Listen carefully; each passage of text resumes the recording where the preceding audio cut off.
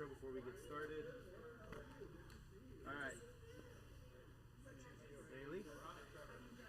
You ready? Okay. So, the only thing is we are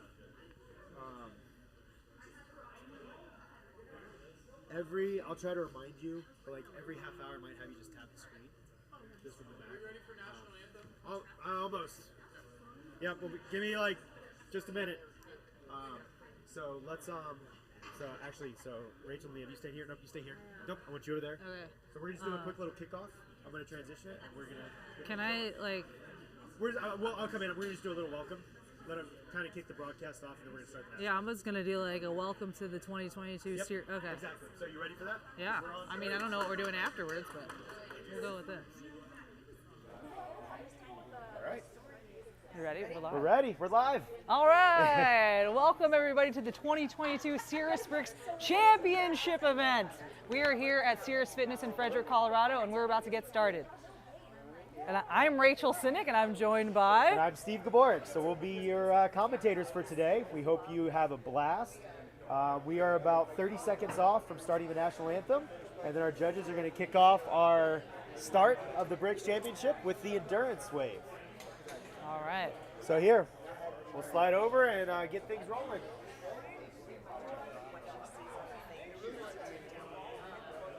Well, she can't see it. Yeah. Oh, she can't. Okay. All right. She's high. And so that's fine. We'll just have her sit down. Just a reminder throughout to make sure she's sitting down.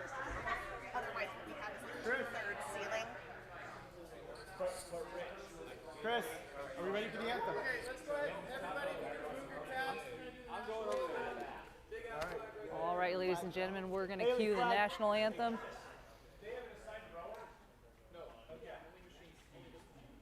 Here we go, everybody.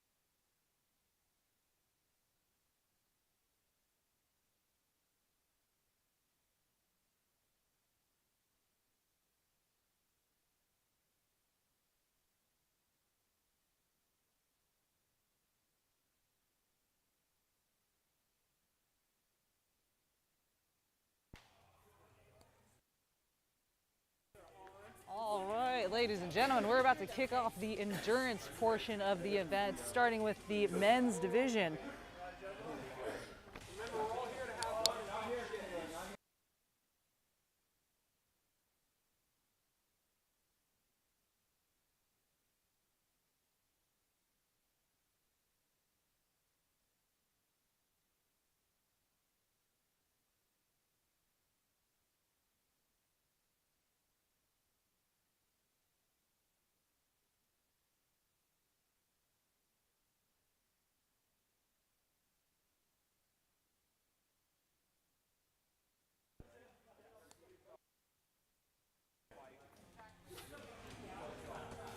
All right, ladies and gentlemen, welcome to the 2022 CerusBrix Championship event presented by Bluebird Botanicals. We just want to give a quick shout out to all of our sponsors that helped us make this event possible this year. We've got Lifetime Windows, Bluebird Botanicals, our presenting sponsor, Seattle Gummy Company, Naked Wines, PepsiCo, Stap Toyota, and Tatum Jablonski Real Estate. So thank you so much to all of our sponsors for making this event possible this year.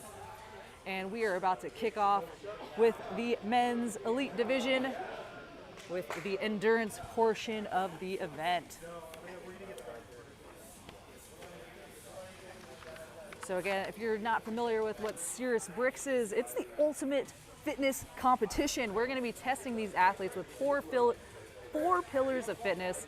We've got speed, strength, agility, and an endurance portion. And the first part today is going to be endurance. Now we have a field of 8 men in the elite division that will be starting us off this morning. So they are now getting briefed quickly before they begin. All right, and they are going to be starting on that echo bike. Here we go. They have a 45-minute time cap for this endurance portion of the event, and they are starting in 5 seconds. Here we go, the elite men's division of the CerusBrix Championship. And they are off on those echo bikes. Now let me walk you through here what we're doing for the endurance event. They're going to be starting with 50 calories on that echo bike, followed by a 1,000-meter row. Then back on 50 calories on that echo bike, into 75 wall ball shots at 20 pounds, then 50 calories on the echo bike again, to a 200-foot bear crawl with the sandbag drag, back to 50 calories on the echo bike, then 300 feet of that sandbag lunges at 80 pounds, back to 50 calories on the echo bike, followed by a 1,000-meter ski erg, and then finishing it off with 50 calories on that echo bike, again with a 45-minute time cap. So we'll see if any of these elite men can get to that final 50 calories on the echo bike before the time cap. Now let's walk through and see who we've got in this elite men's division. All right, so let's start with that back row. So starting on our right side, we've got Jake Fletcher. Next to him, we have Richard Leeper. Next to Rich, we've got Matt Drotar. And on the far end on the back row, we got Josh Hoffmaster. Up front here, we've got Casey McAllister. Next to him is Taylor Overmiller. We've got Dave Warfel next to him. And on the front end, we've got Nestor Bravo.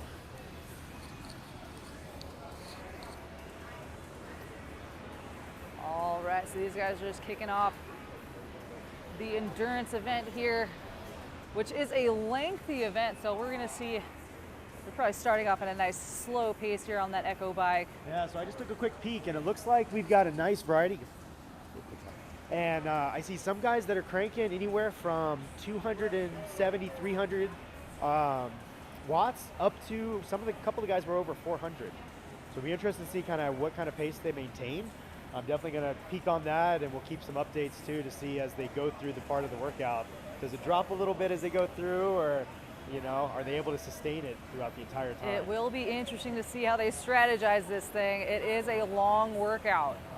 So we'll see. We have some people that are a little more endurance athletes in this group. Definitely.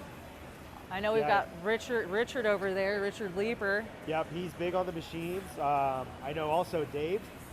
Dave is pretty big. He's done a couple of trail marathons and 50Ks this summer. All right. And then Matt Drotar, I was talking with him a little earlier this week, and he's big on that one. He's got a plan, but he really wants to go after this one.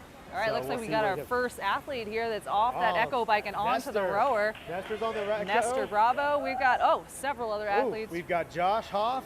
We call him Hoff for short, so we'll probably refer to him. We got Rich over there. Ooh, and Casey right behind him. So we've got half of our field already on the rowers with more coming very quickly. All right, yeah, there's Matt Drotar making his way to that rower. And they've got to get 1,000 meters on the rower before they can move on back onto that echo bike for another 50 calories. So we'll see.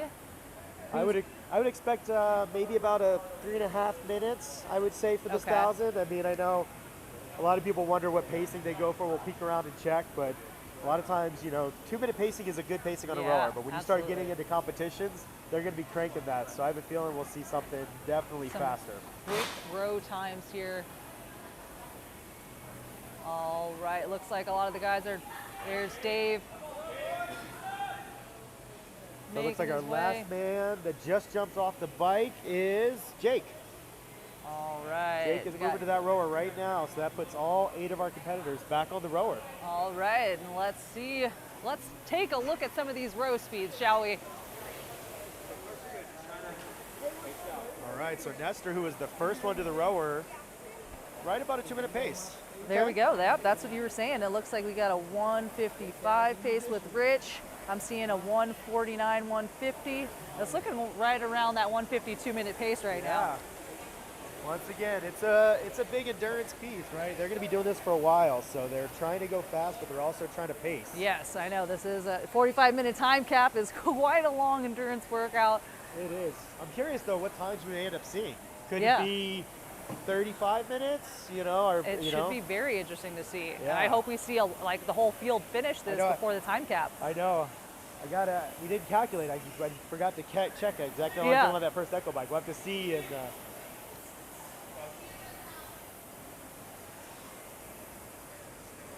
give us a quick second here while we are experiencing some technical difficulties with the camera.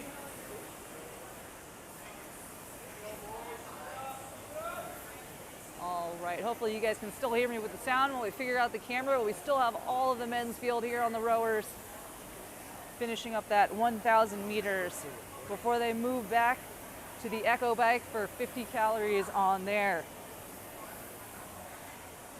They're all maintaining a nice steady pace here. Let's take a look and we can see some of their pace times. Yeah, we're seeing a lot of stuff in the 1:52-minute range here for their pacing on this rower.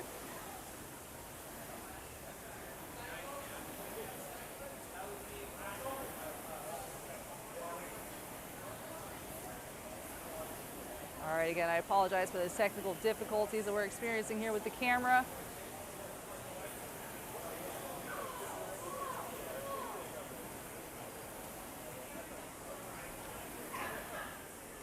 All right, and we're back on. Sorry about that, guys. I apologize for that inconvenience, but we are back here. 2022 CerusBrix Championship event.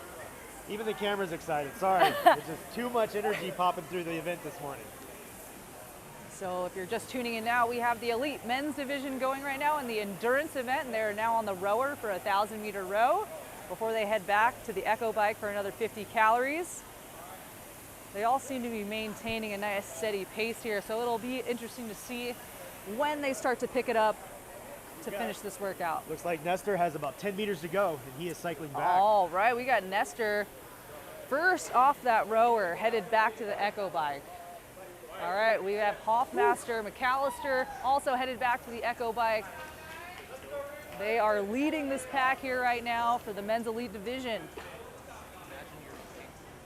All right, and they are back for that 50 calories on that echo bike. There's a lot of echo bike action going on this workout, guys. And we have Matt Drotar that finished up his row and has made his way back to that echo bike. We have five athletes back on the bike, 3 athletes still completing their 1,000-meter row. So we got Matt Drotar here, Richard Leeper on the bike.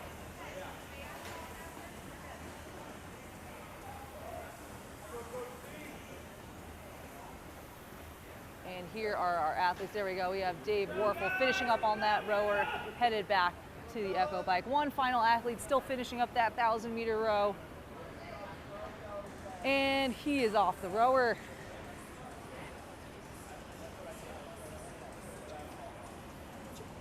All right, so Jake Fletcher, last guy off that rower, headed back to his Echo bike. And we have the full men's fleet now back on those Echo bikes. 50 calories here.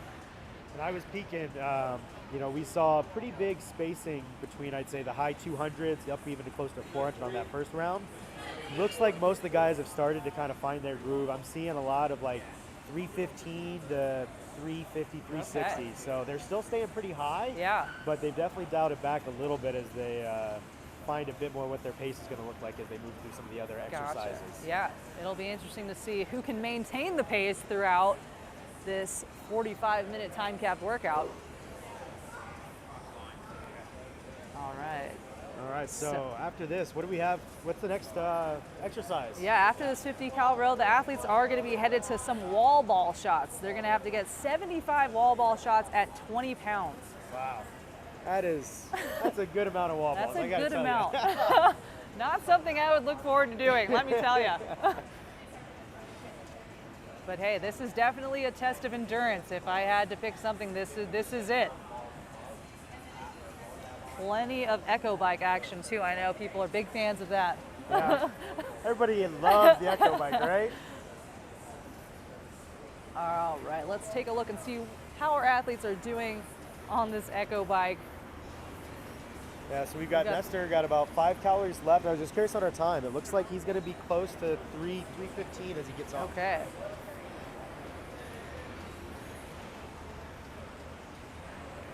So out of curiosity, so how many Echo bikes are they actually doing on this workout? 6. They'll be on that bike 6 times. Yeah, Steve. So we're probably looking at a good 20 minutes on each of the bikes. Yeah. All right, we've got Nestor, the first guy off the bike, and onto those wall ball shots. Now they're going to be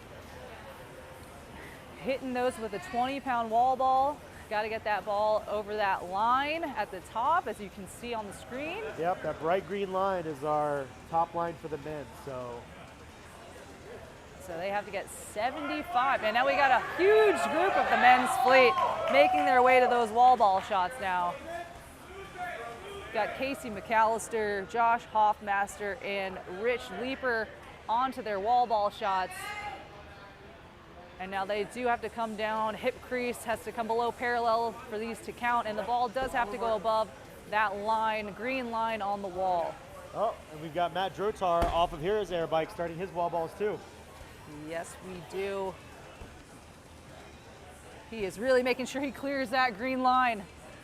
Don't want to be no reps here, waste any energy on these wall ball shots. But yes, after these 75 wall ball shots, the athletes will be headed back to the Echo bike for another 50 calories on there. So it looks like we've got a small break from Rich here, as well as from Casey. Nestor finally taking his first break as well. Yes. It's definitely interesting to see how they decide to break these up. You know, 75 in a row is tough. That is tough, especially when you have a lot of workout left after this wall ball shot section. So I'm wondering, Nestor might have been going for about a set of 25, maybe breaking those in sets of 3, where some of the other guys might be breaking it down into sets of 10 or 15.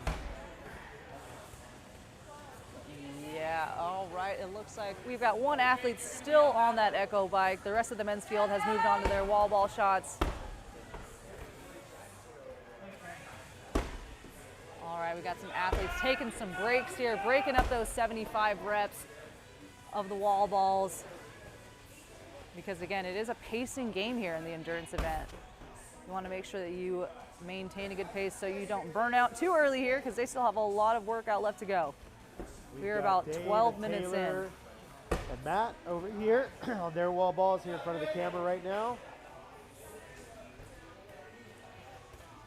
And on this side we have Nestor, Bravo, Rich Leeper, Josh Hoffmaster, Casey McAllister, and Jake Fletcher all the way on the end. Looks like he decided to squeeze in on this side. yeah, they are jam-packed here doing these wall ball shots.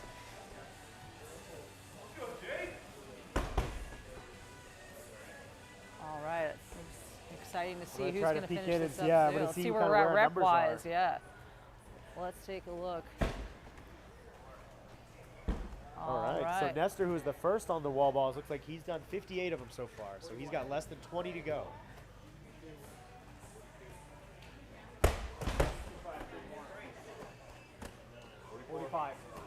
We've got Sounds like Rich and Hoff are in their 40s as far as reps go.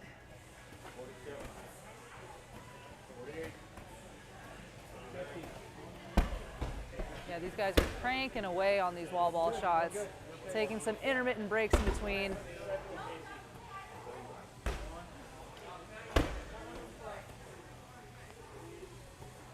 right, let's see. We've got Jacob Fletcher. Casey McAllister is done with his wall ball shots, and he's headed back to that Echo bike. He's the first one on the Echo bike to do another 50 calories on there. So first athlete to finish those wall ball shots. But we've got Nestor Bravo closing in here as well.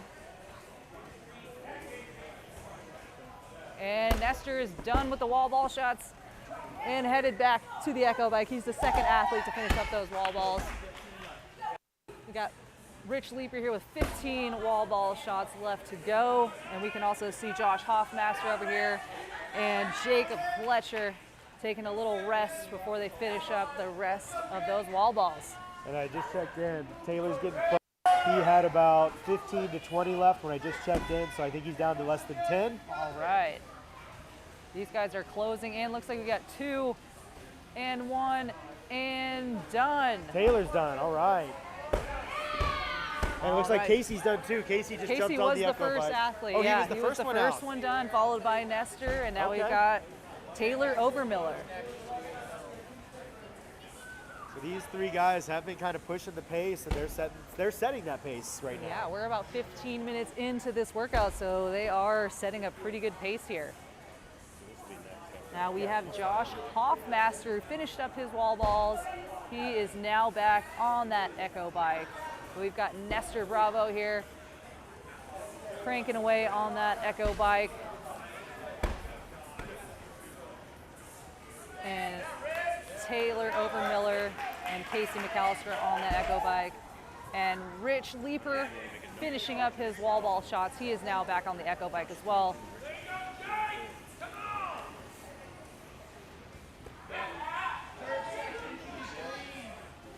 But we still have 3 athletes here finishing up. Oh, right, we got Matt and Dave finishing at the same time. Matt and Dave finishing up those wall ball shots.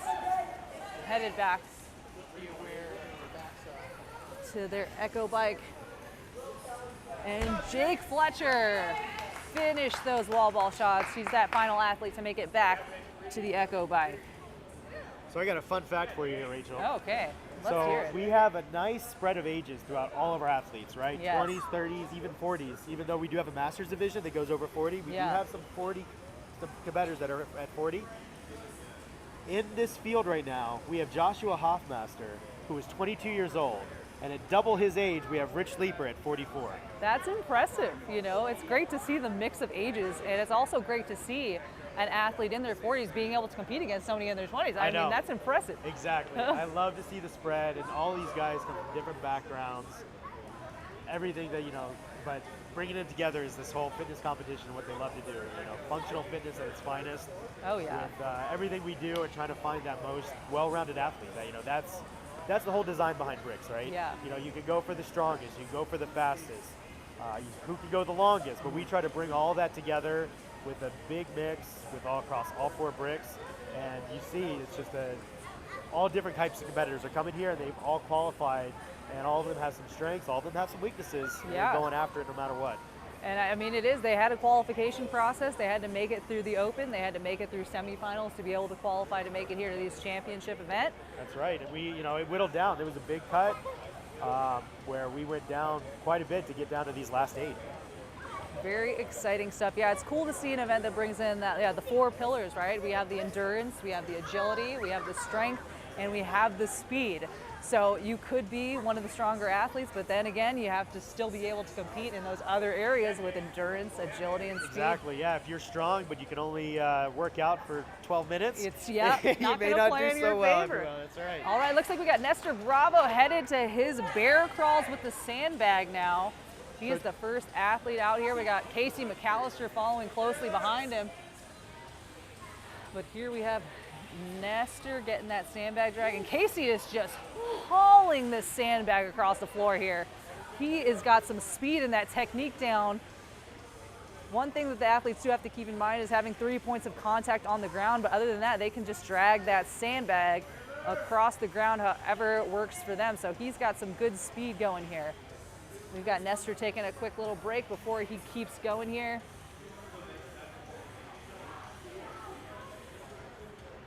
Oh man, yeah, Casey started off hot on that sandbag crawl, and now he's slowing down his pace a little bit.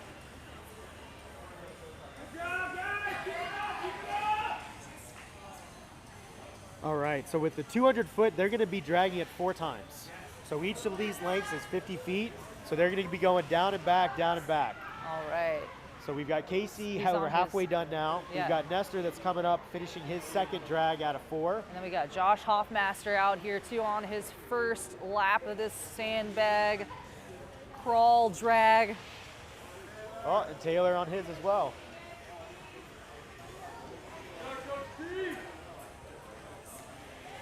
All right, Casey McAllister now onto his final length here of the sandbag crawl drag.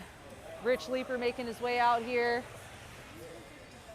And you see some, the methods Yes. are fairly similar, but you're noticing a little bit of differences, right? You've got a couple guys like Casey who's trying to keep his hand on the bag as he moves it and still trying to get that pull.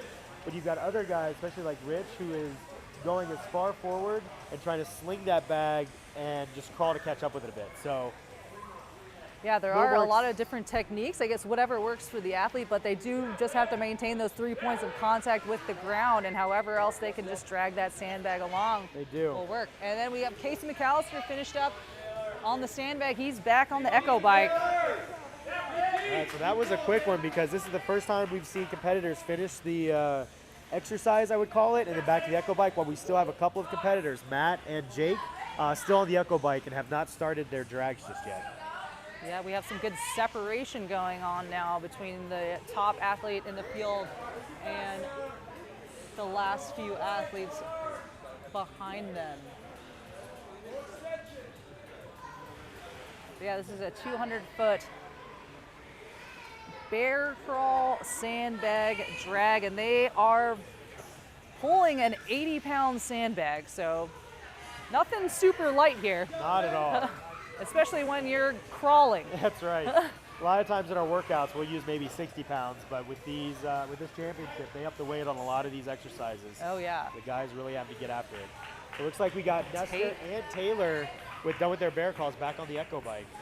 Back on the Echo bike, and we still have Jake Fletcher still finishing up that Echo bike before he moves on to this bear crawl with the sandbag. So yeah, Jake Fletcher just cruising along on that Echo bike, still needing to make it to his sandbag bear crawl. And it looks like Rich Leaper here finishing up his last length here of his bear crawl sandbag drag. But yeah, Rich's technique is getting on all fours, crawling, taking his hand off the sandbag, finishing out that drag. Looks like Dave is halfway done. I think he's done 2 out of the 4. And I think Matt just finished his first drag. All right, Rich Leaper finished up the sandbag drag onto the Echo bike. Oh, and we just got Jake off the Echo bike, so he's starting his drags now. All right, yep.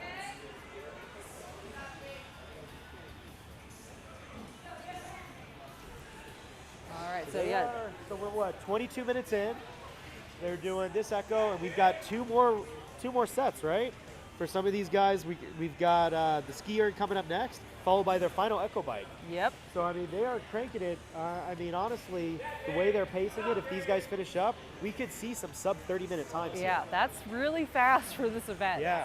So that'll be very cool to see. And over here we've got Nestor Bravo on that echo bike. Rich Leaper back on the echo bike as well.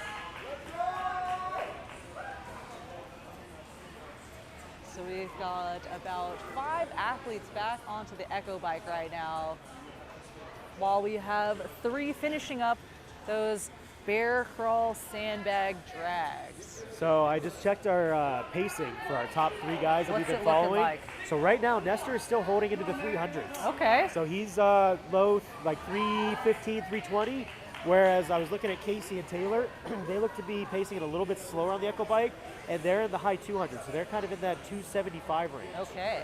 So I know Nestor, he came off that echo bike first on the sandbag drag, but he was the 3rd one back after the other guys. So he's looking to make up a little bit of time on the echo bike, and then we're going to go to the ski. And then I have a feeling that last echo bike, it might be a little bit of a race to see for those guys to really crank it out and see who finishes for the top spot. It will be something to see. I want to see them crank on that echo bike at the end. I know. But they do have the sandbag lunges coming up next.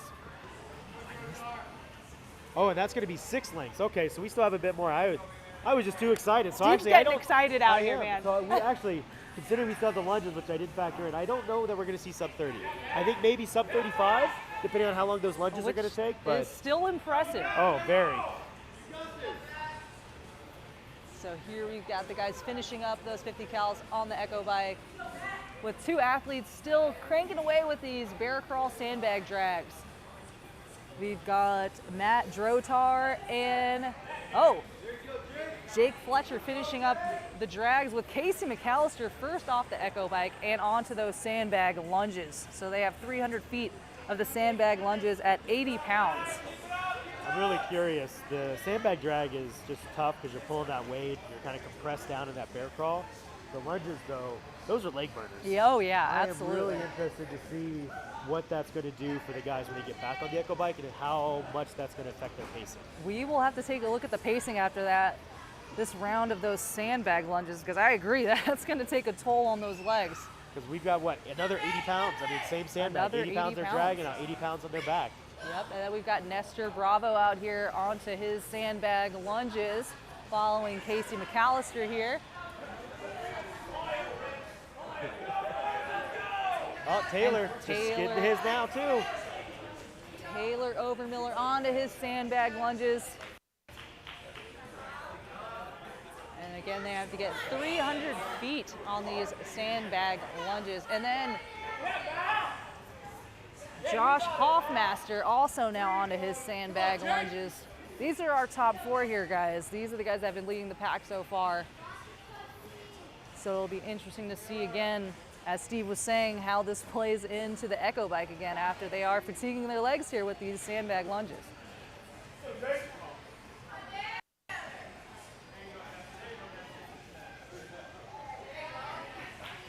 And we still have Jake Fletcher finishing up his bear crawl sandbag drags. I believe he's on his last length. Yeah, we've got the back corner, Matt Grotar as well, working on his sandbag. They're fighting for it. They are. It looks like it's wearing them down quite a bit. And it looks like we've got Rich Leaper headed onto his lunges now. All right, so Matt just finished his drags, and so did Jake. They're going to head back to that echo bike before they can start on any lunges. The echo bike.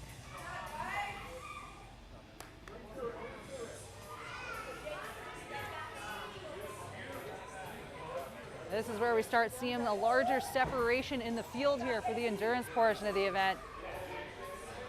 We still have Casey McAllister here leading the pack with his lunges. He's got just under 2 lengths left. He's got it down and back left to finish. So, and Nestor, I think, is just slightly behind him by about 1 length. 1 length, yeah. Coming down on his 4th. And Taylor Overmiller also is following closely behind these guys. Now it looks like he is, after this lunge, halfway done. So he's got 3 of those lengths completed. right, we're seeing Casey McAllister here finishing up that length of the sandbag lunge, making a turn. Not taking any time in between his turns here. He is just nice and steady pace on these sandbag lunges. And that's strong. I mean, the guys have to keep that sandbag up. I don't believe they're allowed to drop it. I'm not sure if that's in the rules or not. Usually they don't, but if they did, they'd have to re-rack it, right, which is extra weight. Same thing, even when they do take breaks, you got to hold it on your back, which is still going to be, it still taxes you.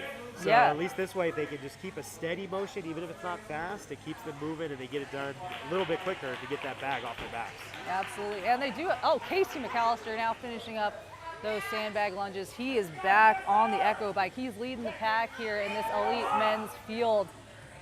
But I believe Nestor Bravo is finishing up his last length for his sandbag lunges. And here we've got Jake Fletcher still on that Echo bike, finishing up there before he can head on to his sandbag lunges, along with Matt Drotar. Yep. Matty D is going for it, but he's looking a little tired. They're feeling the fatigue now. They're feeling the fatigue. They're about They almost 29 minutes into this workout. So this is where you got to dig deep. This is where it gets extremely fatiguing, and you got to really, really push it. We've got 3 more sections, right? They've got this air bike, then the guys have the ski erg, and then the final Echo bike. So. All right, Nestor Bravo finished up his sandbag lunges, and he is headed back to the Echo bike for another 50 calories. But here we've got guys just cranking away on these sandbag lunges.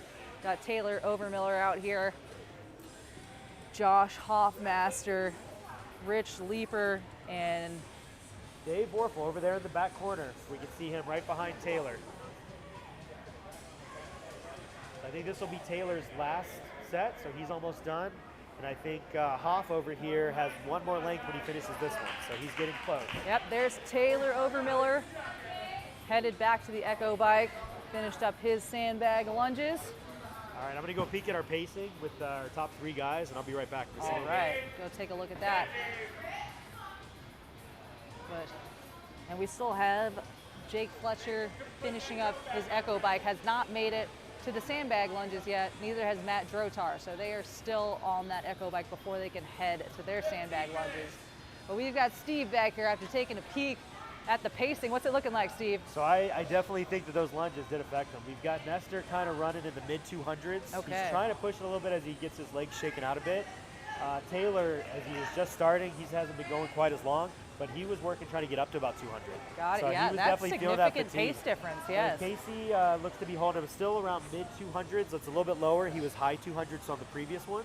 But definitely, as we suspected, those lunges took a toll and have dropped the pace on this Echo bike. We'll see, maybe the guys will recover a little bit with the skier for that final Echo bike. Yeah. Adrenaline's going to be pumping as well, but I think they're really trying to shake those legs out after those lunges to get them moving again. I mean, 80 pounds at 300 feet of lunges, that'll do it. And I'd say most of these guys are probably doing about 15 to 20 lunges for each length. Yeah, that's so when you look at that, I mean, that could be easily over 100 lunges just for that section with that 80-pound sandbag. And then you got to head back onto the bike, which is no break. No break in this event. That's why they call it an endurance event. But we have Josh Hoffmaster finished up his lunges, and he is now back on the Echo bike. So we've got the elite men's field here, just cranking away at this endurance portion of the 2022 CerusBrix Championship event. Now we have Matt Drotar back here, still finishing up his Echo bike before he can head back to the sandbag for his lunges. So right now we've got Casey creeping up close to about 40 calories. Okay. Nestor is probably working on getting to about 35 at this point. Okay. Taylor's back right now, probably by about 15 or 20 calories on this round as we kind of follow the top 3. Those so are our top 3 I think right we'll now. see maybe about a 20 to 30 second gap between Casey and Nestor getting off this Echo bike as they start the ski erg. And then it's really going to come down to seeing what they decide to pace on that ski erg and how they get off of that together. Yes. Yeah, it should be interesting to see. I'm gonna claim there's gonna be a pace pushing here once they get on that ski erg and then back on the Echo bike. I think you're right. I think I think they're going to be kind of watching each other on the ski erg Yes. to see just how much they have to push it. And then, yeah, it's going to...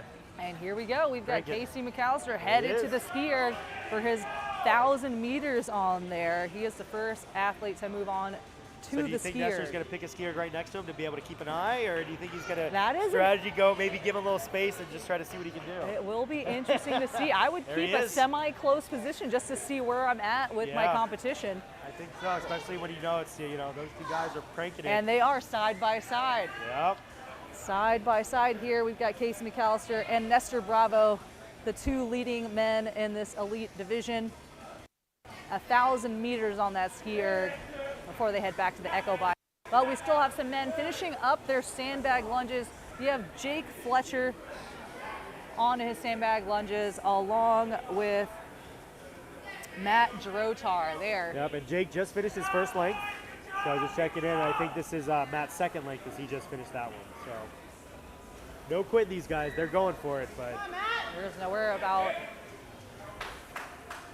33 and a half minutes in to this endurance workout.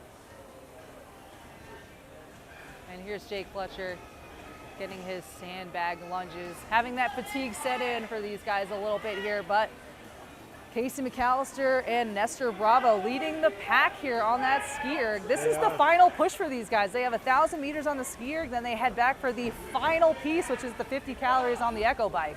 when I just checked, they were both cranking right about 2-minute paces. Okay. I'm going to go check because I have a feeling as they get past that first 500 meters, they might start trying to ramp it up I a bit. agree. I think we'll see some pace increases there as these guys get halfway through on that ski erg. But here we have Matt Drotar getting those sandbag lunges. And we have Taylor Overmiller has made his way to the ski erg now too for his 1,000 meters. How's it looking over there with the pace on these guys on the So ski they're erg? still holding close to that 2-minute pace. They're right around that 400 meter mark, just as I just checked, so they're probably creeping over that now. So Taylor's got a bit of ground to make up. He wants to try to catch up with those two guys because he's jumping on about 400 meters behind Casey and Nestor. Yeah, that's quite the healthy gap there that they have built, these two guys in the front. It is, but at the same time, he's also got a pretty healthy lead right now over anybody behind him. Right. So even if he can't catch up with the top two, if he can hold steady, he's looking pretty solid in third right now. And we'll have to see if Hoff continues to move quickly off the Echo Bike and can jump in and see how this ranking ends up shaking for the last couple pieces. It will be interesting to see. We are 10 minutes left in this workout. It's a 45-minute time cap. So we are 35 minutes in, and it looks like between Casey and Nestor was about a 50-meter gap between first and second place. And they did choose ski ergs right next to each other so that they could take a peek at their competitor's screen to see where they're at on this ski erg portion. So another little fun fact. So Chris and Nestor train a lot together. Okay. And so Chris tends to know some of the things. He just told me he thinks that Nestor is kind of keeping an eye and may try to pull out a little bit of a pace.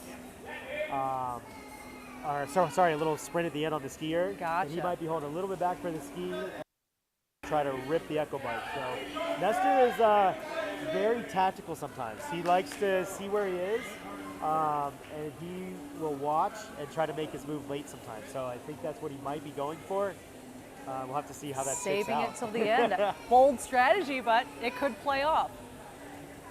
Now, Josh Hoffmaster made his way to the skier along with Rich Leeper. They're cranking away on the ski erg, so it'll be interesting to see who gets off of this thing first. Casey McAllister and Nestor Bravo, neck and neck. Very, very close together here on the ski erg.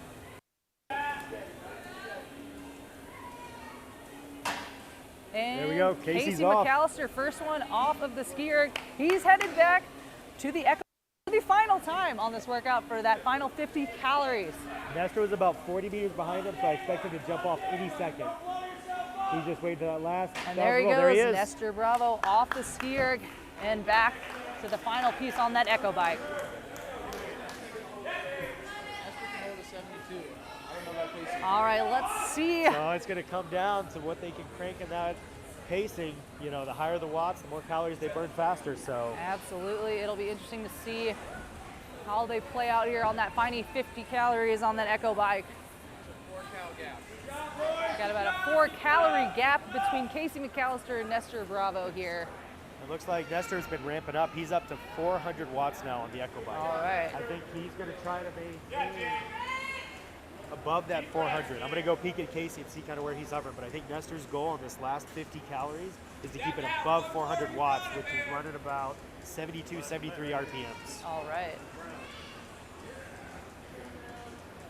So yeah, these guys are going to leave it all out on the floor for this last piece of this endurance workout. Got Nestor Bravo, Casey McAllister. So we are now down to a 2-calorie gap, and it looks like Casey is working to hold a 300 watt, and I believe their calories are even up. And to be honest, the way it's looking, Nestor's looking a lot stronger on the Echo bike to be able to hold a higher wattage, and I don't think Casey's going to be able to keep up because Nestor has already closed the gap. They started with, like you said, that 4-calorie gap. Nestor has already closed that, and I have a feeling he might be taking the lead here momentarily. Yeah, he's looking pretty solid on this Echo bike for the final piece of the workout. So it'll be interesting to see. It looks like Nestor is pulled ahead with a 3-calorie lead over Casey McAllister here. And he is almost at 30 calories, so he only has 20 left to go. He is over halfway done. Wow, this is getting close. We have a 4-calorie lead for Nestor. Is starting to open it up. He is starting to crank that now. Just maintaining, and it looks like Casey's just not quite able to. I mean, he is making it look easy here for the final piece of this workout. He really is. I mean, that is solid Echo biking right there. And I'm going to say, I took it easy yesterday and just did a nice 30-minute Echo bike. Yeah. And my easy pace was like trying to get to 200 watts. Like I didn't want to push it harder than that. And this guy is over doubling that pace right now after doing over almost 40 minutes of work. Absolutely insane. And we're closing in on 39 minutes into this workout. He's got 6 calories left right now. 6 calories remaining for Nestor. This is going to be a battle here for the end. Casey is now picking up the pace on the Echo bike. Nestor down to 3 already. Nestor down to 3. Casey's picking it up. They're both picking up this pace now. It is a sprint to the finish. And Nestor is finished on the Echo bike first. Well, very closely followed by Casey McAllister. Very, very close. That was a tight race. So it looks like Nestor Bravo first place on the endurance portion of this event, and Casey McAllister in second place. But we do have Taylor Overmiller over here that was the 3rd person back on that Echo bike. And then here comes Josh Hoffmaster, 4th back onto that Echo bike for the final 50 calories. Yeah, let me see where Taylor's at right now, since we got Hoff just jumping on down. Let's take a peek to see where Taylor Overmiller is at on the Echo bike. So Taylor's at 10 calories right now. We'll have to see what Hoff does. I know Hoff, he can surprise you. You know, he can. He's got youth on his side. He does. So he might try to see what he can do and crank up to catch. We did see, you know, that 10-calorie shift was exactly what we saw between Nestor and Casey. Right. Casey started with about 4 calories over. Nestor finished maybe 5 calories ahead, which turned out to be second when they were cranking it so fast. But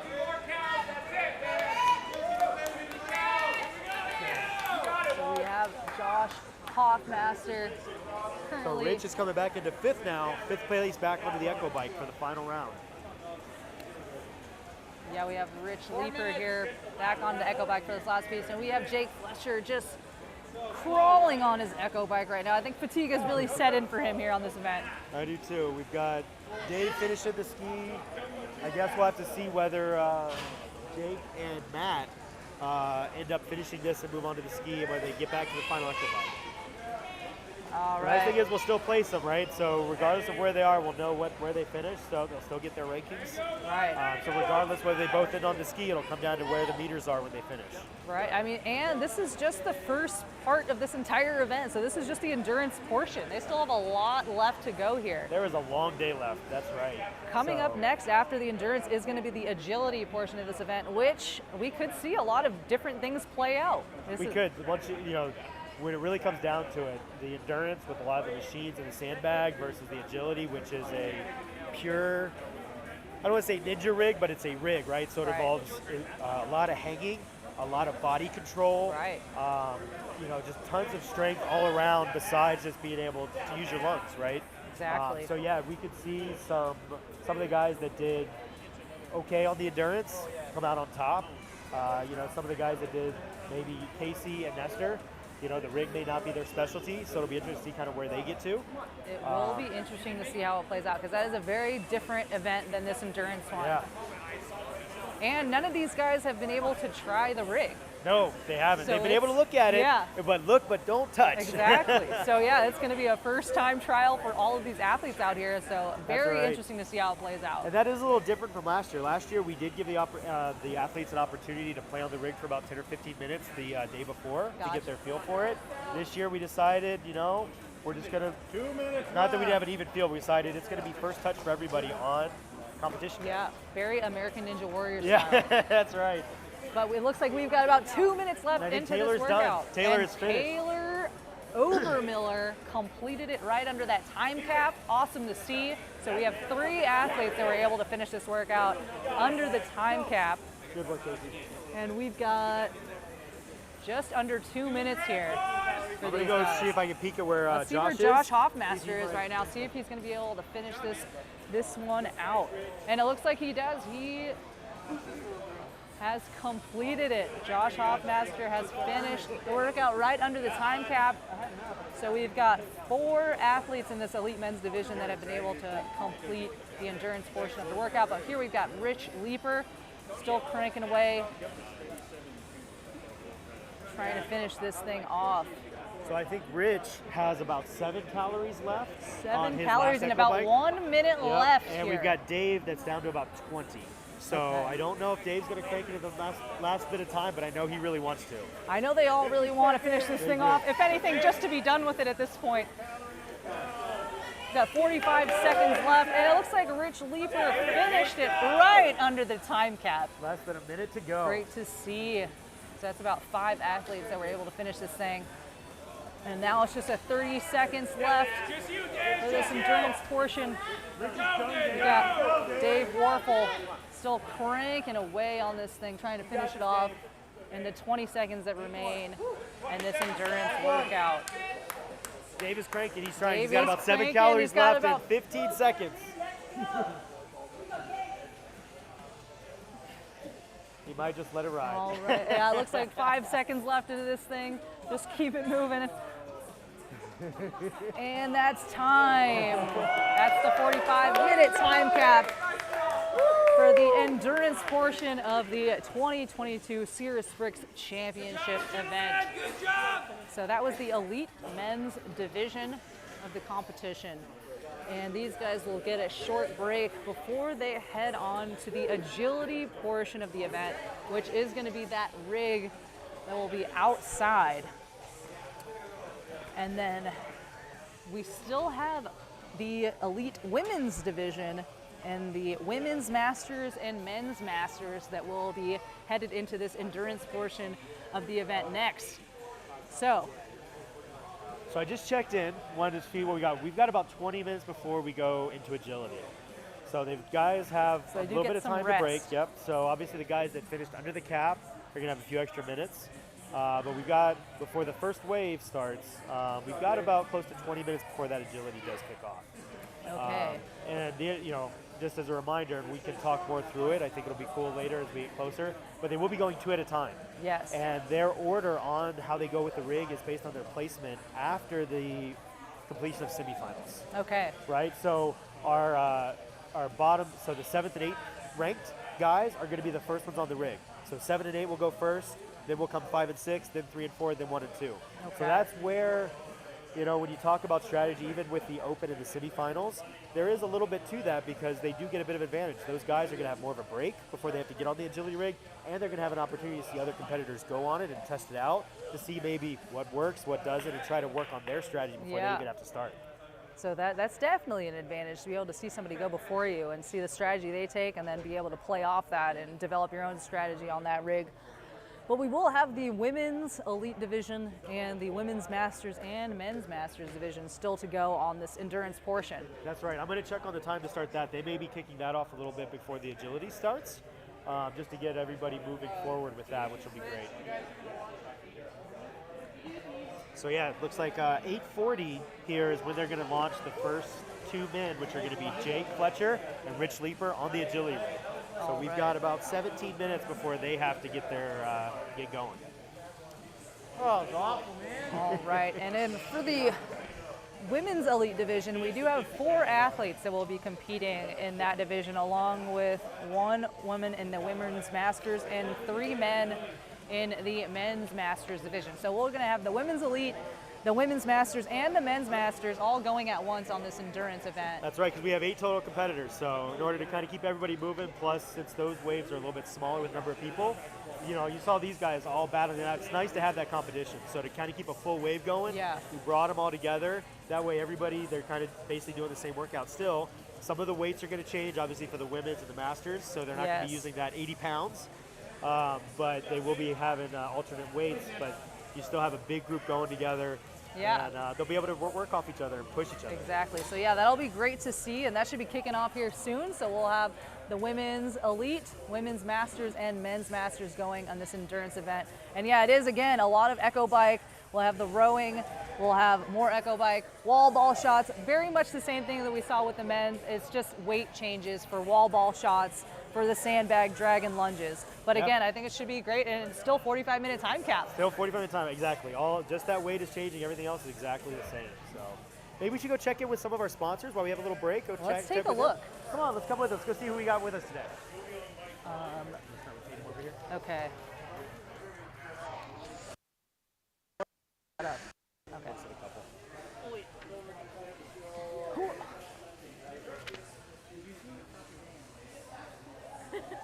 All right, let's check in with some of our sponsors here today. We couldn't make this event possible without our sponsors. We have Tatum Jablonski right here. Tatum, tell us a little bit about what you're doing here and what you have to offer. Cool, yeah. So we're out here today. We're pouring into a community that I'm super passionate about being a part of. We've got some awesome giveaways going on at the booth today. Personal training, some in-body scans, swag gear, and the best one yet, because I'm so passionate about this community and I think it's so important to know your equity position in this changing market. We're offering some home equity evaluations, so stop by the booth today, come say hi, and we're just excited to watch these athletes. Very cool. All right, thank you so much, Tatum. Anyone that's here, please check them out or go online and check them out as well. So let's see who else. Well, let's give a big thanks to Bluebird Botanicals, which is our presenting sponsor here today for the 2022 CerusBrix Championship. So special thanks to them. Let's also give a shout out to Lifetime Windows, Seattle Gummy Company, Naked Wines, PepsiCo, Snap Toyota, and again, Tatum Jablonski that we just saw here. So, I love the logo. In addition, let's take a look over here. We have some of the women's elite division that are warming up now. So they're going to be kicking off here shortly for the endurance portion of the event. So we've got them warming up. And again, it's going to be women's elite, women's masters, and the men's masters division going all at once here for a field of 8 athletes.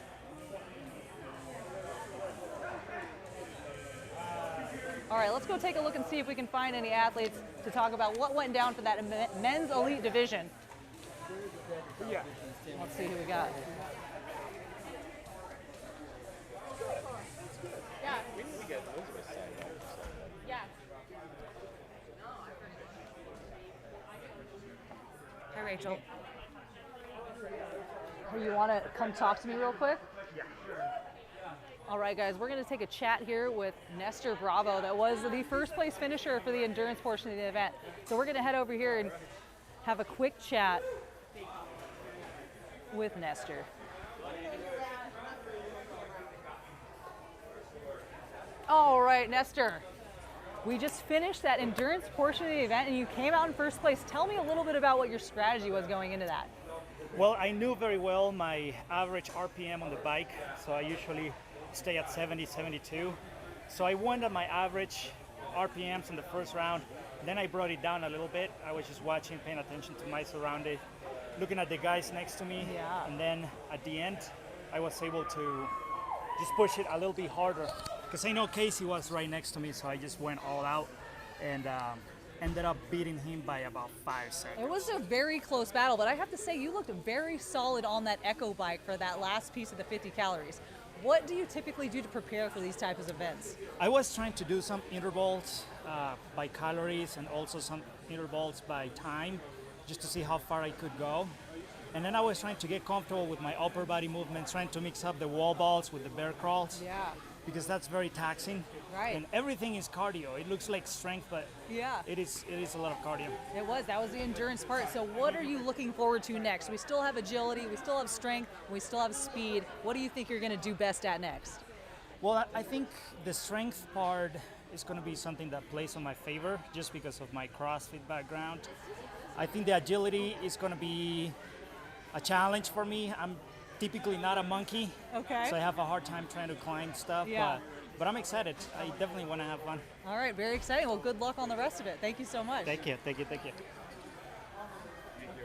So Rachel, so I actually just grabbed Rich. I want him to come over and talk to you since he is going to be one of our first competitors. Oh my goodness, Rich, you got to sink down. You're too tall. There we go. Am I too tall? Oh shit, I am. Look at that. No, so as we talked about, Rich and Jake are going to be our first two competitors on the squat, my agility legs rig. are shaky. I know. I'm going to slide out. You slide He closer to did Rachel. just do There we that go. whole endurance workout, so we'll give him a break on his Yeah, legs. give me a little bit of easiness. Oh, thank you, Steve. Thank you. There okay. you go. I'm helping. All right, Thank so you. Rich does have home field advantage, as I'll call it here. Yes, that is true. He That's true. does part-time live here at Cirrus. I do pretty much. So yeah, he's going to be one of our first athletes going on that agility rig. No one has been on the rig yet. No one who has competed has been allowed to touch the rig whatsoever. So, So- even though I helped build it, I was not allowed to practice or play on it at all. And I'm like itching to try it. This is my I mean, specialty right here. It looks okay. So yeah, it looks really exciting, Yeah. and you do have a background in this I type do of love stuff. Ninja Warrior stuff. Yeah, that's my jam. So what's your strategy going into it? Well, I guess it's too late for any of these guys to try and copy my strategy, but I have a feeling the very end of the rig, the balance beam and the lache are going to be real killers for Yes. everybody. So I figure it's going to be fastest to that spot will win the race. And so Okay. I'm going to bust my butt to try and get to the very end, that balance beam as quick as I can, take a nice long rest there, and then see if I can hit those laches. If I can't, it's okay. I'll just take a fast run to that Yeah. spot because we're getting points for every bay we finish, right? Right. So if I can get to that last bay the quickest, even if I don't nail that last lache, Yeah. I'll be pretty happy with myself. Gotcha. Yeah, and it will be interesting to see that balance beam. I took a look at it. Yeah. It is a very unstable. Super janky. So yeah, it'll be interesting to see athletes that don't have as much experience in that Right, type of stuff. yeah. And then the lache, which is like a swing and a jump. Swinging a jump to 7 7 foot feet, yeah, gap, 7 yeah. feet, yeah. So and it is again- actually deceivingly a little bit uphill too. So Yeah. it's this parking lot slopes, and so we Gotcha. are going about 3 inches higher than yeah. So it's up and across. Okay, so would you say that this agility portion is what you're looking forward to most? Absolutely, Okay. this is my jam right here. All This is right. where I'm going to give it my best 10 minutes, my best run. Probably a one and done. So if Okay, I fall okay. off, I might not reattempt. We'll see, Okay. because my hands are already a little bit tired from Right. holding on to that bike. So I'm hoping they last. And then there's still more to go after a lot that as more well. after So this, it's, yeah. it's a strategy game at this That's point. right. It's a battle of attrition here. See who can hang on the All right. longest. So. Well, Rich, I I'm on can't it. wait to see you out there. Thank Good you. luck. Awesome. All right, cool. Okay. See you out there, fellas.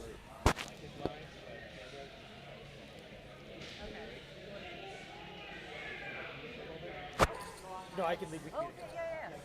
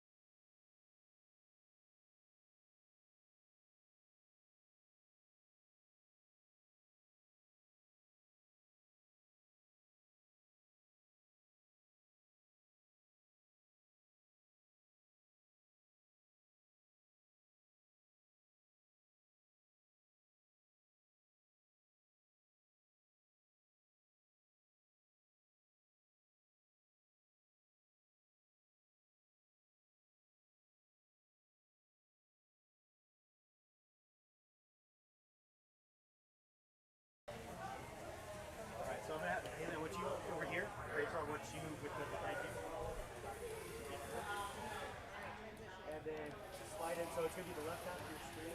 Good. You're there. Okay, guys, we're gonna kick it off the women's elite, women's masters, and men's masters division for the endurance event. So again, for the endurance, let's walk through what these athletes are going to be doing. They're going to be starting with 50 calories on that echo bike. Then they're going to move on to 1,000 meters on the rower. Then they go back for 50 calories on the echo bike, and then they will move on to 75 wall ball shots at 14 pounds for the elite women, 14 pounds for the men's masters, and 10 pounds for the women's masters. And after that, yep, they're going back to the echo bike again, guys. 50 calories on that echo bike. Then they will move on to the 200 feet of the bear crawl sandbag drag, 60 pounds for the elite women, 60 pounds for masters men, 40 pounds for masters women. Then, yeah, you guessed it, back on the echo bike for 50 calories. Then they'll head to 300 feet on sandbag lunges, 60, 60, 40 on those weights again. Then again, back to echo bike for 50 calories.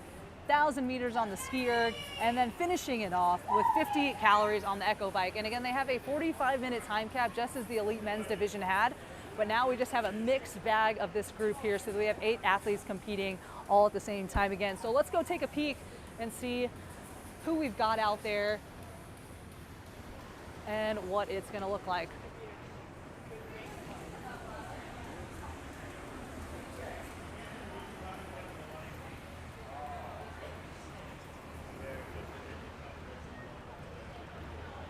Okay, so we have kicked off the endurance portion of the event. So for the elite women, who do we have out there, Steve? Yeah, so the elite women are all in the front row. So starting here closest to us, we've got Celeste.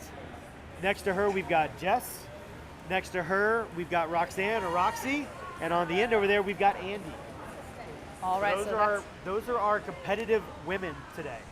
Now, on the back row, starting here at this far end, we've got our Masters women, which is Genevieve.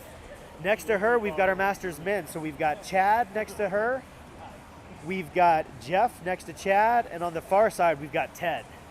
All right, so we've got elite women, Masters women, and Masters men out here on this endurance event, starting off with those 50 calories on the echo bike. So we'll see how the paces look for this group and how it all plays out for this whole 45-minute workout.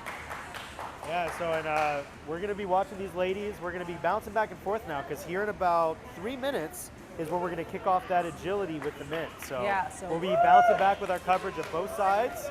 So we move back and forth, catching in, seeing how the ladies and our Masters athletes are doing, as well as keeping an idea on how the men are doing with their agility rig.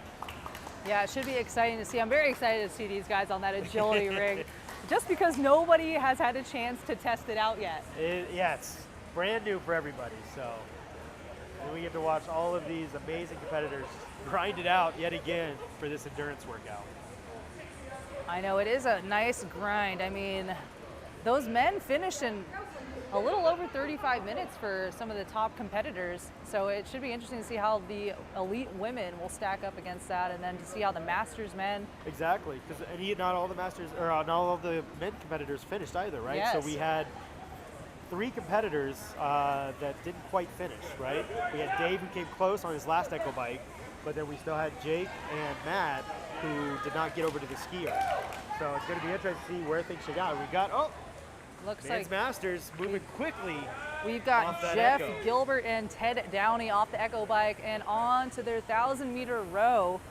First guys off the echo bike for this So that's endurance pretty portion. speedy. That was right about 3 minutes on that first echo bike, which is, to be honest, similar to what we saw from the competitive men, just maybe a little slower on that very first one. And Celeste from the ladies, All right. not very far behind either.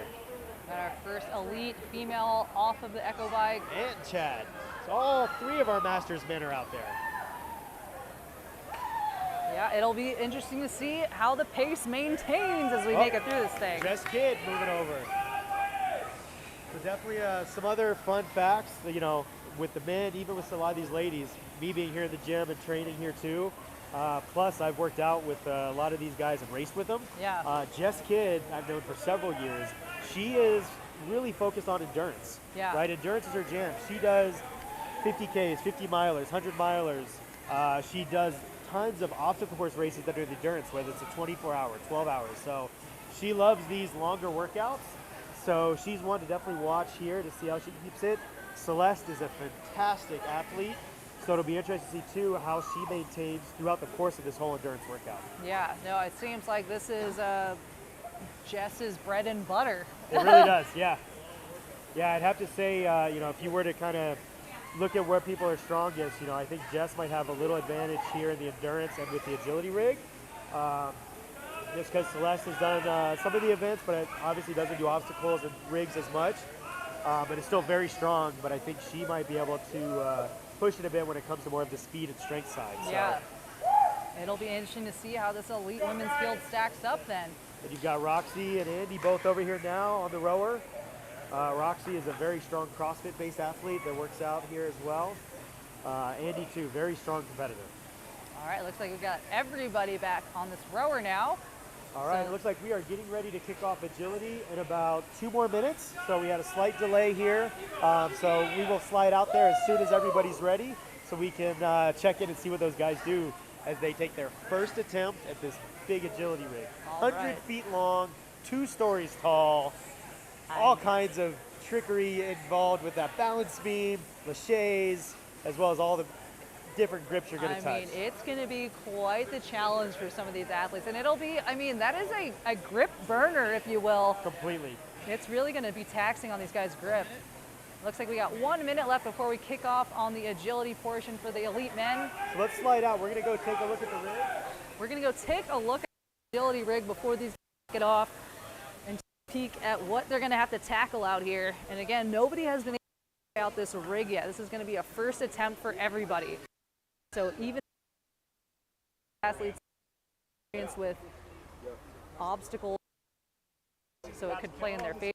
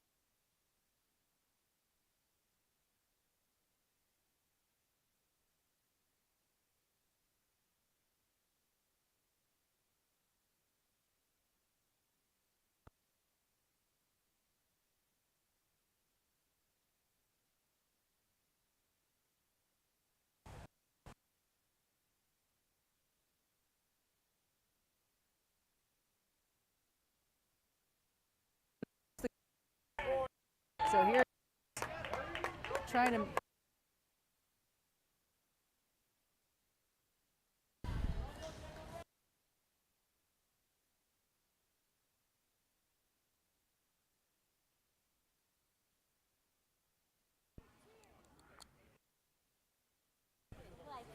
All right.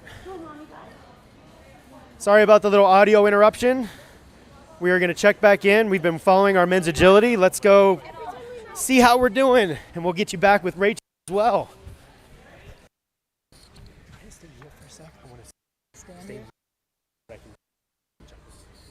All right, we got Rich that made it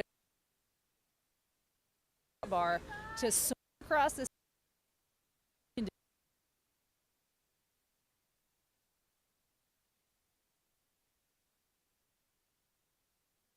Oh, Rich is the first person on under 3 agility.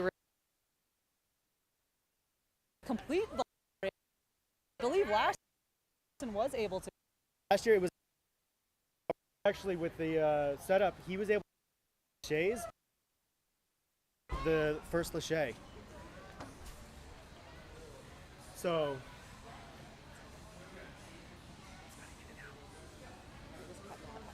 we still another athlete up on that rig, and again, this is very taxing on grip. So it could be strategy. They do have a full 10 minutes. And we still have Jake Fletcher out there on the agility rig. And he seems to be shaking out his hands, trying to get the pump out of those forearms, because holding on to these obstacles and these different grips really taxes the forearm strength.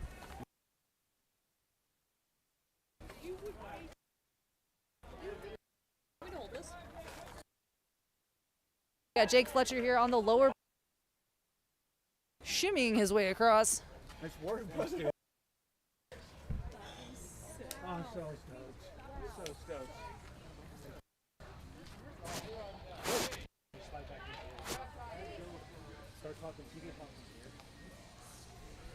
All right, guys, we have Jake Fletcher still out there on the agility rig. He's on that lower portion, and again, he doesn't want his feet to touch the ground. Because if any part of their body touches, scrapes, scratches, drags across the ground, they do have to start over. So you want to have some very precise movements here. Oh, and he does touch the ground. Jake Fletcher now has to, if he chooses so, it looks like he's taking a breather now.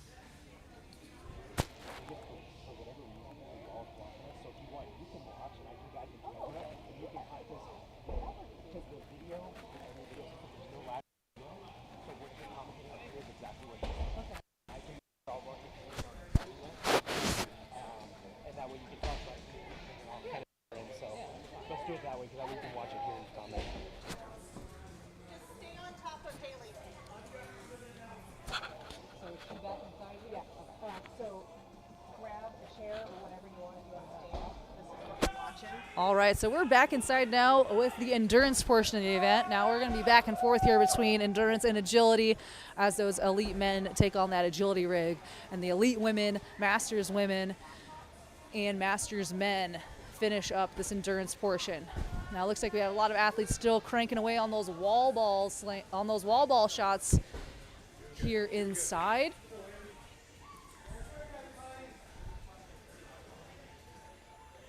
And here they are again with the wall balls. The weights are a little different than for the elite men. So They have 10 minutes before the next agility, so if you want to talk here, Haley's back. All right, looks like we got about 10 minutes before we begin the next heat for the men's agility event. But we are back inside here with the endurance portion. And it looks like we have some athletes, a lot of the elite women finishing up some of these wall ball hits. And they just have to get that wall ball over that blue line versus the men that had to get over that green line. So they do still have 75 wall ball shots, but the women are using a 14-pound wall ball for this portion. And it looks like we have some of the Masters men back on this Echo bike. And we have our Masters woman. Yeah, the single Masters women, Genevieve Aragon, is on the Echo bike right now. And she is representing the women's Masters division. We have some of our Masters men here on that Echo bike as well, getting those 50 calories done. Ted Downey and Jeff Gilbert on the bikes right now, cranking away. Did they finish the wall balls with Masters men and they're back on the Echo bike? Okay. We got pretty much all the women on the bike. Genevieve might not be on wall balls yet? Okay. I think that you're looking at.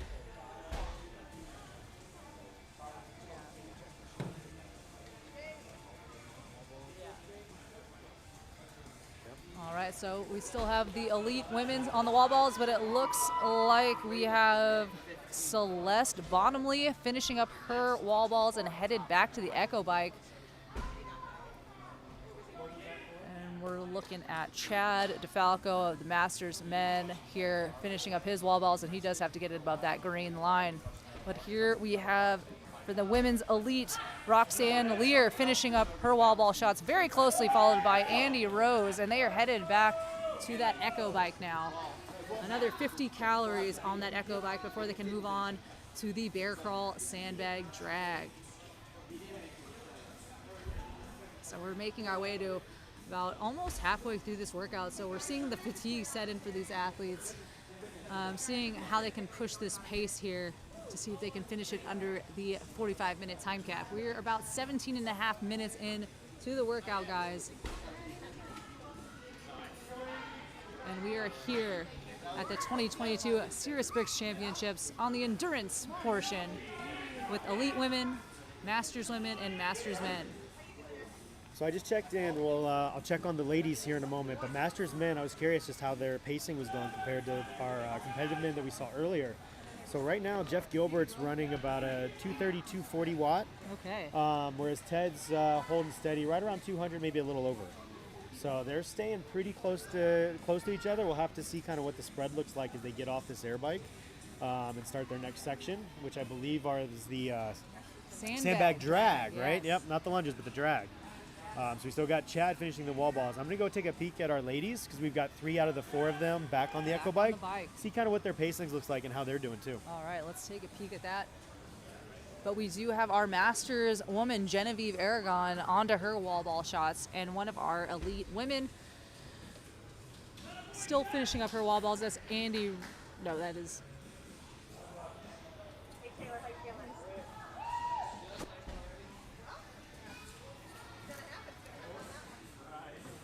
Yeah, we have Andy Rose over here finishing up her 75 wall ball shots with a 14-pound wall ball before she can move back to the Echo bike. But we had, oh, and it looks like Andy Rose has finished up her wall ball shots, and she is back onto the bike. But Steve, what's it looking like pace-wise out there for these women? So kind of as we had talked about earlier, it looks like Jess has a little bit of a lead as far as the overall wattage on Celeste. She's running closer to that 230, 240 watts. Okay. Celeste is kind of spiking up there as you see her stand up sometimes. But overall, she was hovering closer to like 210, 220 on the wattage. And we've got Roxy over here. She was running right about a 200, maybe a 210, so just a little bit behind that pace as well. Got it. Still keeping a pretty solid pace, though, for being about halfway through this workout. Very much so. But and it's a long slog, and even with that difference, it's not huge. Yeah. You know, as we saw, when they really start cranking it, you can see a big difference in calories. But around that 200 to 250, I don't think you're going to see a big spread of calories as far as anybody pulling ahead just on bike itself. But, I mean, we still have not, well, it looks like we have some of the Masters men that moved on to that sandbag. So it'll be interesting to see, again, after the sandbag lunges, how it plays into that Echo bike after that. Definitely, because, yeah, those guys were in that low 200 range as far as the watts go. So we'll see if they're able to maintain that or if that's going to start to taper off towards the end of this workout after those lunges is good. Yep. But it looks like we have Ted Downey and Jeff Gilbert in the Masters men division that are on to their bear crawl sandbag drags. They're doing that at 60 pounds. So they do have to do 200 feet of the bear crawl sandbag drag. And they have to do 200 feet of that bear bear crawl sandbag drag before they can move it back to the echo bike. But guys, we do have the agility portion for that men's elite division starting here.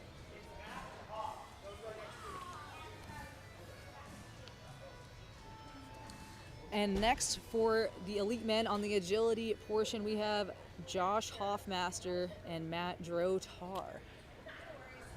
So let's see how these guys can stack up on this rig. Now, we did have Rich Leeper that was able to complete the whole rig, and I think it was under 3 minutes time. It was very impressive. Now, that was his strong suit. Rich does have experience doing these obstacles, and he was looking forward to this portion of the event, so he did live up to his expectation there. But let's see how these next two guys play out on this agility rig.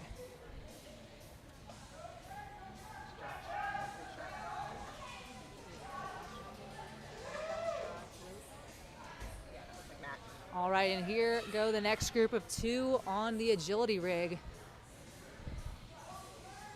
They are both onto those silks, I will call them. All right, they are cruising through this thing. They have made it. Oh no, we had, I believe it was Josh Hoffmaster fall off the rig there, so he has to start back at the beginning. Now, they do have 10 minutes to complete this whole thing, so they can restart. But again, it is taxing on the grip.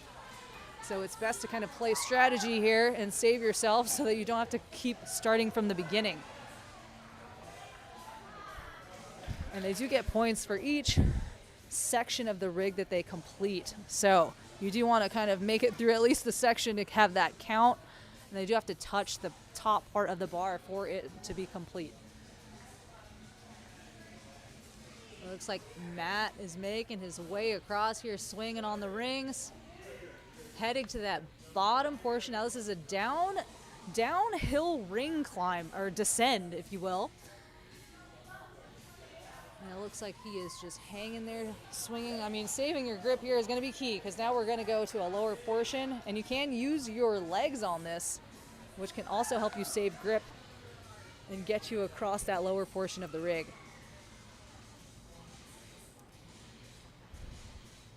All right. And we have Josh, who has had to restart, but he's back at it, headed to this descend on the rings to that lower portion of the rig. Let's see how he does here. Ooh, got that gravity. And they can, if an accidental tap on the side of the rig happens, that is okay. Skipping a ring, and he has made his way to that lower section. Well, it looks like Matt Drotar is now on that lower portion, using his legs, trying to shimmy his way across. It's looking pretty solid there. Now again, this is the part where you want to make sure no part of your body drags on the floor here, because if it does touch the floor, again, the floor is lava and these guys have to start over.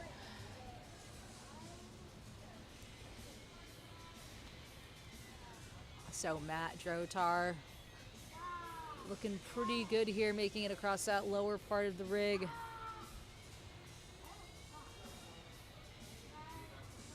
But Josh is following closely behind him after having to start over. So here they go. He has his feet in the ring right now, trying to figure out how he's going to transition into this part of the bar. And there he goes. Oh, no. And Josh's feet touch the ground, so he does have to start over. But Matt is still on that lower portion, making his way across. Feet have not touched the ground. Success. Okay, man, this is a tricky section of the rig, guys, because you are so close to the ground. You have to make sure that no part of you even brushes on the ground. All right, looks like Matt has made his way to the rope, where he has to climb up that rope. Oh, man, and he has just fallen down to the ground, almost making it to that rope for the Lachey portion, but they both have to start back from the beginning. And again, they do have 10 minutes to complete this thing and see how far they can get and hopefully finish this whole thing. But again, it is taxing on grip strength and core. Your body's really taking a toll here, but let's see how these guys can make it through several attempts.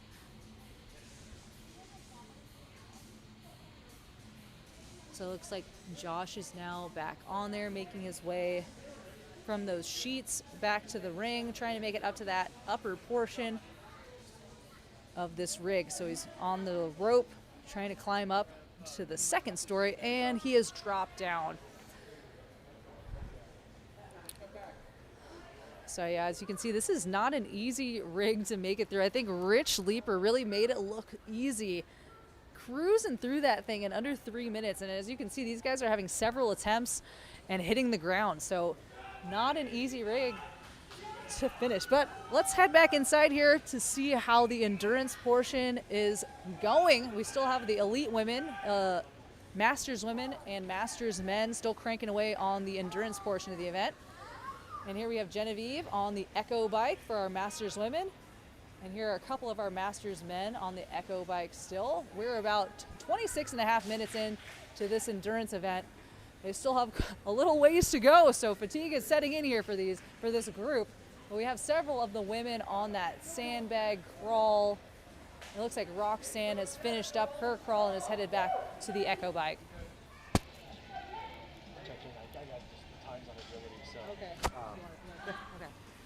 So, nope. So just checked in. We were having good coverage of the rig. Looks like Hoff tried a couple times, but wasn't able to get past that upper portion after he fell, trying on the low rig transition. So he was close to about 5 minutes at that point. With Matt Drotar, he did make it to touch the balance beam, which finished the low rig section, and that was close to about 3.5, 4 minutes. When he made it there. Okay. So, and obviously we saw Rich finished right under 3 minutes with the whole rig. Impressive. It was. And then the only person I didn't see was Jake when he was going. I know he made it towards the low rig because he got there, but I did not get his time just yet. So we'll have to check back in on that to see, because he and Hoffmaster were kind of around the same spot where they fell, I believe, within that low rig portion. So they definitely finished coming down on the descending rings and got completion there, but I'm not sure where the time shook out. So we'll have to see how they stack up, and we'll try to get that information here soon. All right, and we still have several of the elite men to go on that agility rig. Half of them. We're still half to go. So we've got our top 4 seeds that are coming up next. So yeah, I would love to see the rest of the group finish that entire rig, but again, it does look very challenging, and you can see that it was really fatiguing the guys' grip out there. Like having to start back from the beginning, I saw that, I mean, they could barely make it to where they were previously. Just goes to show how much grip strength is involved in that whole event. It is, and it's that how adaptable can you be on the fly, because you really have one shot at it. After that first shot, the likelihood of you getting further than where you made it is pretty low, unless it was a pretty early fall or stumble. But once you've really gotten up to that second story and are coming down, if you fall after that point, it really seems like, you're kind of done. You can try again, but by that point, you've done so much already that it just doesn't seem like they're going to be able to do much more, if anything. And I spoke with Rich prior to him starting that agility portion, and he did say he was going to give it like one shot. Yeah. So, and he made it happen. So hey, that's what you got to do, Rich right? There. So yeah, I mean, just by seeing that and his take on it, yeah, I can see how one shot would be your best bet. But again, no one has tried it, so you never know what's going to happen out there. That's right. But yeah, we're here back inside with the endurance portion that is still underway with our elite women, our masters women, and our masters men. And we can see that we have this front row of our elite women back on the Echo bike after those sandbag drags. We have Roxanne Lear, Jess Kidd, and Celeste Bottomley up here. It looks like Celeste has finished up the Echo bike, and she's headed back to the sandbag for her sandbag lunges. But we do have the masters men that have been cranking away on their sandbag lunges. Ted Downey, Jeff Gilbert are on their sandbag lunges for the masters men's division. And it is a 300-foot sandbag lunge. And the women and masters men are using 60 pounds, and the masters women are using 40 pounds for this. But still the same distance that the elite men had to cover. And it looks like we also still have on the floor here some ladies finishing up those sandbag bear crawls. So we have Andy Rose still finishing up the bear crawls along with Genevieve Aragon. They're finishing up the bear crawls before they can head back to the Echo bike. while we have two guys from the Masters men and Celeste Bottomley onto their sandbag lunges. Jess Kidd is right behind her. Celeste is finishing her first lap. Jess is starting her first lap. They were pretty close off the Echo bike. Jess took a little bit longer on the transition. She wanted to get some water, took a little longer to rack that. I did check in. We're trying to get some status updates on both of our Masters men that are on their lunges. I know Ted is halfway done. He just finished his third lap. Trying to check in to see where Jeff is. He's either done with lap 1 or lap 3. I think they're staying pretty close together. So we're going to have to see where they're at with that one, and I'll try to find out here soon. Roxy was also about 35 calories in on her air bike when Jess Kidd was getting off. So she's looking to transition here probably pretty soon, but that's the gap we're looking at right now. Yeah, it looks like we still have Celeste Bottomley here in the lead with those sandbag lunges for the elite women's division, but Jess Kidd is right behind her. Gonna start her second length of this sandbag lunge. And we also have Genevieve for the Masters women, who is still finishing up those sandbag bear crawls. So she is representing the Masters women's division out here.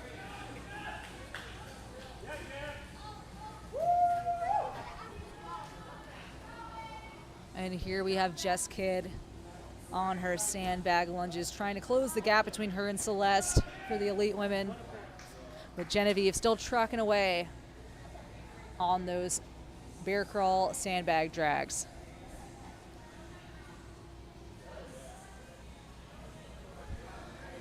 And here we have Celeste Bottomley with a no-hander on the sandbag lunges. Now again, they can carry the sandbag behind them, in front of them. They just cannot have it at waist height. They have to have it above waist.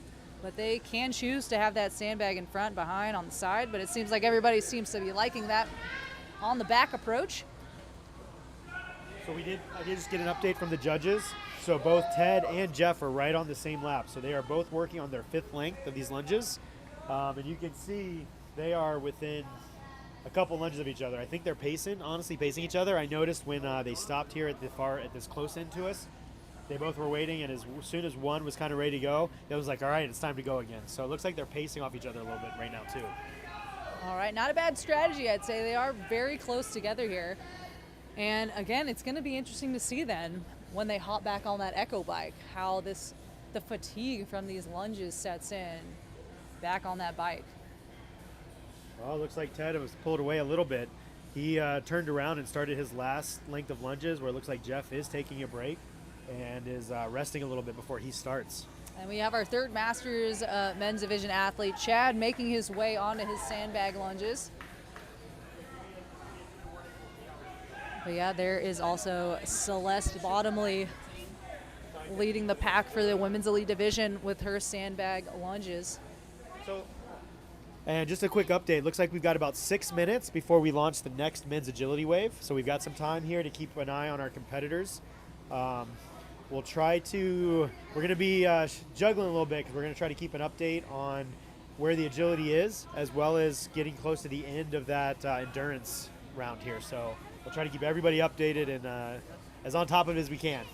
We sure will. And we're about 34 and a half minutes in to this endurance event. So almost at the 10 minutes left mark here for this elite women, Masters women, and Masters men endurance event.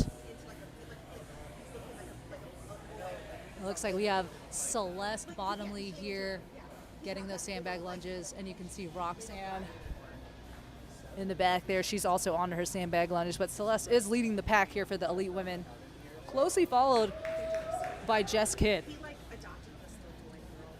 So Jess Kidd is not far behind Celeste. She's taking a little bit of a break here, Jess, and she is back into those lunges.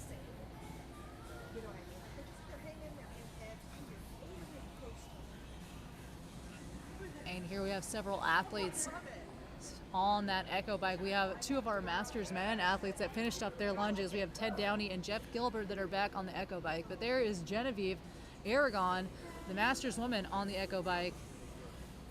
And there is Jeff Gilbert and Ted Downey. Really neck and neck, these two, on that Echo bike.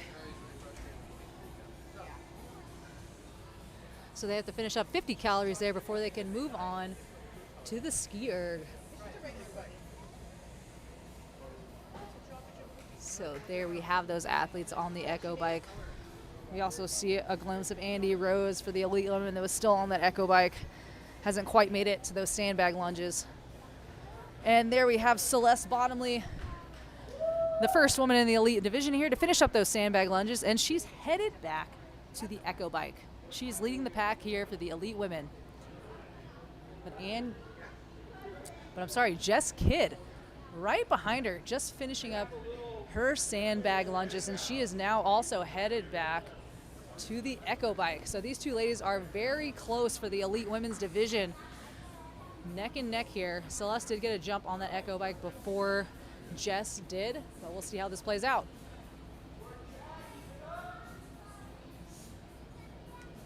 And we have Chad for the Masters men division, just cranking away on his sandbag lunges. They're using 60-pound sandbags. He's got a nice steady pace going there. There's still a bunch of workout left for this group. And you can see Roxanne Lear of the elite women's division right behind Chad, getting her sandbag lunges in. She is currently in third place for the elite women's in this endurance portion of the event.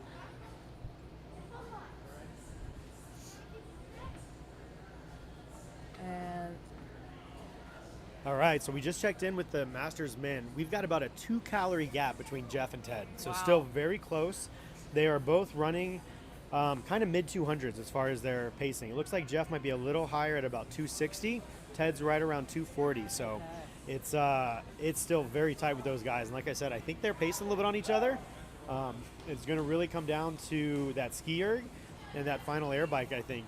But yeah, it should be interesting to see if either of them decides to push the pace here as we close in on the final parts of this workout. yeah, I wonder if we're going to see a similar thing where they try to match each other on the ski just to kind of keep that pace, and then when it comes back to that final air bike, giving it everything they got to try to finish it up. Because they're right on target, I think, to finish just under that time cap. Yeah. You know, you figure they've got about 7 minutes left. And if they crank it on that final air bike, you know, we saw about 3 minutes on the first air bike. Right. Maybe if they're close to that, 4 minutes or so on the ski, I think it's either going to come down to a crucial finish at the end to try to see who finishes the air bike or who's getting those last couple calories in as far as they can.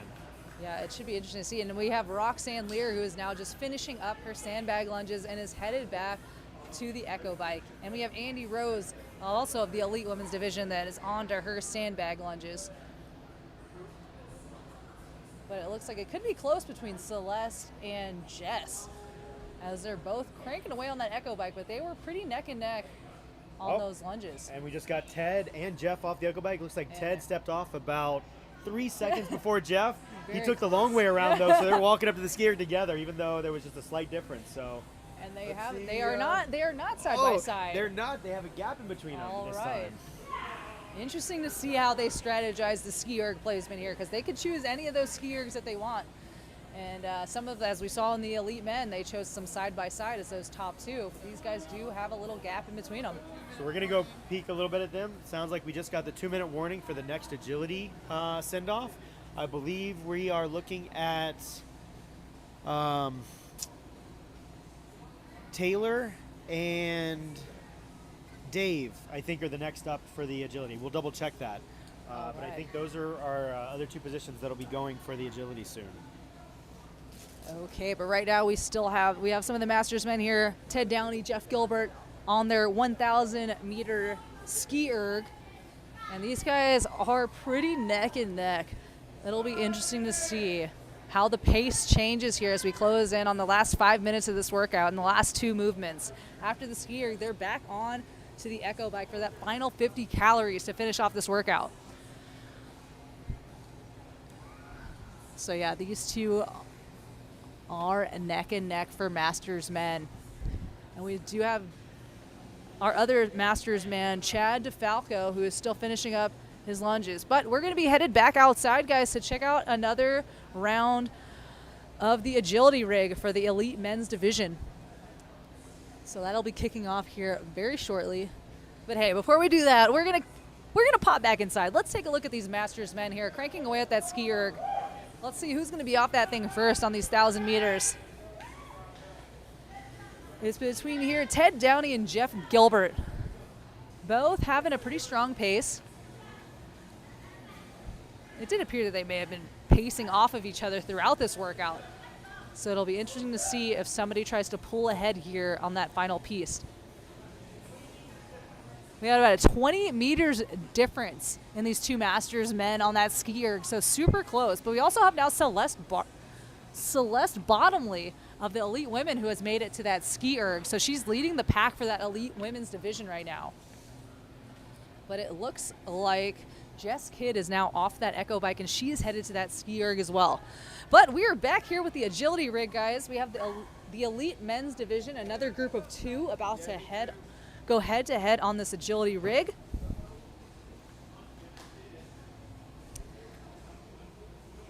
All right, we're gonna have another 2 set of athletes in the elite men kick off the agility rig here shortly.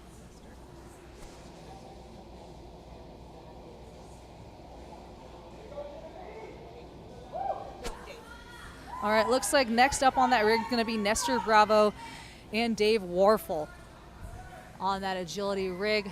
So on the right side, we're going to have Nestor. On the left side of the screen, we have Dave. So these guys are about to kick off. Again, they have 10 minutes to complete for max distance and hopefully full completion and quickest time on this agility rig. And here they go. They're off there, hit the cannonball. Dave, and Nestor on to those sheets. And they are pretty neck and neck here on the rig, but we'll see as they have to climb up to that upper tier, 2nd story of the agility rig. Now again, it is important that these guys really keep their composure out there, because any part of their body hits the ground here, they do have to start over completely from the beginning. All right, looks like we have Nestor making his way across that top portion, very closely followed by Dave. He's making his way to that descending ring section. All right, getting a nice controlled descend. Misses ring, and we're back. He's back on. And he's trying to make his transition to the bottom tier of this ring now. He's taking a little bit of a break there. Again, this is very taxing on grip strength. But we have Dave here making his descending ring portion. And they're both right here neck and neck on this thing, making it to that lower level of this agility rig. Let's see how these guys tackle it. All right, they're onto that straight bar down there. Again, they can use their feet, but they do not want any part of their body to touch the ground here. All right, Nestor is shimmying across, making his way across on that lower portion. The transitions here are where really play a factor here, making it from an upper level to a lower level, from a lower level to an upper level. It's very challenging. And there's Dave also shimmying his way across on that lower portion of the rig, making sure no parts of their body are touching the ground here. Onto the cannonball. Oh, and then we see Nestor there. He got one foot kind of flailing. All right, he's got it under control. They are very close together here. We've got Dave trying to make a transition to this next feature. Not sure what to do with his legs. He is in a pretzel position at this point. And Nestor made his way to the balance beam. Dave still struggling to find some foot placement here to make it across this bottom portion of the rig. And there he goes. He's got his foot into that rope. And he's been able to pull himself up, making his way, trying to get to that balance beam. And it looks like Nestor's taking a little bit of a breather here on the balance beam, catches breath, rejuvenates some grip strength. And also just keep your composure to make it across this balance beam, because it is a very unstable. All right, we got both of these guys taking a little breather on the balance beam. Again, this is the Elite Men's Division of the 2022 CerusBrix Championship. And we've got Nestor Bravo and Dave Warfel out here for their attempts at the agility rig. The Colossus rig. It's 100 feet long, guys. It's a 100 feet multi-story rig. And they have 10 minutes for max distance on here. It looks like we might have Nestor try to attempt to make it across this balance beam. Let's see who's going to try and make it across this thing first. Looks like they're trying to strategize stepping here. This thing is just really swinging. It's only hanging off those 2 pieces of the rope on each side.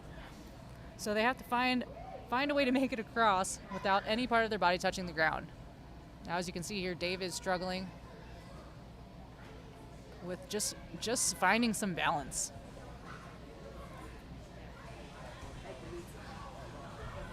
Quick update from the inside is the endurance portion of the Elite Women, Masters Men has reached its time cap. They are now complete at that 45 minutes. But let's see, Nestor, Dave, who's gonna try to make it across this balance beam? They have been resting there for a little bit. At some point, somebody's gonna have to take a step here. Thank you, ma'am. And try and finish this thing. Here goes Dave. He's trying to get his feet as far across on that balance beam as he can before he lets go with one of his hands. He is slowly shifting his feet. He's about midway through that balance beam. Let's see if he can. All right, looks like Dave is trying to make his attempt across here. Nestor still resting, shaking out his hands. Stretching the fingers. And oh, Dave tries to make it across that balance beam, but foot touches the ground. He now has to start from the beginning. But here is Nestor still hanging out on that balance beam, just chilling. Let's see if he makes an attempt across here. And it looks like, I don't know if Dave's going to try and make another attempt. That might have been a one and done. And they do get points for each section of that rig that they do complete. But here goes Nestor. Nestor taking a wide step on the balance beam, trying to make his way across.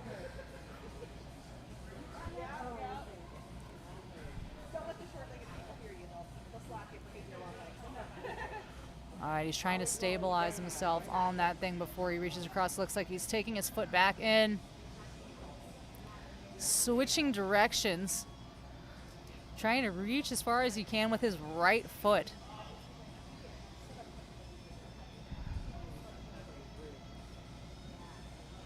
He's got a nice wide stance going here on that balance beam, but doesn't seem like he feels comfortable quite yet.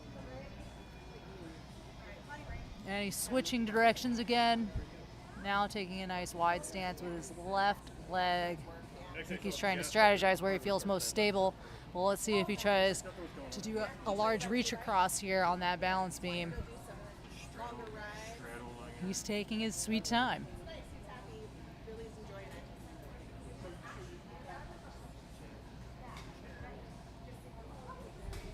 All right, Nestor out on this balance beam. Here we go, Nestor.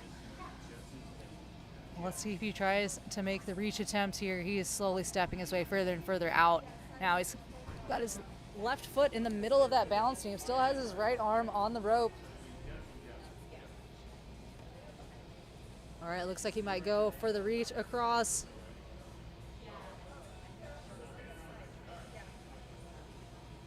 Let's see if Nestor tries to make it across this balance beam. Oh, and he tried to make it all the way across the balance beam, but doesn't quite make it without hitting the ground.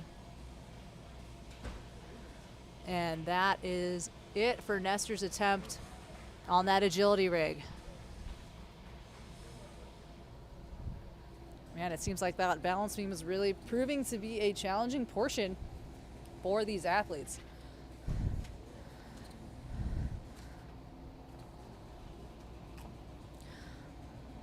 right, we still have some of the men's elite division to go on that agility rig.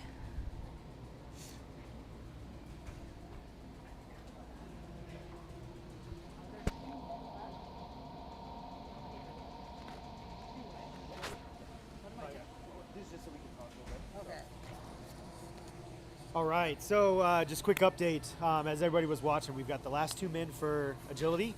That's going to be Taylor and Casey.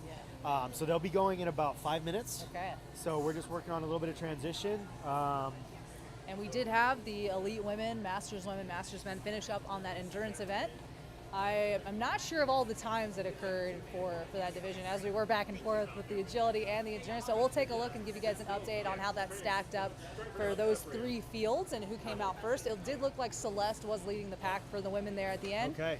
And I didn't get to see between Ted and Jeff who completed it first. And All right, so we'll go check with the judges. We should have that update here in just a couple minutes, and we'll find out here. So I think we've got a couple minutes. We're just going to let things roll for a few minutes. We're going to give everybody a little break here. You know, we're going to show some of our ads coming up. I want to just let everybody know about our upcoming events. We've got in about 3 weeks the CerusBrix, which is one of our obstacle course races. It's a 5K up at Fritzler Farms. And then a couple weeks after that, we've also got our first ever arena event in a stadium here in Colorado. It's the Cerus Very Arena excited. down in the Colorado Springs. Yeah. So we got those coming up. So we will be back in with everybody momentarily as we get some updated scores and get ready for that last wave of men's agility. Sounds good. All right.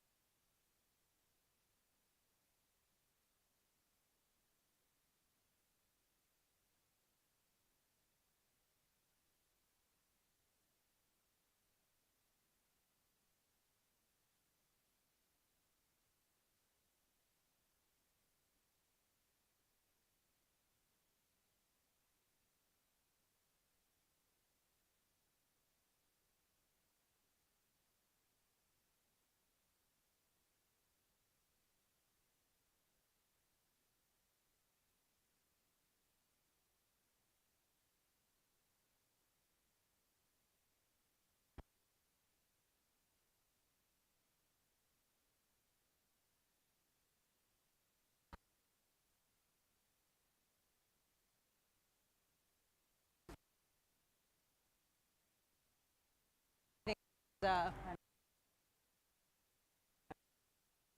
just gonna try to have fun with it. It has to get really high.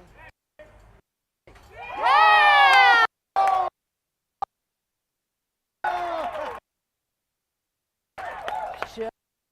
Down. It looked like he was gonna miss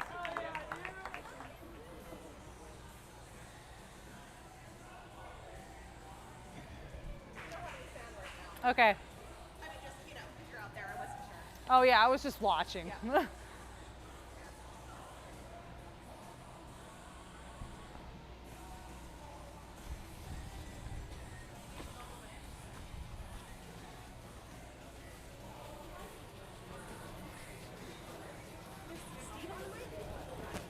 I didn't think anybody was. I can get on there. I think they're going to start very soon.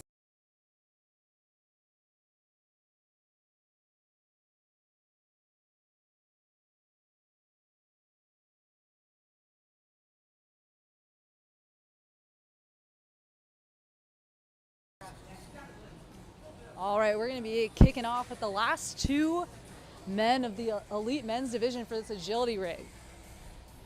So we're going to have Casey McAllister and Taylor Overmiller finishing up on this agility rig for the elite men.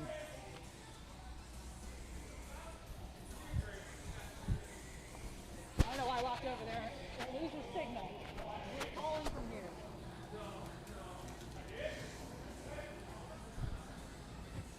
All right, we have Taylor Overmiller and Casey McAllister closing off this elite men's division for the agility rig, the colossal rig.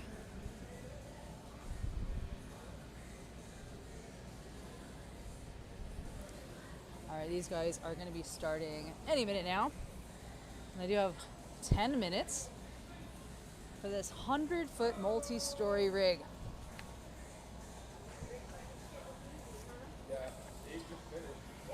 All right, so far we've had Rich Leaper with the fastest time, making it all the way across on this thing. Let's see if either of these two athletes can make it all the way across this rig.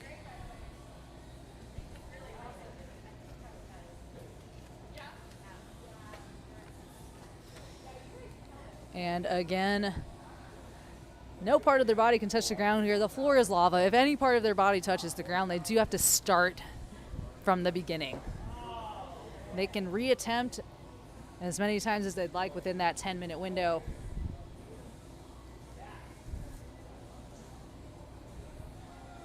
And then every bay that they make it through counts towards their score. So here we go. We have Taylor Overmiller and Casey McAllister. Taylor is on the right side, Casey on the left in the red shirt. And these guys are making their way across those sheets onto these rings, trying to climb up to that second story of the rig. Looks like Taylor's got a bit of a lead, and I believe it was Taylor Overmiller that was the only athlete last year to complete the full rig. So this guy's got some experience on these types of obstacles. So I think he is the favorite here, but we'll see what Casey McAllister can accomplish as well. Now we have Taylor heading onto that descending ring section. Nice and smooth, making his way to the lower level of this rig.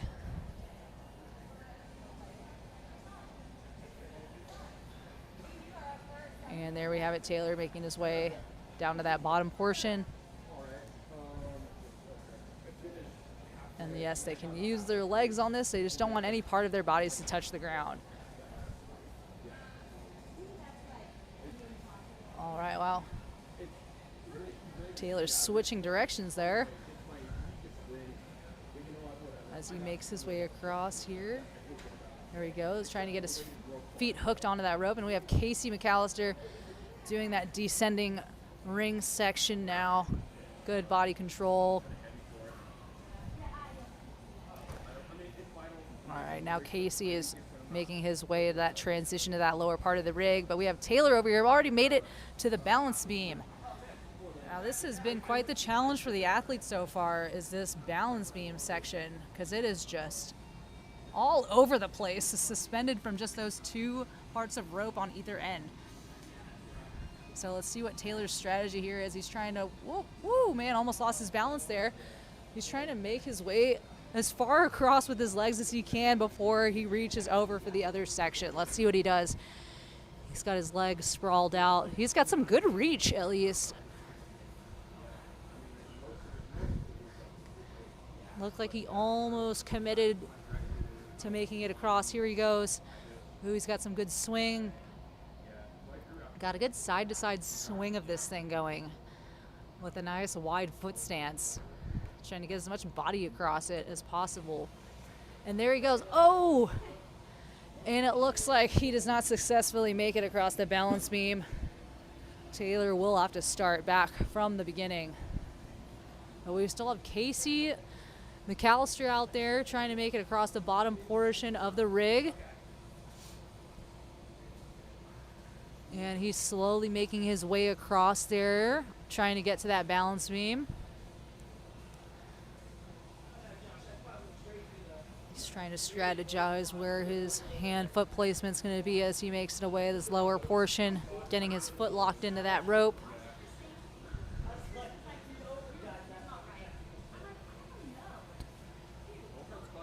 There he goes, trying to get his foot hooked on to the next piece of rope there as he makes it across that lower portion of the rig. And there he goes.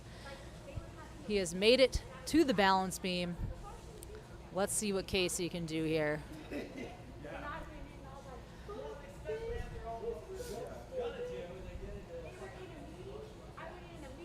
Now Casey has a very strong CrossFit background, so this type of stuff is newer to him. He doesn't have as much experience on these types of obstacles. But he has made his way to that balance beam. Now let's see what strategy he's going to use here to try and make it across here. Now this piece of equipment has taken people out, guys. So let's see what we've got going here for Casey McAllister.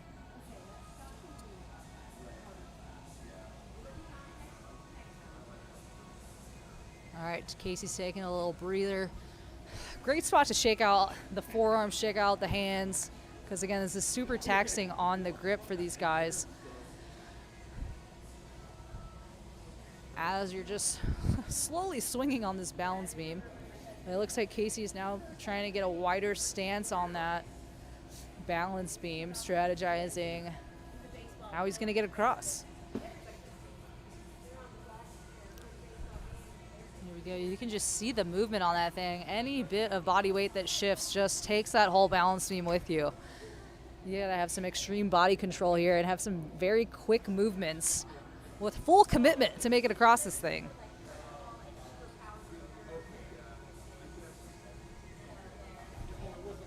All right, it looks like he's still trying to steady the beam as he tries to make it across.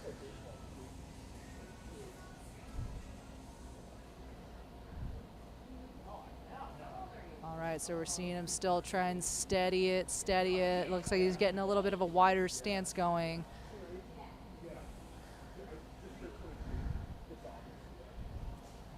And as we've seen with a lot of athletes, is just trying to get a super wide stance to get as much of your body across that beam as possible before they reach for the other side.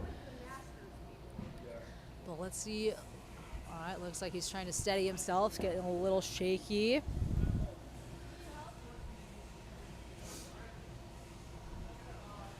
All right, he is working on getting that body control, but man, that beam is not playing in his favor there. That thing is all over the place. Well, let's see what he can do. Looks like he is trying to widen that foot stance. Slowly widening his stance. He's got a nice side lunge going here. Let's see what he can get done.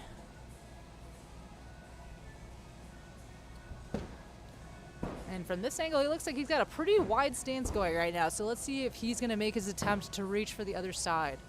We do have Taylor. It looks like Taylor's making his way back onto the rig in the lower portion, almost back at the balance beam. Just goes to show how much time is spent here. Oh my gosh, Casey almost lost it on the balance beam, but keeps his composure, stays on there. No part of his body has touched the ground, so he's still safe there.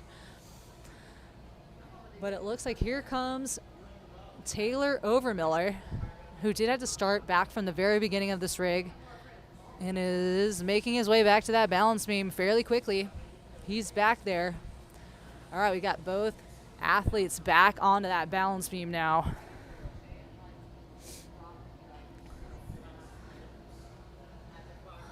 Well, let's see who's going to make it across this thing. Let's see if Casey makes an attempt to reach for the other side. Looks like he is starting to try and widen his stance again.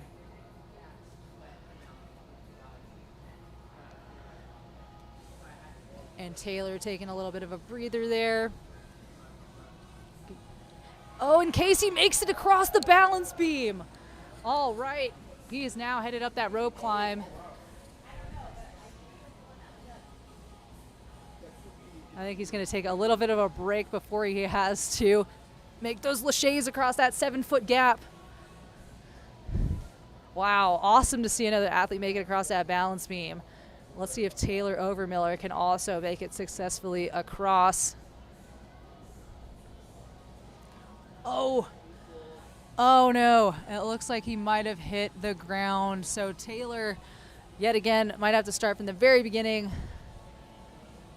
But let's see. I think they're trying to talk to the judges to see if any part of him touched the ground. But Casey making his way to this lache across the 7-foot gap. And he makes it across the first one. Now he just has to make it across and hit that bell. Let's see if Casey can do it. And he does it! Casey McAllister made it all the way across that rig, one first attempt. I think we're still trying to determine here if Taylor... No, it looks like Taylor did hit the ground, and he will have to start back from the beginning of this whole rig. But wow, incredible to see that Casey McAllister was able to make it all the way across this rig. Another athlete on the successful first attempt of this colossal rig here at the 2022 CerusBrix Championships. And that was the elite men's division, guys. We still have the elite women's division, the masters women, and the masters men to go on this agility rig. So stay tuned for that as we kind of make a little transition here into the next portion. And the elite men, after that agility portion, they're going to be moving on to the strength portion of this, which is going to start with squat cleans.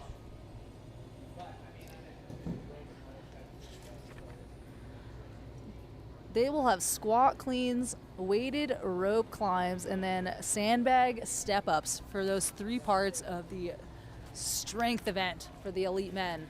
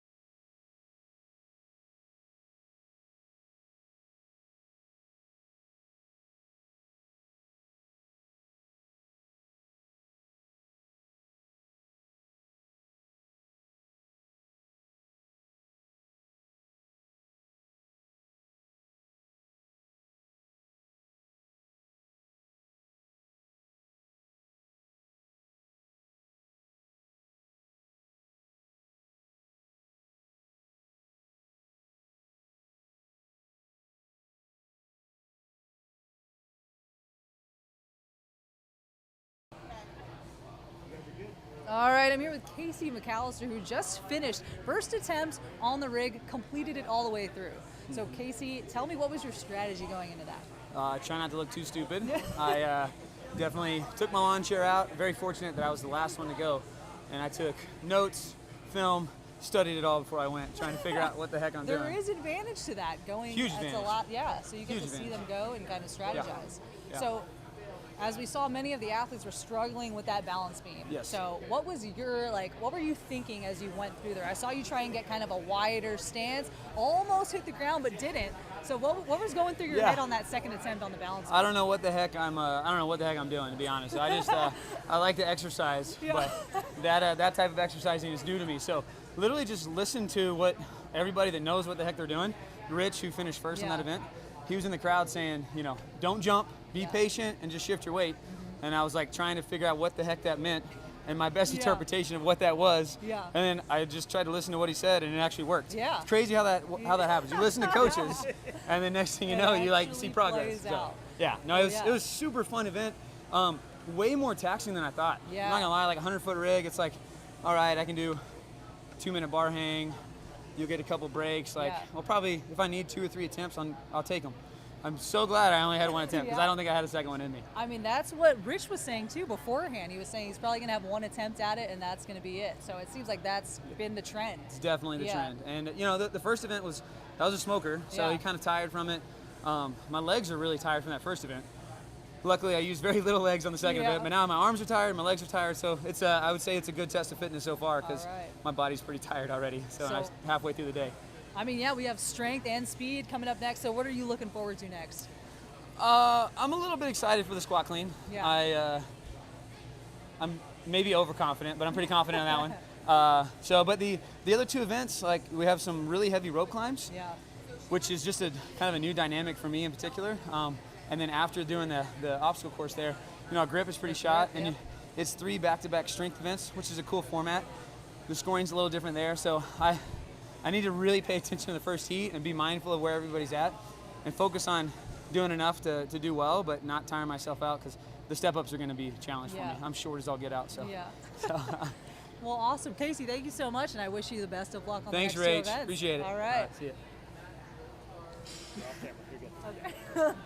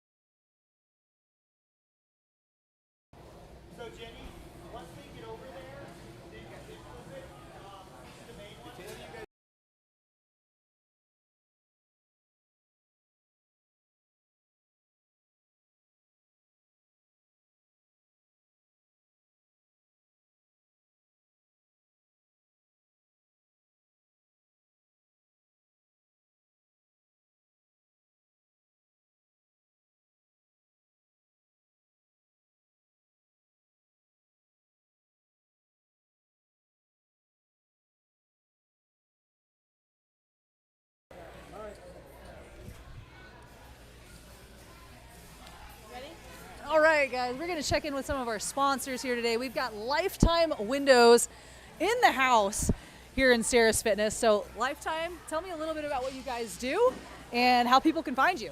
Well, we build custom frame windows and do exquisite siding. We do James Hardy and Marvin windows with fiberglass frame, and a lot stronger than vinyl, a lot stronger than wood. Yeah. And then the fiber cement is also baked in paint.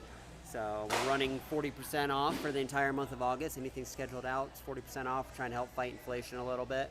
Local company, and you can just find us on our website, Lifetime Windows and Siding. What is the website? Lifetime Windows and Siding. Okay. .com, I'd assume. All right, It's pretty awesome. simple. Very cool. Thank you so much. Lifetime Windows and Siding. Check them out. You can get 40% off August. So thank you guys for being a sponsor. Appreciate it. But we're going to head back out to the agility rig. We're going to have the elite women's division kick it off 2 at a time, 10-minute cap. Let's go check in with women's agility.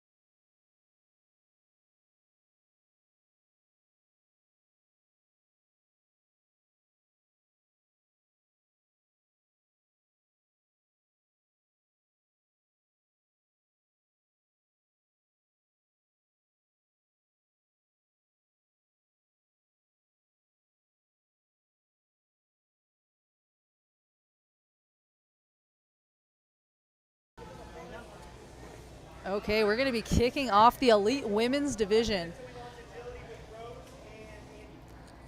We got about 1 minute until we begin this first heat for the women's elite division for the agility rig. We're going to be starting it off with Andy Rose and Roxanne Lear on the colossal, or not the colossal, the Colossus rig. So again, they do have 10 minutes for max distance covered here, and it's the exact same rig as we saw the elite men do. So we'll see how this elite women's group stacks up.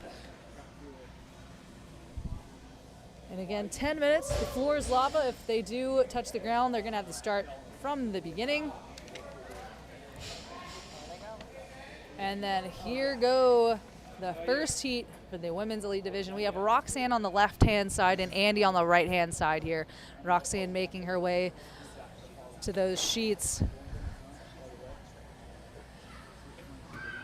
And so is Andy, has made their way to those sheets, those silks, whatever you'd like to call them. All right, both ladies. Oh, it looks like Andy's struggling a little bit on this transition. Again, transitions are a very challenging part here as they make your way from lower levels to upper levels, back down to lower levels. So we've got Roxanne here making her way to the second story of the agility rig.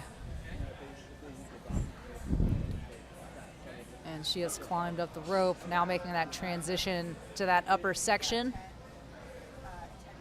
Nope, hasn't quite left the rope yet. Oh, and it looks like Andy Rose has dropped down from those sheets, those silks, so she now has to start we all timed out. back from the beginning. But Roxanne making her way to the second story here. Okay, that is Genevieve. All right, it looks like Roxanne has hit the bottom there, so she now also has to start back at the beginning.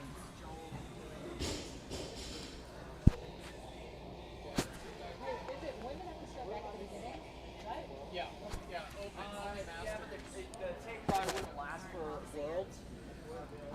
it looks like both ladies are now having to restart this thing from the very beginning. And again, they do have those 10 minutes, so they can. Okay, it looks like we're about 2 minutes in for these ladies here. So they still have 8 more minutes to make it through this.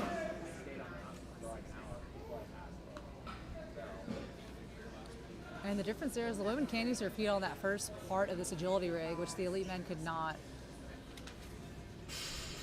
But it looks like Andy is struggling here on these silks, on these hanging sheets, trying to figure out how to wrap her leg around it. Roxanne making her way across those. And back to the rope where we saw her have to drop off earlier. Let's see if she can make it to that second level of this agility rig. All right, Roxanne trying to climb her way up to that second story. Again, these transitions from lower to upper, upper to lower are very challenging. Oh man, and it looks like she might have touched her feet to that bottom net, and that bottom cargo net is like the floor.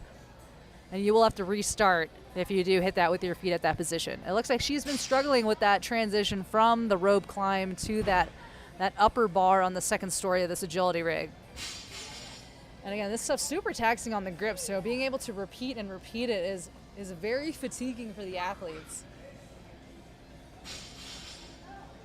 And it looks like Andy Rose is taking a little bit of a breather there before she tries to hop on again. It looks like the ladies might be trying to strategize what to do next for another attempt.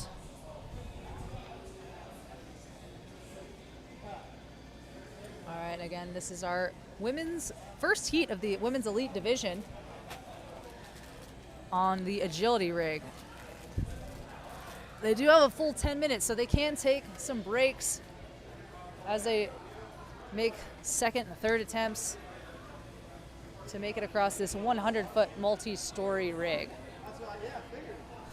But we're also in the midst of setting up for the strength portion of the event for the elite men, where they're going to be beginning here in groups of 4. So we'll have a first heat for the elite men's division on the strength portion that will be starting here shortly with the squat cleans. So we'll be bringing you that coverage along with the women's agility rig. How long do you want to keep the... So we will be... So for the men's elite division, they'll be starting off here with strength. So the first part of the strength workout is going to be a max barbell squat clean. They're going to have 6 minutes to build up to a max weight there. Then they're going to have a 2-minute rest. After that, they'll move on to the second portion of the strength workout, which is going to be max 12-foot weighted pack rope climbs. They're going to have 4 minutes to get as many climbs as they can with a weighted pack at 45 pounds. And then they'll have a 3-minute rest, followed by the third portion of the strength workout, which is going to be max sandbag box step-ups for 2 minutes. They have to alternate legs, and they will have a 100-pound sandbag on their back with a 24-inch box. So that's going to be the strength portion that we're going to be kicking off here with Heat 1 of the Elite Men's Division. So we've got the men getting ready here to start that strength portion of the event. Here they go. All men are lined up. They are beginning. We have Matt Drotar, Rich Leeper hitting his first squat clean, which Rich did exceed at that agility rig, but says strength is not his strength. So we'll see how he stacks up against this field of elite men.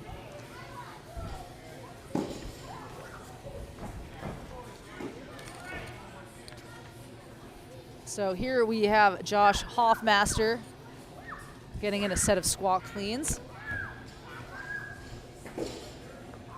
There we go. Looks like a successful squat clean from Josh. And we have Matt Drotar here. Again, the athletes have to load the weights themselves and set up for each individual attempt that they're going to be going for here. And they are trying to build to a max, 1-rep max squat clean. And a total of 6 minutes to do so. All right, looks like Jake Fletcher here trying to get the crowd going as he attempts his squat clean. And a successful attempt from Jake Fletcher. Really getting the crowd going here for his squat cleans. Awesome to see. All right. Looks like the guys are taking a little bit of time in between their attempts, which is smart because they do have a full 6 minutes to get to a max, 1 rep max for these squat cleans.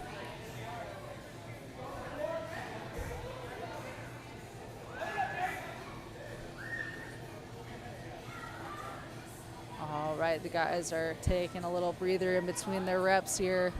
Got Matt Drotar, Josh Hoffmaster, prepping for their next set of the squat cleans.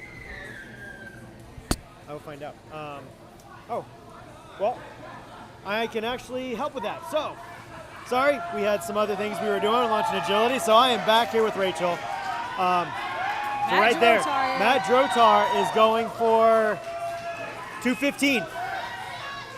Oh, and it looks like that's And he got it.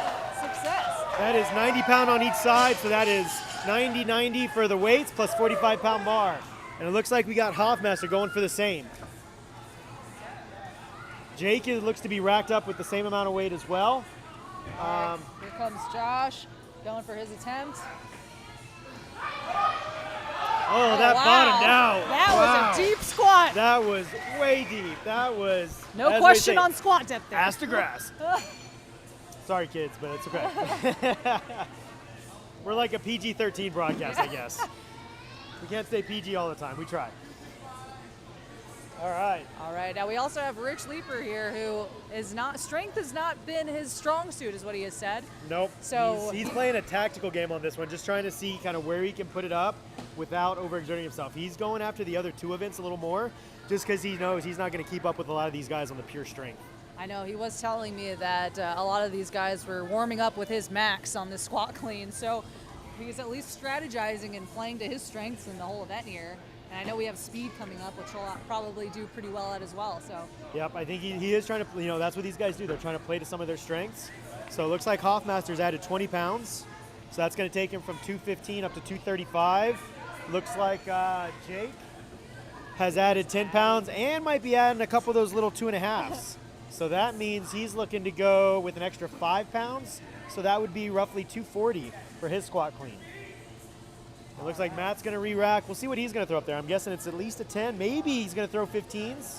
We'll have to see. I don't know. Looks like he's putting on some 2.5s as well. Oh, nope, just a little bit on this one. Going a baby increment here. That's right. We fondly refer to those little silver weights as our baby weights. Yes. Sometimes you need them, especially in things like this. Every little bit does count. Yeah. The Olympic lifts, those small increments make a huge difference. That's right. All right. Looks like Josh is getting ready here to hit another set. Psyching himself up.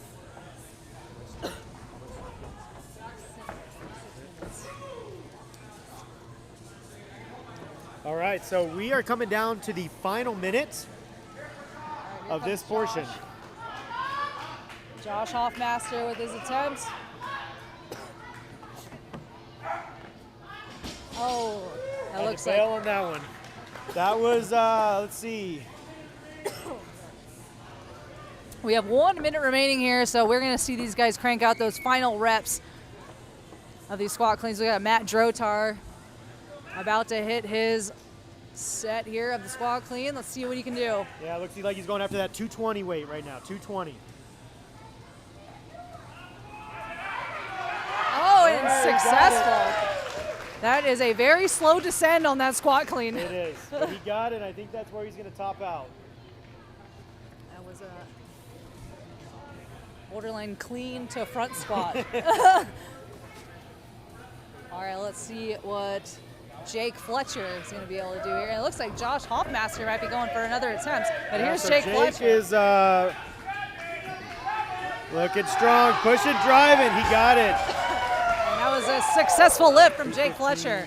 That looked to be a Josh 235. Hoffmaster. Oh, so close on that squat clean. Looks like Jake has the max at 235 for this round because I think they just hit their time cap. Yep, time is up for that first heat of the men's elite division. So we'll have another group of 4 on the men's elite division go on these squat cleans. And then that first group will have a short 2-minute rest before starting their weighted packed rope climbs. And I just want to show a shout out to Rich. Got a whole 75 pounds on his lift, rocking it hard. But once again, playing to his strategy. Yep. You know, he knew he couldn't catch these guys with the strength, so he took it easy. He got some weight up there, so he gets a score. Now he's going to try to drive it with these rope climbs, which he is pretty confident about. If you watch him, his technique is to do single pulls. So he can reach up, pull his feet up to his hands, and then reach up and touch the bar. So he's trying to do it in about one movement, whereas other guys may have to take 2 or 3 with the weighted pack. All right, so that's impressive. That's what we're going to see. He's going for strategy here. I'm excited to see that. Well, yeah, it's smart. I think this whole event, you have to kind of play to your strengths and find a strategy that's going to work for you. I'm going to go check on our agility guys. So we should be starting our next women here with the next set for agility. So I think that's going to be Celeste and Jess Kidd. I'm going to go check in with them and see if we're going to get a little video of them starting their runs. All right, so we're going to head back outside to see another heat of the elite women's agility rig. So we're going to bring you some of that action out there. And it looks like for the elite women, we're going to have our next 2 athletes. We're going to have Celeste Bottomley and Jess Kidd hitting that agility rig next. So let's see how far they can get compared to those last 2 on the elite women's division. See if they can get to that second story of this agility rig. This has been quite the challenging event for some of these athletes, especially if they don't have experience in these types of obstacles or this type of training. It's definitely something different. It requires a lot of grip strength, a lot of body control, especially when your feet cannot touch the ground or any part of your body cannot touch the ground on these things. So it is a challenge for some of these athletes, but I'm excited to see how this next group of our elite women can handle this rig. So while we're out here waiting for these ladies to get started, I'm gonna give another shout out to our presenting sponsor, Bluebird Botanicals. Along with some of our other sponsors, we have Lifetime Windows, which we had a nice little interview here with. They are set up in-house. We have Seattle Gummy Company, Naked Wines, PepsiCo, Stapp Toyota, and Tatum Jablonski. So thank you so much to our sponsors for helping making this event possible. But it looks like off camera here, inside the building that you guys cannot quite see right now, we do have our elite men's division onto the second portion of the strength workout, which is the weighted pack rope climbs. So they're wearing a weighted backpack while completing these rope climbs.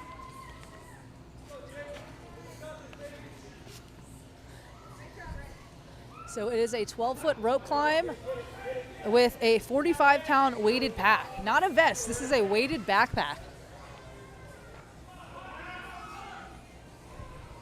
We still have Josh Hoffmaster, Rich Leeper, Jake Fletcher, and Matt Drotar in the men's elite division here inside, which we're going to try and bring you some coverage here shortly, making our way back inside the building to catch these rope climbs on these guys.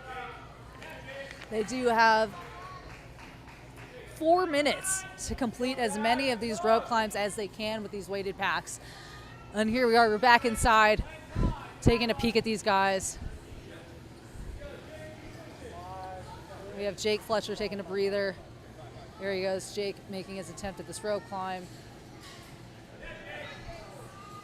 Now it is a little different with the weighted pack, as it is bringing your center of gravity backwards while you're trying to lean back and hook your feet onto the rope to make it all the way up. So the weighted pack does play differently than, say, a weighted vest. So it does add a little bit of an extra challenge to these rope climbs. So we just checked in with the ladies on agility. We've got about 3 minutes before they kick off for the next wave. The first 2 ladies were still going hard up to that full 10 minutes and a little after. Okay. So they're really fighting for that. So ran a little bit over, so we'll be starting that here soon. And we'll keep an eye on these guys with their rope climbs for the last few minutes. Yeah, it looks like we have Jake Fletcher making an attempt up that rope. right, looks like he's getting up there. We're getting some short movements with his legs. Just got to touch the top of that bar to have that rope climb count. And we have Rich Leeper here just cranking away on rope climbs. This is one of his stronger movements. He's having a little bit of a struggle trying to get his feet to cooperate on that rope. Again, this is a 4-minute window. These guys got to get as many of these rope climbs as possible.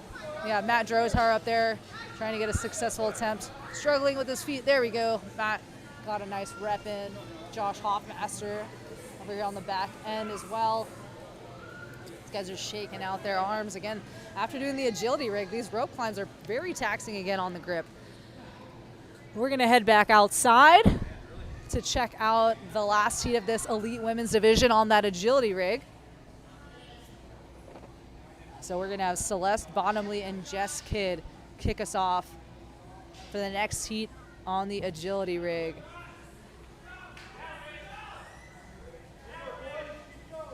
All right, we have these ladies ready to go, and they are off.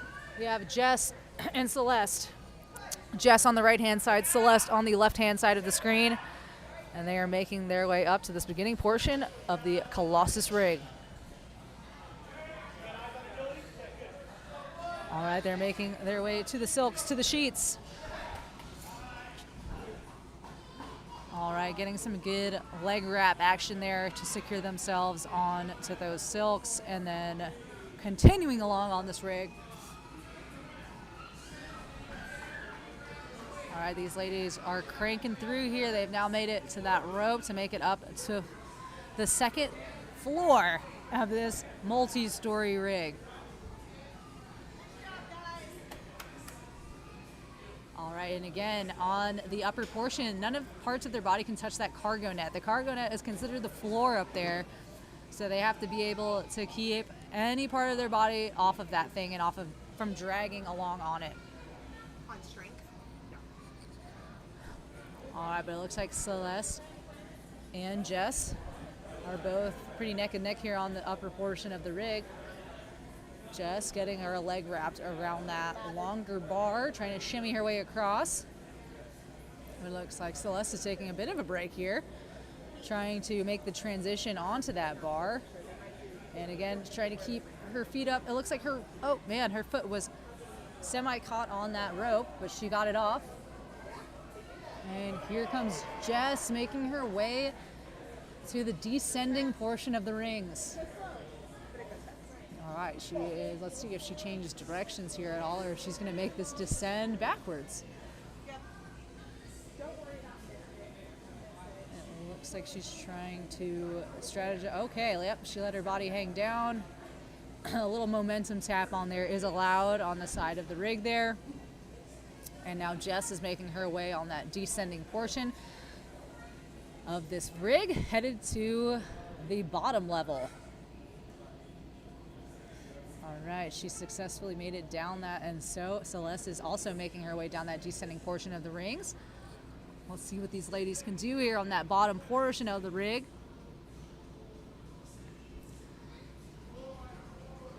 Oh no, it looks like Celeste has dropped down to the floor from that descending portion of the ring. So she now will have to start from the very beginning of the course. That is unfortunate, but those descending rings are no joke. You have gravity not playing in your favor there. A lot more weight is hitting you as you start descending down, and you have to have some really good body control and grip strength for that to go well. But we have Jess making her way on that lower portion of the rig. Excellent use of her legs here, making her way across that longer bar. Now having to transition to the cannonball and possibly trying to maneuver her body around to hook her foot on that rope. There we go. Just trying to keep any part of her body off of the ground here.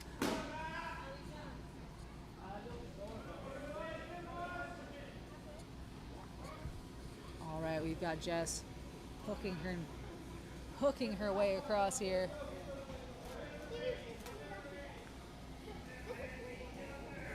All right, looks like she made her way across that long bar. Now taking a little bit of a break, trying to shake out her arms.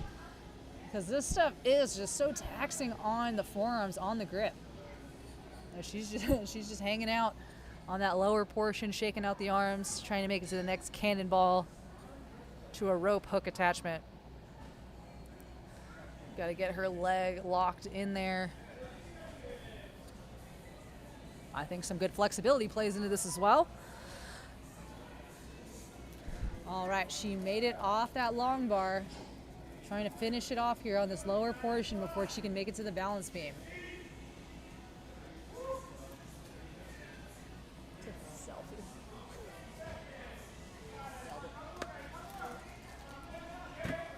All right, here we go. Jess still cranking away through this lower portion.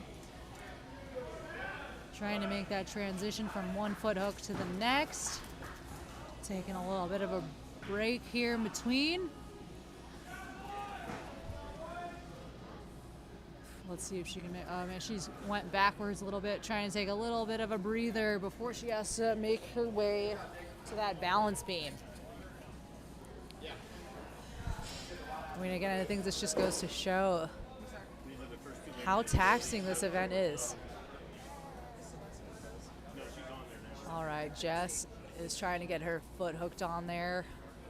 The more you can save your grip, the better here.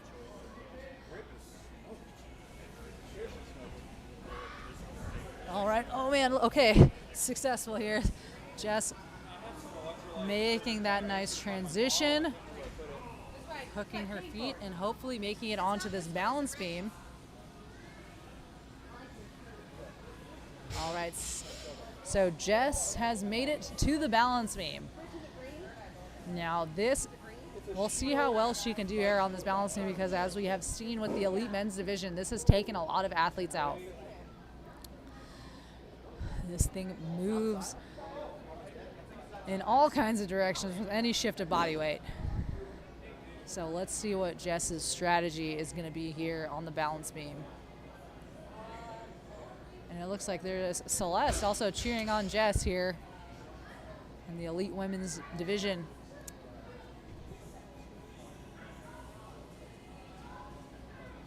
All right, looks like she's trying to shift her weight here and step across as far as she can before letting go for the other side. Getting a nice wide stance. Oh, and she said nope. Swung around that rope over there trying to regain her balance on to the beam. She's back on. Her feet did not touch the ground. She is still safe where she's at.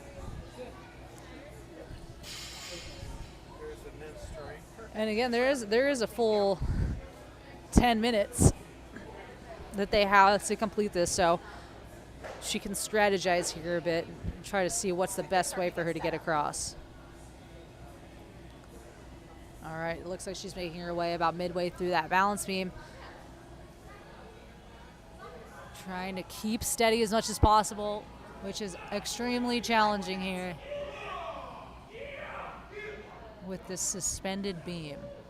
Let's see if she's going to make an attempt to grab across.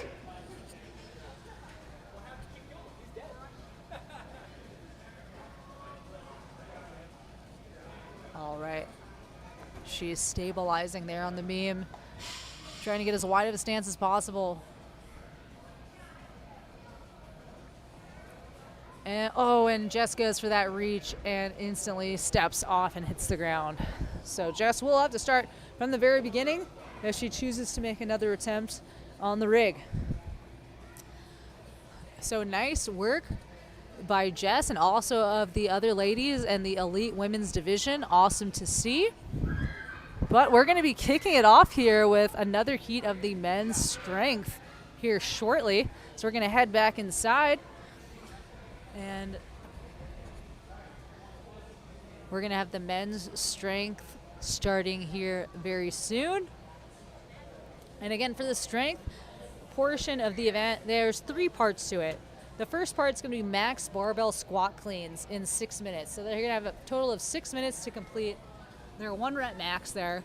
And then they will have a rest before they move into the second part, which is the max 12-foot weighted pack rope climbs. So you're going to have 4 minutes to complete as many of those weighted pack rope climbs as they can.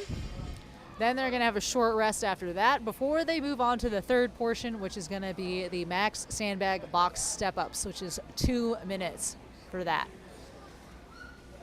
So stay tuned, guys. We'll be back with some more coverage of the men's elite strength portion as well as more of the agility rig.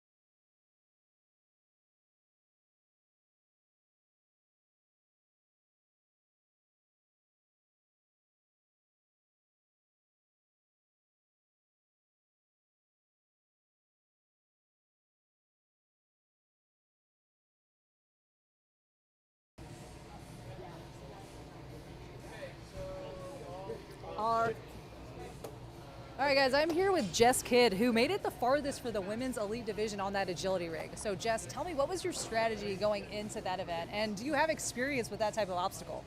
You know, I haven't done an obstacle like that since last year in the championships, and it has changed a little bit. So, I mean, you know, I do rings and monkey bars, but nothing quite as technical as that. Right. And honestly, strategy was just to go for it and try and get through it as quickly, but, you know, obviously taking some time in certain areas too, shaking it out, getting rest, and just making it further than anyone else. Yeah, so what do you think was the hardest part of that whole setup? I mean, you made it to the balance beam, which that's already a challenge in itself, but up to that point, what do you think was the hardest part? Up to that point, honestly, it was probably the lower rigs, trying to get your feet hooked across, and you're like kind of in an awkward upside down monkey position. But the balance beam is always, it's like slack line, it's harder than a slack line. I know, that was all over the place. That took a ton of athletes out. You're just like, I'm still shaking. All right, so we still have strength coming up. We have speed coming up after that. So which part are you looking forward to most? At this point, it's going to be speed. Okay. Yeah, so, strength, I'm probably going to struggle a little bit, to be honest. I know that it's some of their jam for sure. They're very strong, so it was important for me to get ahead as far as I could in the first two events. Got it. Well, yeah, you did really well in the endurance portion as well, so I'm excited to see you on speed. Thank you. All right. Appreciate it. Well, good luck with the rest of it. Thank you so much. Thank you, guys.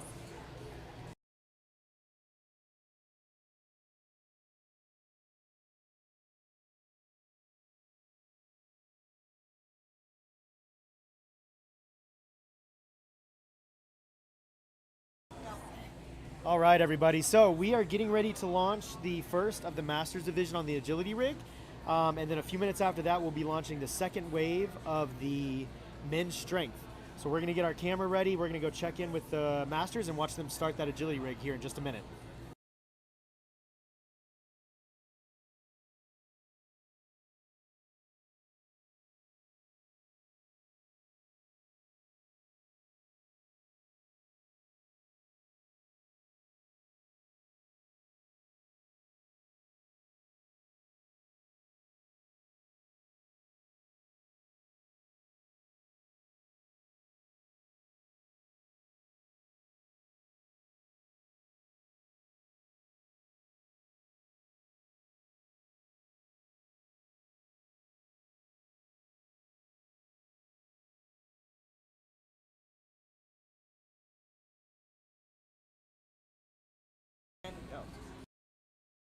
Here with the Masters Division on this agility rig. So starting us off, we're going to have Chad DeFalco and Genevieve Aragon on the rig. One representing the men's Masters, one representing the women's Masters Division. Chad's in that red shirt on the far end, and Genevieve is closest to us on the screen. Looks like Chad has now made his way up that rope onto the second story here of this monster rig.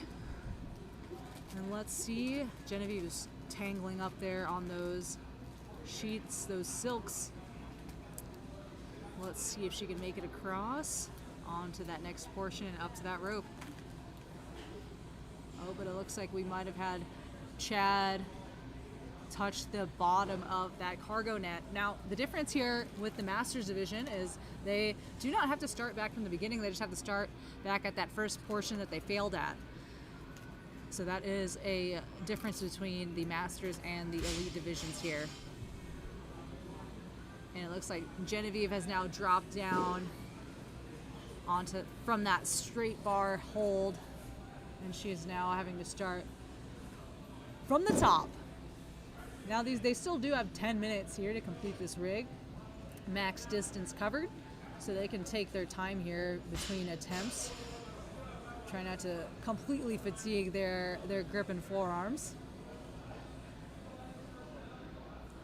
But let's see who's going to get started here first, Chad or Genevieve. So they're just taking a little bit of a rest.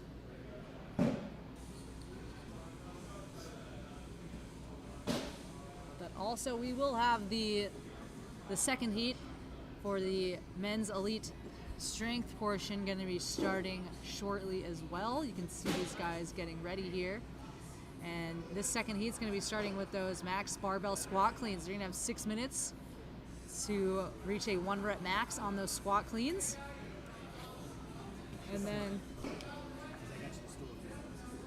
And after that, they're going to have the second portion, the max 12-foot weighted pack rope climbs in 4 minutes, followed by that third portion of the strength workout, max sandbag box step-ups in 2 minutes. So let's see if this men's strength heat's about to get started on those squat cleans. It looks like we'll have Dave Warfel, Casey McAllister, Taylor Overmiller, and Nestor Bravo in this heat.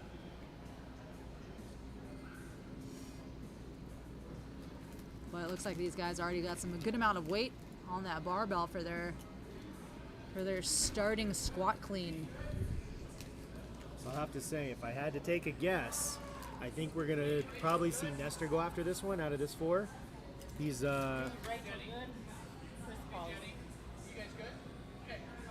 he's going to really want to try to get after on the strength. I know he and Taylor kind of battled out on the strength last year. Nestor got him by a little bit, so I think Nestor's going to go after it. Dave is a little bit of a dark horse on this one. And then obviously Casey, I think, is going to try to keep up with Nestor because lifting is one of his fortes. He does it a lot, so I think it'll be interesting to see kind of where Taylor and Dave shake out. And I think Nestor and Casey are going to kind of be pushing each other, seeing who can go after some of this top weight. This should be a good group to watch. There we go. All right.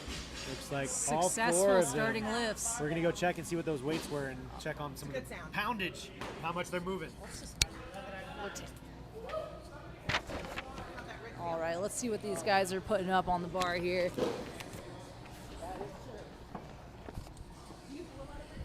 No. All right, we got these guys loading up the barbells for their second attempts.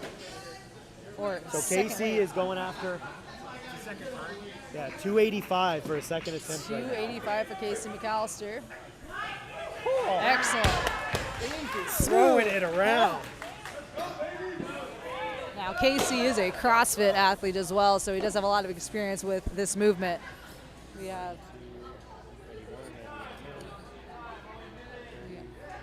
So we've got Nestor Bravo about to get an attempt here at the squat clean. Yep. And success. Successful attempt for Nestor. All right, and again, these guys have 6 minutes. Looks like that was 205 for Nestor. And we've got Taylor, who is waiting on his next lift, which is roughly 25, 50, 70, 140. I think it's about 185 for Taylor for his next attempt. All right, here comes Casey McAllister. Another successful squat clean. He just hit 305. First competitor to go over 300 pounds today. Now, I think this plays to his CrossFit background here. Casey is used to throwing around some heavy weights on squat cleans. Yep, and I have a feeling he went for that quick because he knew what he could do. And at this point, he's probably just going to sit back and wait to see if anybody comes next to it. Because there's no reason. He's got another 4 minutes before this section is up. So at this point, he can rest before he's got to do those weighted rope climbs. And I think he was just trying to go big, quick, and then just leave it out there. I mean, this whole event is about strategy, so if you know where you stand, that's a good game to play. And again, this is the second heat, so this is the last heat of the men's elite division. That's right, so he knows. I mean, he's got that top spot unless somebody else here in this wave is able to throw up more than that. All right, we got Nestor Bravo going here. Successful attempt for Nestor. Let's take a peek to see what weight he was lifting on that attempt.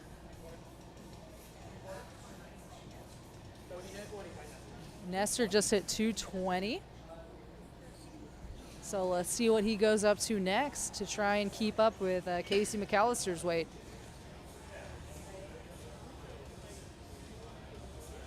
Yeah, I think Nestor right now is looking to see what he can do compared to the first wave. I don't think he's going to get close to Casey. I don't think he's going to try to hit that 300 mark, but I do think he's trying to see if he can get past a couple of the guys in that first wave to try to clinch maybe that second spot.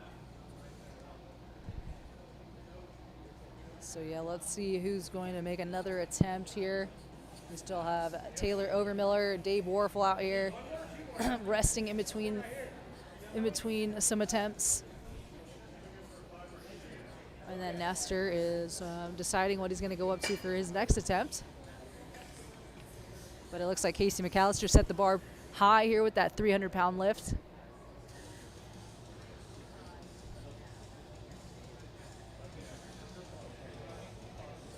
We got just a little bit over 2 minutes left in this max squat clean. Here's Dave Warfel with his squat clean attempt. Successful. Dave Warfel, successful squat clean.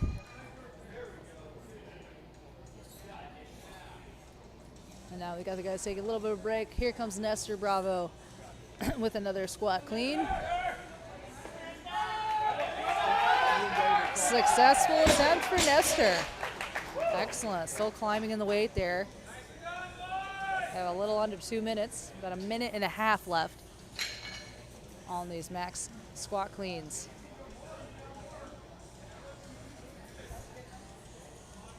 But it doesn't look like anybody's going to come close to that 300-pound squat clean by Casey McAllister. Nestor is still climbing, but he's got quite a gap before he could get to that point.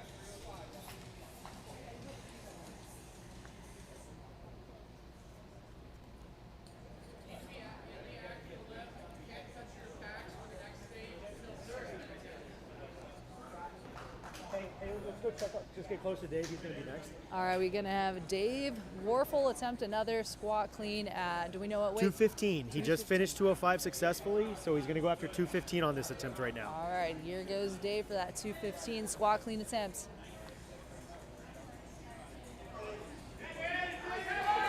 All right, successful squat clean for Dave. Excellent, 215. And just to let our viewers know, we've got about 3 or 4 minutes before we kick off our final agility wave with our last 2 men's masters, which will be Ted and Jeff. So we'll be checking in with them when they start here in just a few minutes. All right, looks like these guys got 20 seconds left for the final squat cleans before they got to move on. And they'll have a little bit of rest in between before they go to those weighted pack rope climbs. So we still have Dave Warfel out here. Gonna squeak in one last attempt. All right, yep, Dave's going for his final attempt. And successful attempt. It was 225. I think he just hit 225, and that is our time for the first phase of strength. All right, looks like Dave just got that in right under the wire there for a nice successful squat clean attempt. We're gonna have to see. That puts a lot of people right around that area of like 225. We're gonna have to see where that shakes out for that first section. So. All right, so that's the first portion of the strength workout for the second men's heat. But again, we do still have the last heat for the Masters men's division on the agility rig. So we're going to be bringing you that action shortly with Ted Downey and Jeff Gilbert on the agility rig. So the men's elite division on that strength portion is going to have about a 2-minute rest before they have to move into those weighted pack rope climbs. So we've got a little bit of a gap here before we start up that men's Masters agility rig and before we head into those weighted pack rope climbs for the elite men.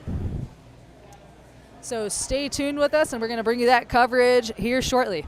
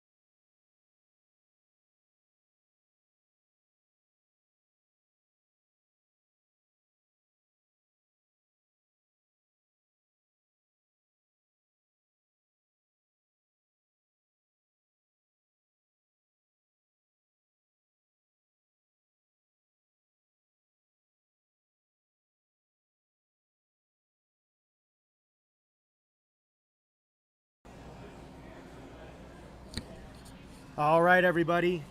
We are here at the start of the final round of agility. We've got our last 2 Masters competitors, Ted Downey and Jeff Gilbert. They are taking their positions and getting ready to start for their 10-minute countdown.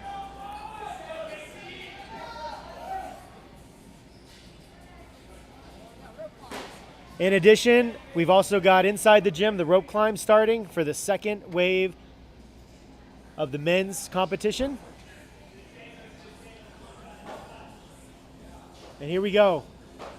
Our Masters men are off, getting started on that agility rig. So we've seen in the past few attempts that those sheets have been a little tricky for some of our female and Masters competitors.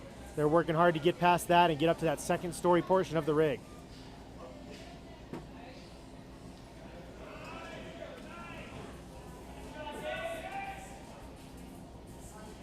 Ted almost choosing to completely skip that nunchuck with a long reach to the ring and then over to the rope, making his way up to that second story.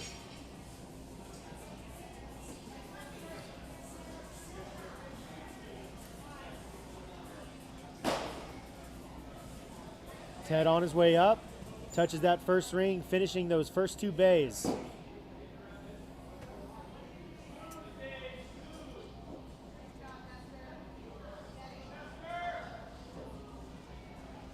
Jeff looks like he got a little tired and wrapped up on those sheets, so he's down, going to be restarting with the Masters division. They are allowed to restart from the last successful bay that they completed.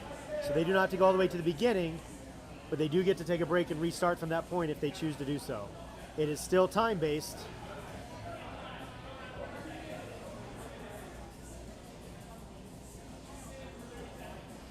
We'll have to see what Ted decides to do. I know with the other Masters men, Chad made it to that second bay. If he got the top time, he may choose to save himself for the later on workouts and may just call it here. So we'll go check in and see.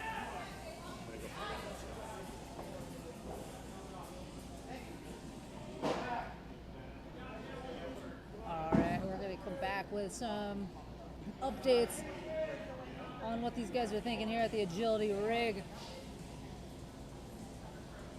But yeah, again, with the Masters division, they don't have to start from the very beginning if they do fall off and hit the ground. It looks like these guys are taking a little bit of a breather. Grip strength is definitely a factor here. You can see them kind of shaking out their arms, trying to prep for another attempt at this agility rig.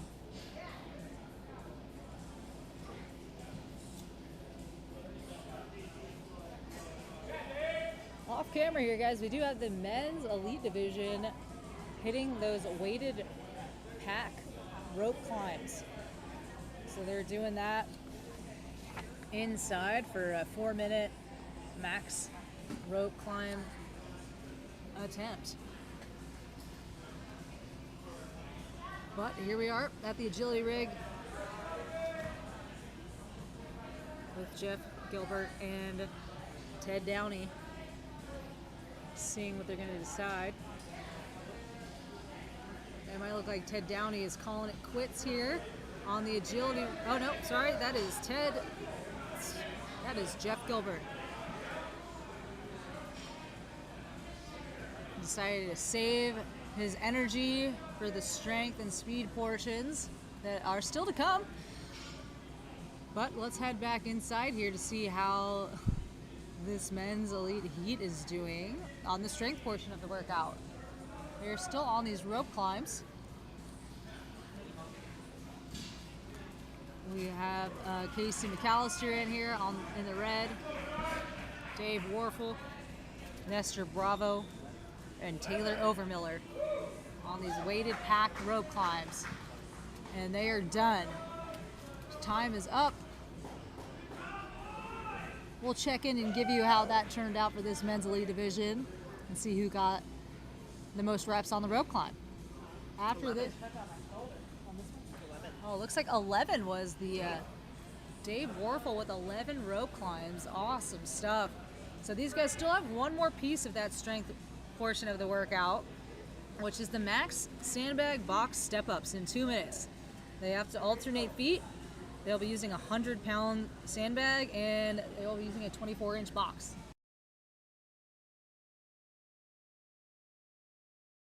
Oh, wow. Just been informed that we had Casey McAllister complete 13 rope climbs. So that was actually going to be the peak number of the rope climbs for this heat. Casey McAllister really looking strong out there.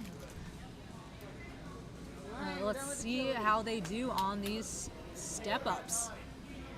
Now they do have about a 3-minute rest here before they start those weighted box step-ups.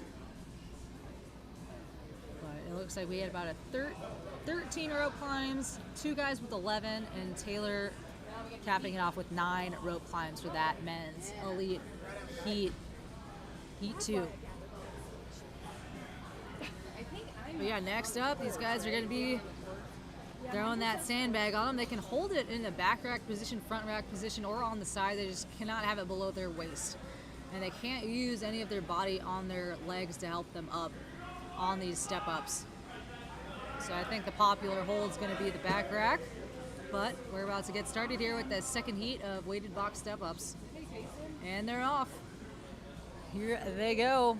They have to alternate feet on these step-ups, and that sandbag does weigh 100 pounds, so not something light on your back. And they are going to be doing this for a total of 2 minutes, so it's really just crank out as many reps as possible in 2 minutes on this event. I think down at the corner, I'm not sure. But then who enjoy this?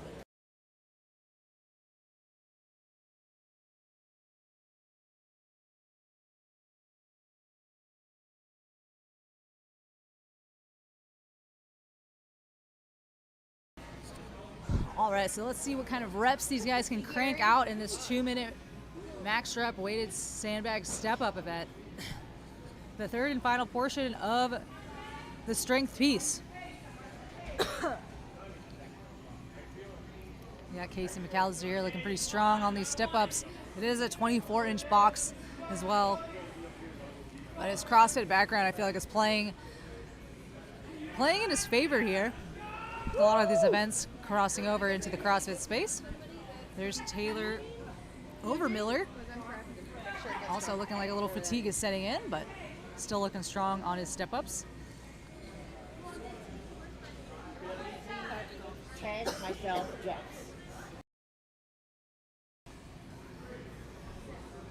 All right, these guys are really just cranking along here. There's Dave Warple just repping out these step-ups. See some good pain face action going on now from these guys. They have been through a lot already. We went through that whole endurance 45-minute workout into that agility rig, and now onto these strength pieces with one final piece, the speed portion for their last event.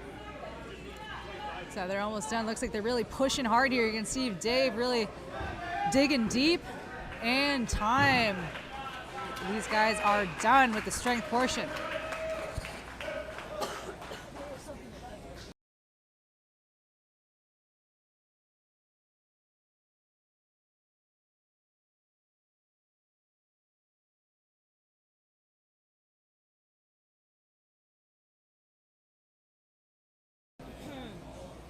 I guess we're done with the rig now.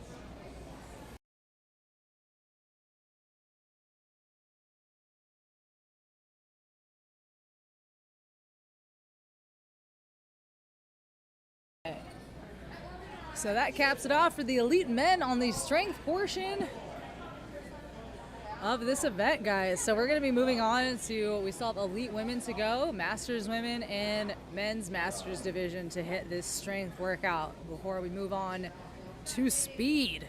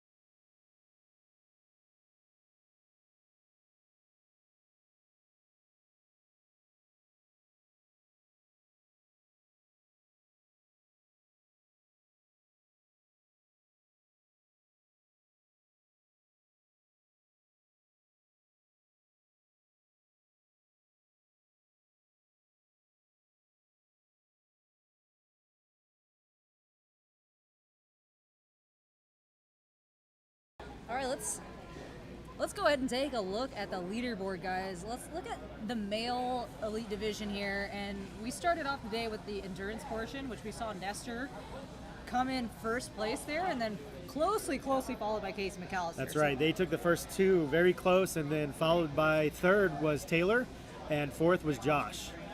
But I think then moving into that agility for these guys, we saw, I mean, Rich Leeper just blew away the whole field there with his attempt on that agility rig, and just under 3 minutes. It was very, very impressive. That's right. And Casey was kind of a dark horse when I think it comes to agility, because that's not something he trains on. So the fact that he was able to go through, and as we heard from that interview, he was very much listening to the advice from some of the other competitors and spectators, and was able to get through. And once he passed that balance beam, he also did a completion and put him in second place. Right, yeah, so that was extremely impressive to see, considering he does not have a background in that type of stuff.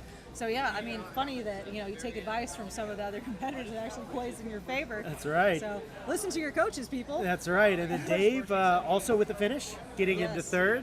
And then Taylor took fourth place with his speed all the way to the balance beam. He did try a couple times. That balance beam just threw him for a loop each time. He was able to make that transition, just scooted his butt on the ground a couple times. He's a long, lean guy, and just was not able to stay quite high enough to stay off the ground with even with that incidental contact. Which, from what I hear, is a bit of an upset from last year, because he was the only person that completed the full rig last year. That's exactly right. He had some pretty high expectations for himself, and we all thought he would do really well. He still did really well, but a little surprising that he got hung up on that balance beam. Yeah, so it'll be interesting to see how the strength numbers play out. We did see Casey McAllister hit some pretty high numbers on his squat clean, about a 300-pound squat clean. I think he also led the pack with his weighted rope climbs, which he got 13. Yep, and I'm not sure how it played out on the step-ups, but it'll be interesting to see where he was. He was definitely towards the top. I was trying to listen with the camera as we were over there. He and Dave were pretty close, even with Nestor. They were all within like 1 or 2 of each other. So I don't know. It was kind of hard to tell at the very end. Everybody was pushing for those last like 10 seconds to get the last couple in, but they were all somewhere in the 20s, whether it was mid to high 20s. So we'll have to see as soon as those stats are updated here. We'll circle back and see how strength shakes out. Yeah. So let's move on. Let's talk about these elite women division. So we saw it in the beginning with endurance. We saw a really close race between Celeste and Jess, and Celeste just squeaked out in front of Jess on that event. But then coming into agility, Celeste, not so much. I think Jess pulled ahead and was able to get all the way to the balance beam, but still wasn't able to complete it. But she seems to be leading the pack there. She was. Watching her, she made it. So as we talked to her on the interview, that low rig portion was probably one of the toughest besides the balance beam. But she was also the only female to make it to the low rig portion. So the other ladies got hung up in one of the areas before that, whether that was some of the first couple bays or whether it was on top of the 2-story portion. So she definitely had some experience there, and that paid off for her to get all the way to the balance beam. So right now, until they start strength, we've got a tie for first elite ladies between Celeste and Jess. But it will be interesting to see as we're turning on the strength factor here. And as you were saying, Jess is more of an endurance athlete. And I know Roxanne also is a very strong athlete as well. So it'll be interesting to see how this might change the standings. Exactly. There's a lot still to play. That strength is going to be a big portion of this. So yeah, let's now move on. Let's talk Masters. Now we have the men's Masters. We have a field of 3. We had Ted and Jeff, both neck and neck with a lot of stuff. I feel like it's going to be kind of back and forth between those two guys. And it seemed like on the agility rig, no one quite got as far as I thought they would get. Yeah, and I think part of that might have been strategy. As I was trying to check in with the guys kind of after their attempt, we'll have to definitely interview them here when we get a sec. But when talking with Ted, he knew kind of where he needed to get, because a lot with Chad making it to the 3rd bay, he knew he had to get there. And I believe on his first attempt, he made it there faster. And then Jeff was still behind him, so he was thinking about practicing. He's got some other competitions down the line that are obstacle course related, so he was using maybe a little practice thinking about it, but I think he kind of got that first place locked in. So once again, he was playing it smart. Yeah, he could possibly do more, but he really didn't need to, right? If you've already got those points, you got strength coming up. So I think he was playing that strategy with Jeff based on where they were, and was able to kind of get what he needed to without overexerting himself. Yeah. So yeah, it'll be interesting to see what happens with strength for these male masters division, and see like how that changes the standings, because it seems fairly close between those guys. But let's not leave out Genevieve Aragon, who is really carrying the women's masters division. She is the sole competitor there, but still really pushing herself and still going after it. That's right. There is no stopping her. Unfortunately, we had a couple of other competitors who weren't able to make it today, but Genevieve, regardless, wanted to show up. She wanted to test it. She's put in the work, and she is leaving it all out there. She made it through the first couple bays on the agility rig. She pushed herself on the endurance as much as she could, and there's going to be no quit. She's going to go through, do everything she can. She's going to complete these workouts and earn that mark regardless of how things play out. Yeah, it's really great to see her out there just pushing it and then giving it her all, even though she is the only competitor in that division, but it's great to see. So I'm excited to see everybody as we're moving into that final strength piece to see how it all plays out, because that can really shake things up. Definitely. There's still a lot of time left, and there's still a lot of points left on the board. So, if we circle back, it looks like we actually have our strength updated for the men. So if we look, as we expected, Casey did get first in that squat clean. Yep, it right? looks like he might have got first in all 3 of those strength events. So we have the rope climb and the box step-ups. You're right. Look at that. And if we let's talk about the squat clean first. So in second, we had Jake. Yeah. Jake came away with second. I think I kind of expected that. Strength is one of the areas he tends to lean towards. Yeah. So he played to that, which is great.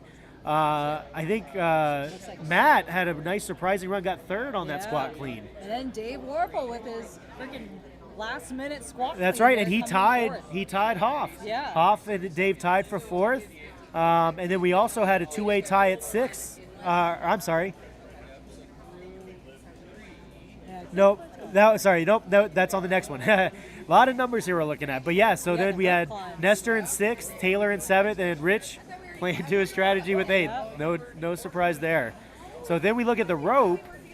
Like you said, Casey got first in that. We saw a tie for second between Dave and Nestor. Yeah. That's great. Which means we also pushed into 4th was Taylor, followed by Richard in 5th. And it looks like then we had another tie between Jake and Matt. Looks like Josh was there in last place for the rope climb. Yep, and then, box step-ups, Casey McAllister, full sweep there on the strength events for Casey. But second place, we did have Nestor Bravo coming in, and then third, Dave Warfel. So it seems like Dave's actually not doing too bad here on the strength as far as trying to stay in those top tiers.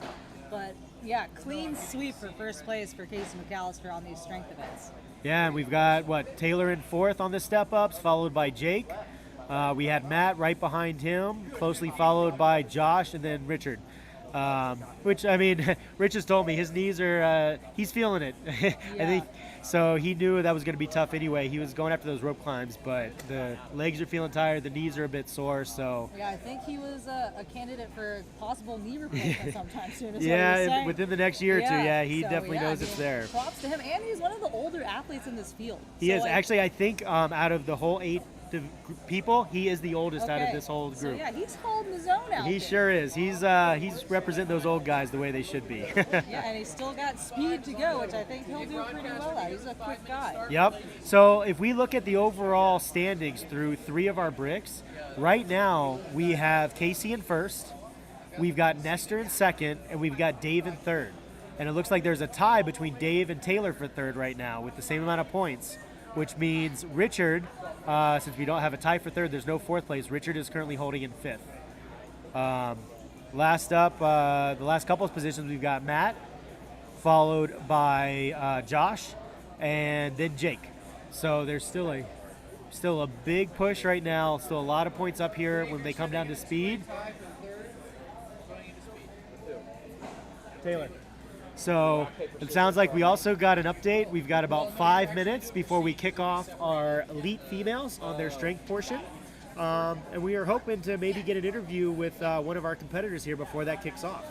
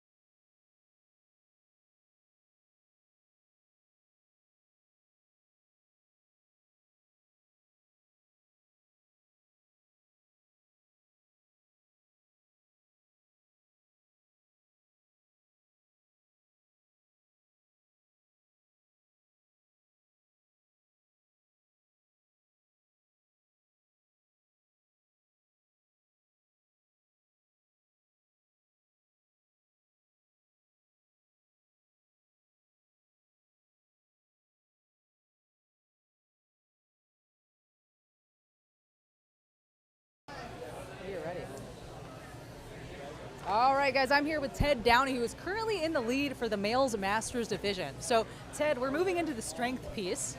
Tell me how you're feeling about that, what you're going to strategize there going into it. I don't know. I got some pretty strong guys in my competition, so it's really going to be looking to save as much energy as possible while also staying strong enough to place at least second. Okay. So, because I really want to save up for the crit race. Okay. So that's kind of where my goal is. Gotcha. Yeah. So we saw you going into that endurance piece and into the agility, but more about the endurance. You were really neck and neck with Jeff. Jeff, yeah. So tell me, were you strategizing, trying to pace each other? What was going on there? Not at all. Honestly, like, this is the first time Jeff and I have actually competed against each other in this whole competition. So it's actually really cool because Jeff's journey has been amazing. And the fact of us going neck and neck really just kind of kept me pushing. Gotcha. It was painful since I started cramping up on that last bike. Gotcha. But yeah, I mean, having him and us kind of together, that whole segment, really just got us off to a fast start, a strong start.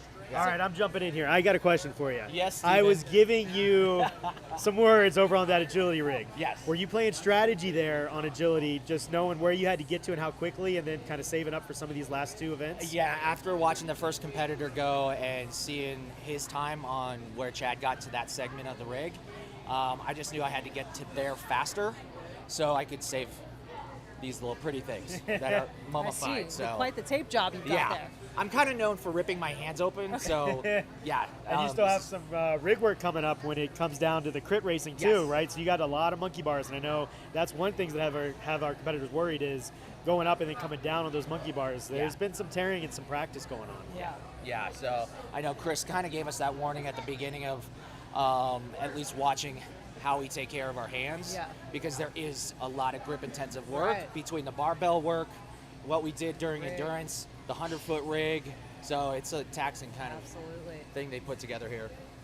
Okay, well, Ted, I wish you the best of luck on the next two events. Absolutely, thank you very much. And it was great to have you here. Okay, thanks, Ted. Good day, buddy. Steve.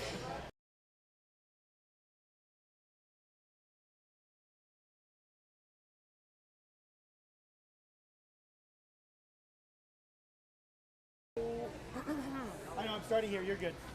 All right. Get in there.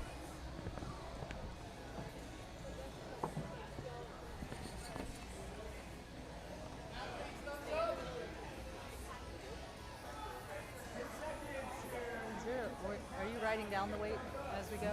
I have been, yeah. Okay. I'm also doing this so I can keep track of time. Got it.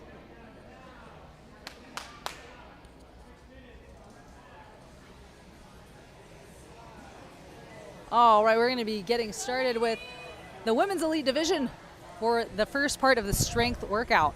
They're going to be doing 1 rep max squat cleans in 6 minutes time. So we had Jess Kidd just complete her first rep. And here, Andy Rose getting her first rep. Celeste Bottomley, successful squat clean. And we've got Roxanne on the end here.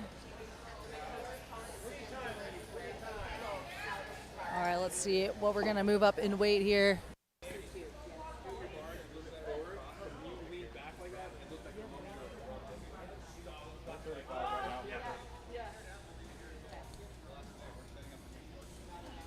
Okay, here comes Roxanne Lear with her squat clean attempts. And she gets it. Successful lift from Roxanne Lear. So that is 165 for both Roxy and Celeste.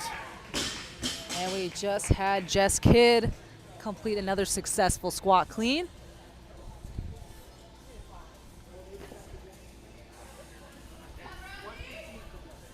Yeah, and Jess just completed 115 pounds for her squat clean. She's now going to be moving up in weight.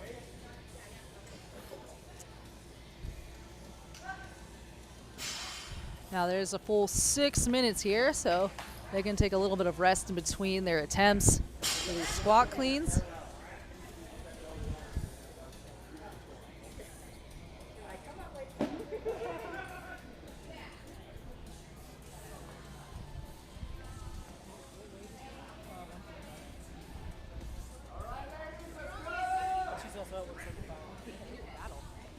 All right, looks like we have both Celeste and Roxanne at 175 pounds here. And when we just had Andy Rose with a missed attempt at her squat clean. But let's see who's going to get this 175 pounds. We have Roxanne Lear to the barbell first at 175 pounds. Here we go. And wow, she squeaks out that squat clean. That is impressive. Roxanne with that 175-pound squat clean. Let's see if she goes up in weight after that. Wow, that was something to see. Andy on the end over here has successfully done 135. She made an attempt at 145, but did have to bail on it. And here's Jess Kidd with a successful squat clean.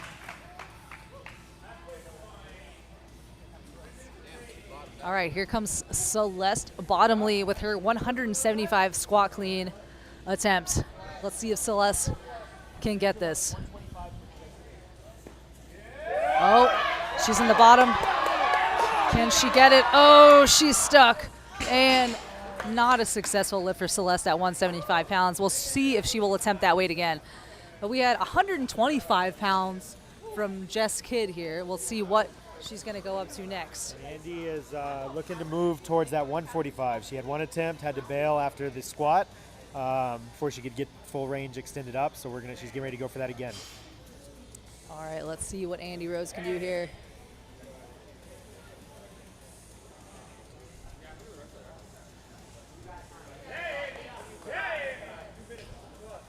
And she gets it. That's what I will call a very segmented squat clean, but she does successfully complete the lift. But we've got the other ladies resting up. We're about 2 minutes left into this. 6 minutes. 175.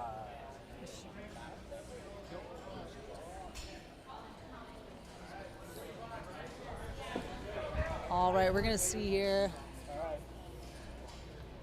So we just heard from Andy. She is going to be sticking with her 145. She's happy with that. So she's going to leave it there, and she's going to rest up until the next portion of strength at this point.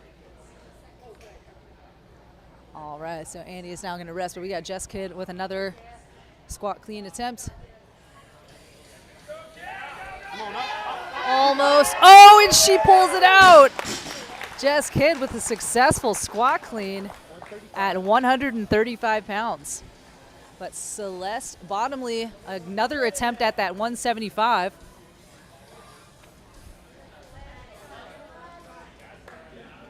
All right, she's getting set, dialing in the focus. Let's see if she can get it this time. Second attempt. Oh, doesn't quite get that front rack on the pole. She's going to go again. Oh, she doesn't quite get under the bar there.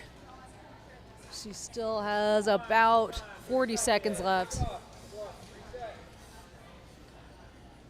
right, we've got 30 seconds left here, guys, for any final attempts of these squat cleans. Okay, remember, you still got 2 more portions of strength for us too, right?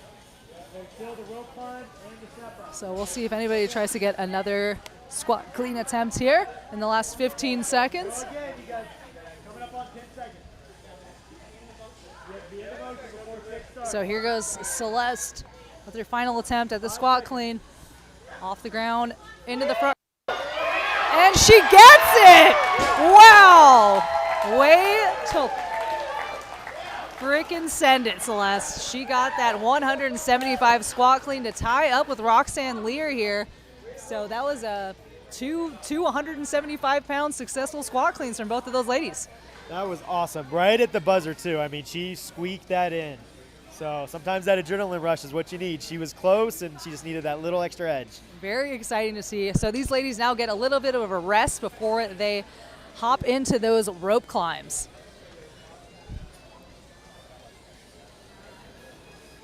All right, so after this, they're going to be headed into their weighted rope climbs.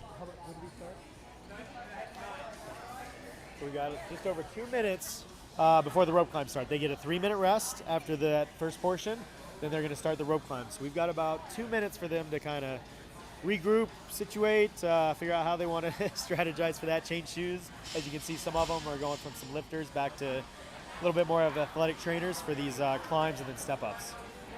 Yeah, shoe change would be ideal here. I wouldn't want to, do rope climbs in my lifters, especially some of these, more CrossFit-esque shoes have more grip on that middle part of the foot. That's right. Yeah, they're designed for some to help with climbs, since rope climbs can be a significant part. All right, so we're just going to let these ladies transition from those squat cleans to these rope climbs. They're now going to find their packs, get their chalk, and shortly get started here. So like I said on the men's division, these are weighted pack rope climbs. So the weight is on your back. It's not a weighted vest. It's not more evenly distributed on your upper body. It's definitely hanging off of your back, which puts you in a more angled backwards position for these when you're trying to hook your feet in, which adds a little bit more of a challenge. So I'm excited to see what kind of numbers these ladies can put up for these weighted pack rope climbs. All right, looks like we got about a minute or so left before they begin on these weighted rope climbs. I think I was still asleep when I drove.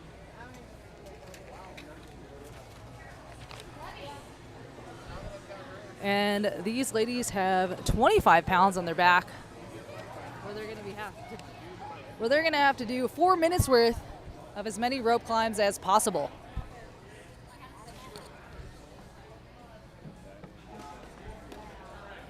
So these ladies have 25 pounds on their back here.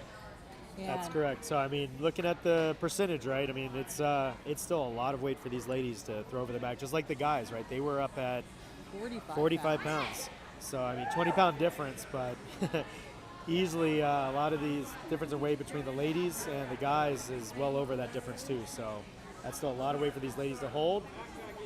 Well, especially for a lot of these ladies that don't have as much experience doing rope climbs in general, adding weight is already going to be an extreme challenge here. Sure is. So it'll be exciting to see who's going to thrive here. I know Roxanne has some CrossFit background there, so it'll be interesting to see who pulls it out. Yep, we had a slight delay. We're just getting a few things locked in with the backpacks. All the ladies are trying to strap it in. These ruck packs are made by Cerus Fitness. They've got straps that go across the chest as well as waist straps to really lock it in. So that's to help get it secure as they're moving around and keep that weight right up against their body as much as possible. All right, we're going to be getting started here shortly with our women's elite heat. All right, 10-second countdown. These ladies are starting here. We've got another 5 seconds before they get going.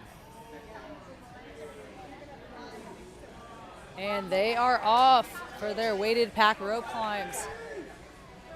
It looks like we got Celeste off to a nice strong start along with Roxanne Lear, already getting that first rep of those rope climbs.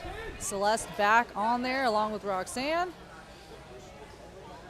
Roxanne's got some really great foot placement on that rope.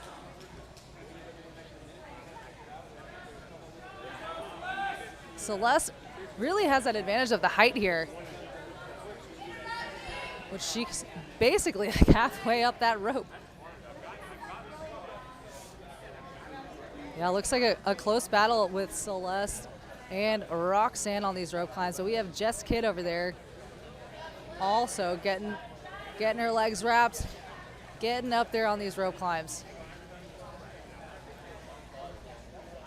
So yeah, Jess Kidd taking a little breather. Celeste still cranking away, Roxanne still cranking away, and Andy Rose still up there also getting in those climbs. Again, this is 4 minutes long. So a lengthy workout for these climbs, along with that weighted pack, just an extra challenge.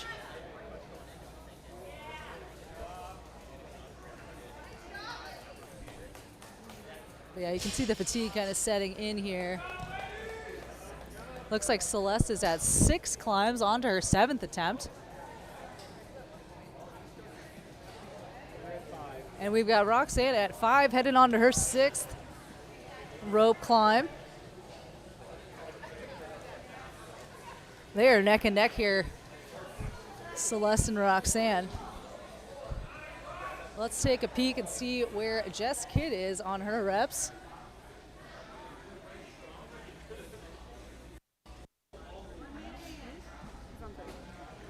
So Jess Kidd has 3 rope climbs under her belt. Let's see where we're at with Andy Rose. Andy Rose is also at 3. So close tie here with Andy and Jess.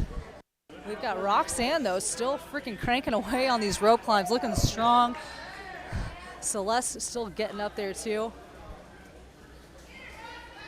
Yeah, Roxanne is really putting it away here on these rope climbs. She's picking up the pace, while Celeste seems to be slowing down a little bit. We have Celeste at 9 reps on the rope climb. These ladies are both taking a little bit of a breather here. It is a 4-minute workout. And we've got Roxanne at 8 reps. And it looks like Celeste, we have 1 minute left here. And it looks like Celeste got another rep into the rope climb along with Roxanne getting another one in there.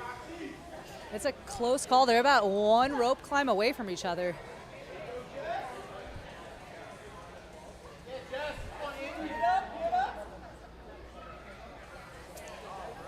All right, Celeste has 10 rope climbs in, and Roxanne at 9. And Celeste back on the rope, getting number 11, and Roxanne also on the rope, getting number 10. They are very close here. We're almost out of time. Let's see what they can do. Roxanne back on that rope, trying to tie it up here with Celeste. Let's see if she can do it. And she gets up there with 5 seconds left. There she goes. She gets another rep in. Man, that was a close race. All right, looks like Celeste ended with 11. And 11 tied it up. They were both tied with 11 reps. And let's see what Jess Kidd and Andy Rose ended up with. It looks like Jess got 6 reps on that rope climb, and Andy Rose got 3 reps. So it looks like, yeah, tie with Celeste and Roxanne. Again, that is a double tie. They had tied up with that 175-pound squat clean, and then also tied it up with 11 rope climbs. So let's see what happens here with this weighted step-ups next, and who's going to come out in the lead. So they get a little bit of a rest in between, about a 3-minute rest before they begin that weighted sandbag box step-up, alternating at 60 pounds for that sandbag, but a 20-inch box.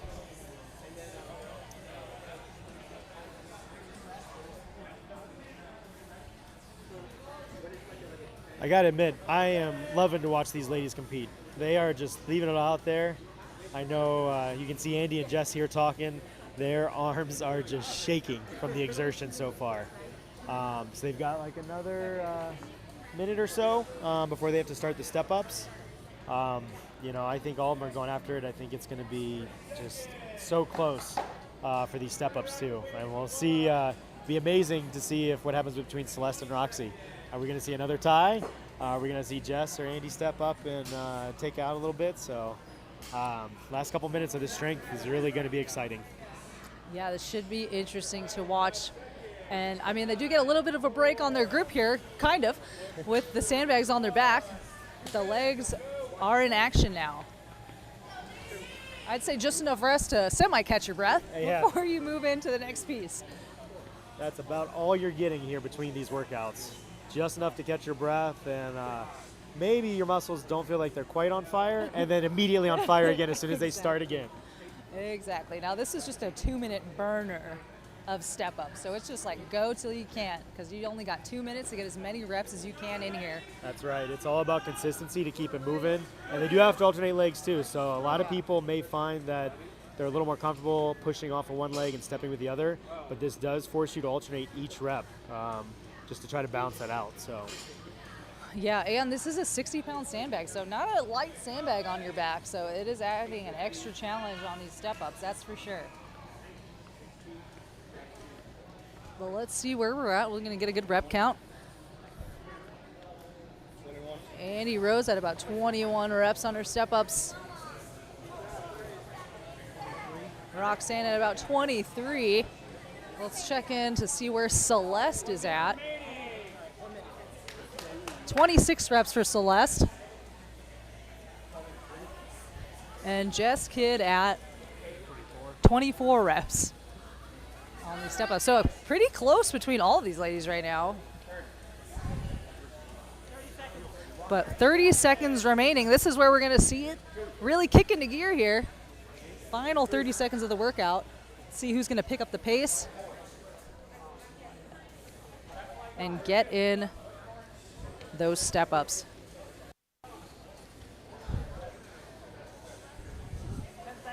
All right, we got 10 seconds left. These ladies are really going to push it here at the end. And we'll check in to see who got how many reps and who ended up in the lead for these weighted sandbag box step-ups. And that's time for these ladies. 42 reps for Celeste. 42. Oh, 42. Oh my God. That is a triple tie for those three events for Roxanne and Celeste. That is incredible. 42. And 42 reps for Andy. That's three people in this heat with 42 reps. What did Jess get? 36 reps for Jess. That's impressive stuff. Wow.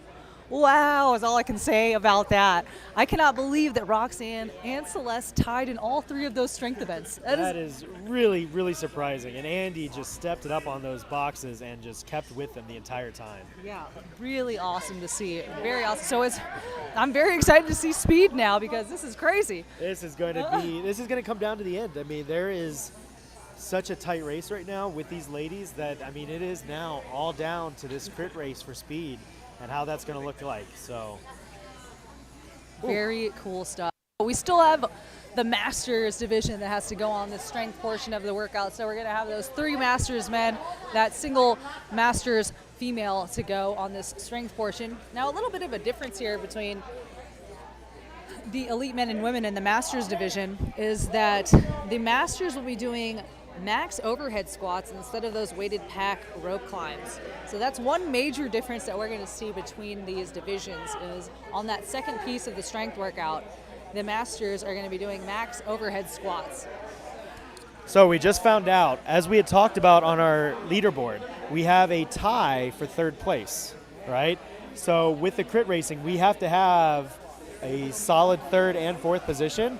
So we are going to move over and we are going to have a rock, paper, scissors contest between Dave Warfel and Taylor Overmiller to decide who is in the official third spot and official fourth spot as we go into the crit racing. Points don't change for this. Yeah, this is for seeding purposes. Seeding purposes only, because now, after we finish the first three bricks, we have to reseed for the crit racing. Yeah. So in order to do that, we need to know where these guys are. So we're going to head over and we're going to go watch this little competition. Okay.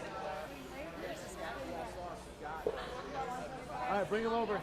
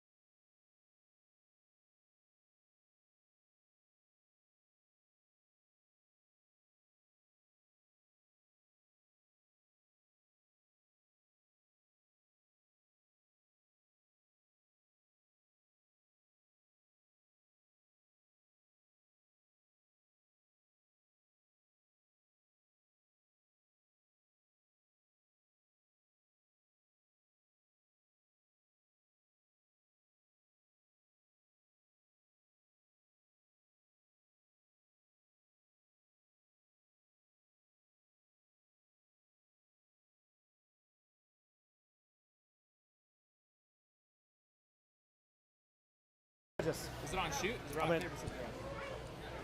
All right, guys. So we've got Taylor and Dave here. They are doing rock, paper, scissors. It is going to be best of 3 to determine the position, okay? It is going to go rock, paper, scissors, shoot. You throw your choice on shoot. So when I say that, all right? All right. So you ready? So it's going to be 1, 2, 3, shoot and throw. All right, best 2 out of 3. So here we go. Rock, paper, scissors, shoot. All right, so 1-0 Dave. Rock, paper, scissors, shoot. Tie. Rock, paper, scissors, shoot. All right, 1-1. Wait. I know you guys are antsy. Come on. All right, ready. Ready? Rock, paper, scissors, shoot. All right, so Taylor, you get the best 2 out of 3. You get to choose which heat you want, whether it's heat A or heat B. Who's you tell going us. last?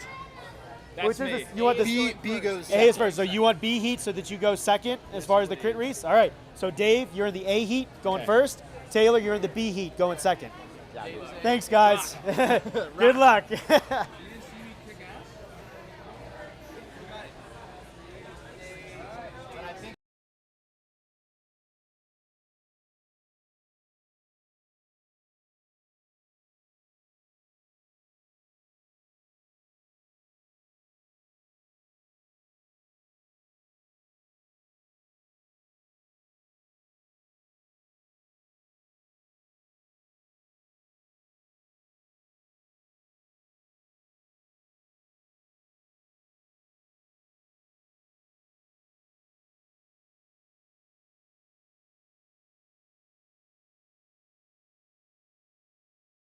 It's up to you if you want to be on the screen. All right, we're going to be starting the Masters men's division of the strength portion in about 7 minutes. So stay tuned. In about 7 minutes, we're going to be giving you that live coverage of the men's and women Masters division of the strength portion of the event. So stay tuned.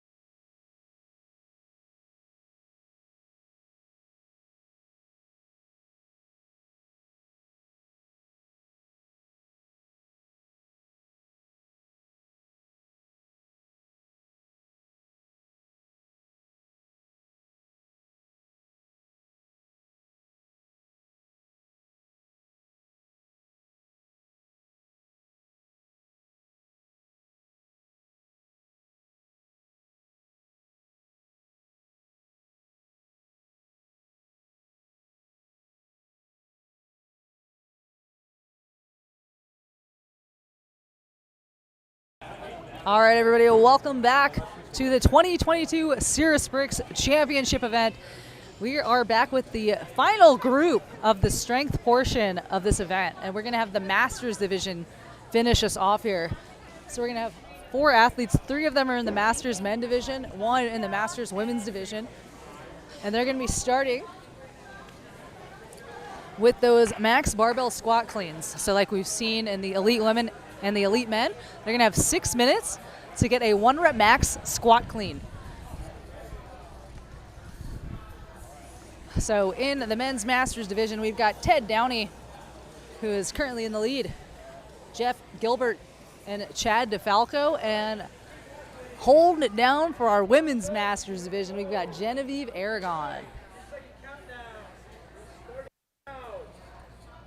All right, and they're going to begin 1 rep max squat cleans in 5 seconds. All right, so both Chad and Jeff are starting at 115. We've got 95 for Ted, and Genevieve just knocked out 65. Looks like everybody got their first lift. Chad is going now. Success. Boom. Everybody hit that first one. All right, let's see what they go up to here. And again, it's been a battle here between Ted Downey and Jeff Gilbert. So we'll see how this plays out in this strength portion for these guys. All right, so Ted's moving up to that 115. Looks like Jeff is going Bigger heavy. jump He's here. adding 25 pounds on each side, so he's going to jump from that 115 all the way up to 165. 165. And we have Genevieve with a successful squat clean down there. Looks like she just hit 85. I think she just added 20 pounds to go up from 65 to 85. Ted going for that 115. That was almost All right. a muscle clean, if I was going to call that. That was He did. impossible. Looks like he struggled a little more with the squat than he did with the clean portion. All right, And well, Jeff dropped success for Jeff. 165. All right, let's see what they jump up to now. So it looks like Chad is racking up. Looks like he is also taking that jump to 165.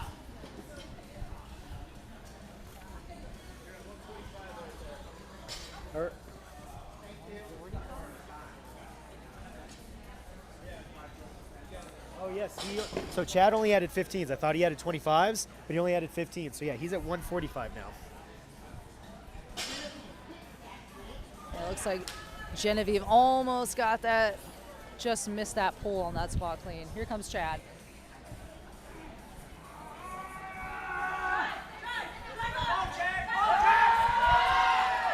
And Chad gets it at 145. That was a dramatic lift. I love the energy. All right, let's see what these guys are going to be throwing up here. So it looks like Ted is moving up to 135.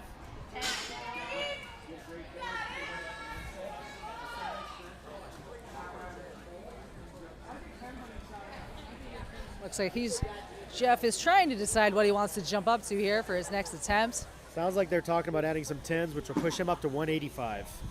So Ted's at 135. Ted's at 135. Jeff looking to move towards 185. And Chad hit 145, so we'll see what he goes up to as well.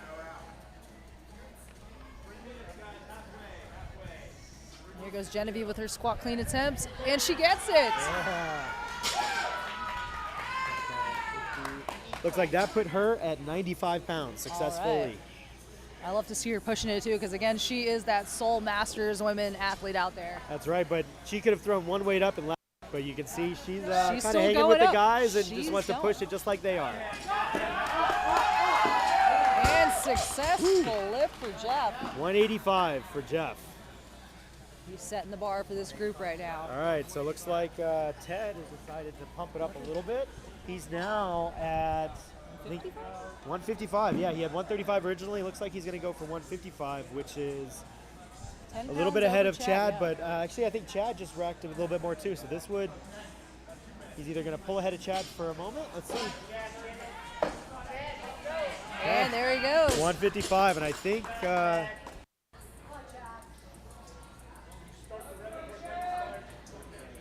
here we go. Yeah, Chad Chad with his same. attempt. Chad is going for the same weight as Ted, just completed.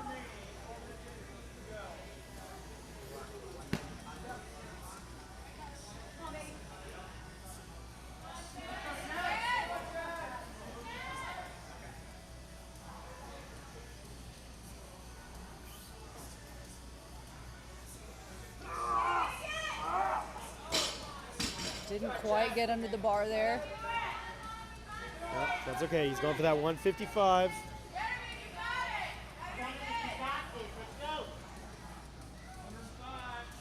Genevieve just racked up 105 on the bar, going for her attempt.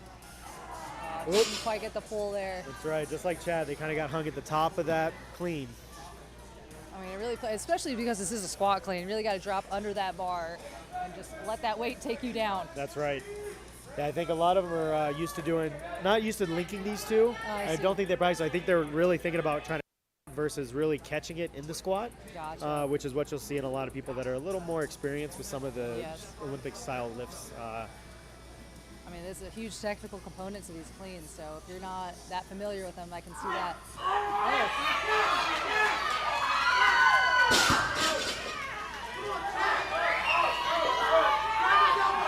not quite. I'm also not sure if the steps would count as that was a little tricky. Yeah. So it sounds like Chad is calling it. He's got 30 seconds left. All right. All right. Oh, did not quite get it, Jeff. Adam, what was the weight? All right, So that was 195 attempt by Jeff. He's got another 10 seconds. He wants to go again. Here we go with Ted. We got Ted Downey with his squat clean attempts. 5 seconds remaining. Oh, successful lift by Jeff and Ted. They both finish with successful squat cleans. And it looks like... All right, so Jeff did successfully complete 195. We're going to find out what Ted's was. 175 for Ted. All right, that was good stuff. We got Jeff in that first spot position, followed by Ted, followed by Chad for the first component of the strength workout. And also, Genevieve leading the way for the Masters Women's Division. No quit I at mean, all. let's give it up for her. She was increasing that weight without having to at all. That's right. She is the sole female competitor in that Masters Division, so she could have stopped with her opener. That's right. But She could have kept lifted the going. bar if she wanted to, but she is pushing herself. And one of the things I know that we can talk to her after this, she does a lot of this for her kids. Her kids motivate her. Yeah. Her kids are a huge part of her life, and she leads by example. So she's showing them there's no reason to quit. You gave everything you got. And they're here supporting her in the stands. So I know she's trying to set a good example for them too. That is awesome. So great to see. So we just had this Masters Division finish up with those squat cleans. Now a difference here in the Masters strength group here on the second part of the strength workout is that Masters is doing max overhead squats instead of the rope climbs.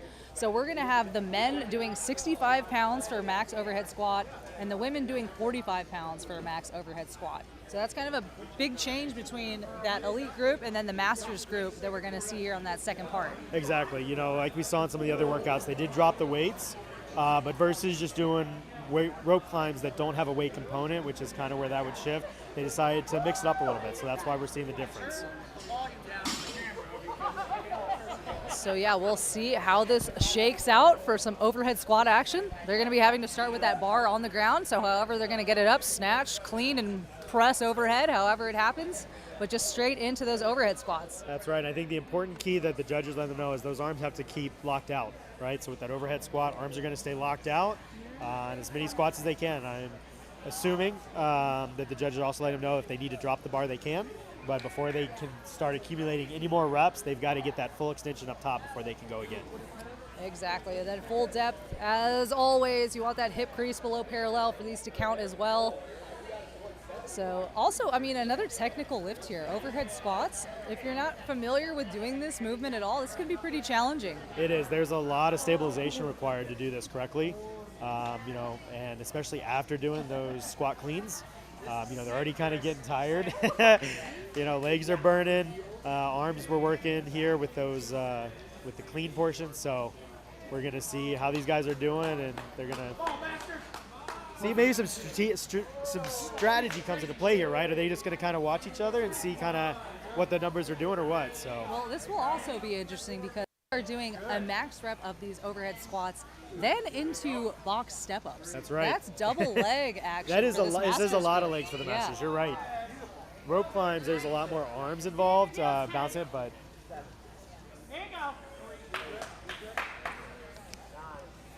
All right, we're watching these guys kind of crank away here. We got Ted, who appears a little bit of a restricted shoulder mobility there on his overhead squat. But again, like if you're not used to doing these, you might not have that shoulder mobility. That's right. They're going strong. We've got Genevieve. On her balance a little bit. Like you said, there's some technical aspects of this, so you've really got to focus on it. So. But I say Chad is looking really strong over there with his overhead squats. He has a great overhead position with that barbell. But I mean, man, Jeff Gilbert here still cranking away, has not taken a break. No break at all. We've seen both Chad and Ted press that bar on their shoulders. Yeah. Jeff is cranking. Jeff is resting with the barbell overhead, which that's pretty crazy.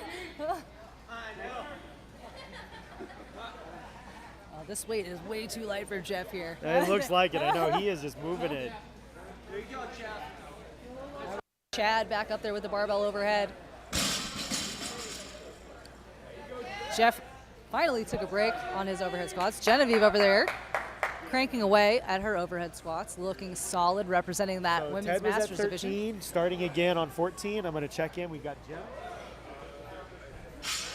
with almost 30. Wow. Jeff has almost 30 reps on these overhead squats, really leading the pack here on this strength movement. And let's see where Chad's at. Chad has just got to 30 as well. Wow, so it's a race between these two guys. It is. He is trying to hold tight with Jeff right now. Ted's got some distance to make up. Oh man, Jeff is looking so solid on these overhead squats. Quite incredible here. He is just cranking away, barely taking a rest. Very, very impressive from Jeff. And here's Chad with a nice solid overhead position, getting those squats. Yep, Chad also cranking away. Close race between these two guys. So Genevieve just finished 20 before her next break, so she's already done 20 reps as well. Once again, going the entire time, regardless of what she needs to do, she is leaving it out here and not taking anything for granted. I know, I'm impressed. Mega props to her for still pushing it, as she's the only female in that category. But oh my gosh, Jeff is just a monster with these overhead squats. He is in the zone. Crazy. 50 by Jeff right now. Wow. With 1 minute remaining now. 1 minute remaining for these guys. And Jeff finally dropping the barbell to take a break. And now we have Ted trying to make up some ground, cover some ground here. So Ted's at 30, that's 31. I'm going to check in. We'll see where Chad is. He is trying to close the gap. All right, we're moving in to like about the final 30 seconds here for these guys. Jeff now with the barbell overhead back into it. Chad still cranking away on his. Where's Chad at with his numbers? So Chad looks to be about 55 right now, so right behind Jeff still. Yeah, this is pretty crazy. This is some high rep overhead squatting. That is a lot. And 10 seconds remaining here for these guys.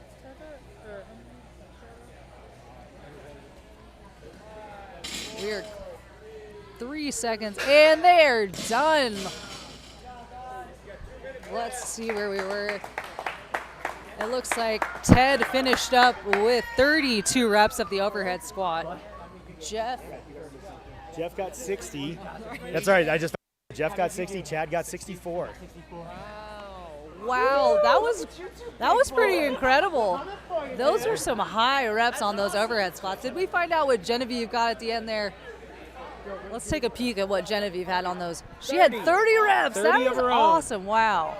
Leading the pack yet again. Now, I think the big question is going to come into play. What is this going to look like on those step-ups now with Jeff and Chad? That was a high number of reps. They were battling out. Ted did about half.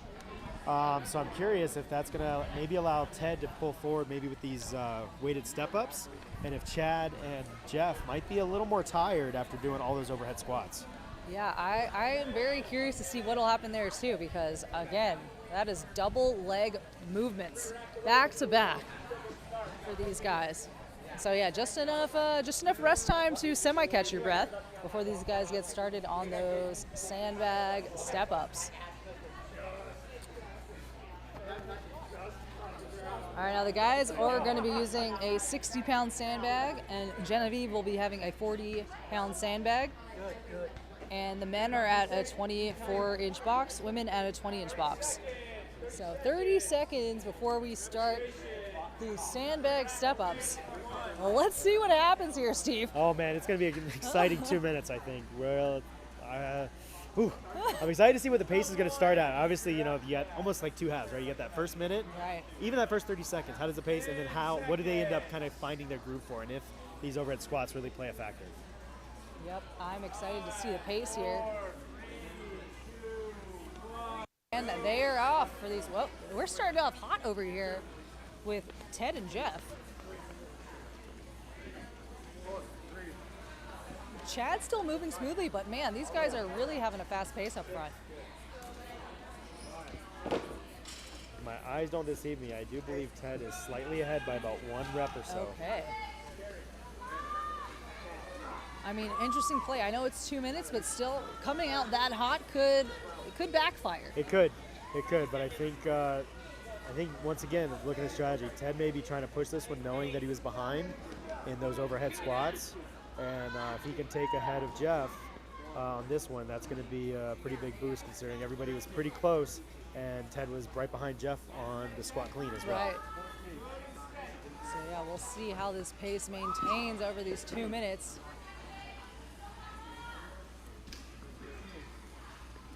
And Genevieve over here leading the pack for those women. I think she's at about 17 or 18 reps on her step-ups. 19 reps.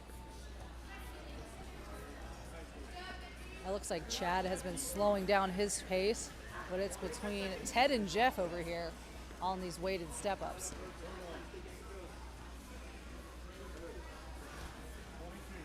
We've got a little surprise for everybody coming up here right after these weighted step-ups, so stay tuned for this little extra that we've got once these guys finish these step-ups. Ooh, I'm excited too. I don't even know what it is, Steve. Hey, I can't share all my secrets. We gotta leave a little bit of fun and surprise to our broadcast. So this is great. We had a little rock, paper, scissors here in between. I know, right? Now I got another surprise. We have a good time, but it's always a lot going on. It is a fun day all around. And they're almost done. And they are complete. Let's take a look at these numbers and see where these guys landed on these step-ups. All right. Let's see what Genevieve for our Masters women. 31 for Genevieve. Awesome job. Incredible stuff. Let's see where we're at with Jeff. 43 for Jeff. 43 reps for Jeff. Where are we at with Ted? 48. Just ahead. Wow. And then we have, lastly, we had Chad at 29 reps. Wow, crazy stuff. What a race. What a race. So yeah, really close between these guys. Hello. So as I promised, this is one of our volunteers, Jeff. Hi, he everyone. has been kicking butt today, and it is a special day today. It is his birthday. It is. Hey, spectators! Wow. Can I have a little help singing a happy birthday wish to our buddy here, Jeff? He's volunteering on his birthday. Here we go. 1, 2, 3. Happy birthday to you. Happy birthday to you. Happy birthday, dear Jeff. Happy birthday to you.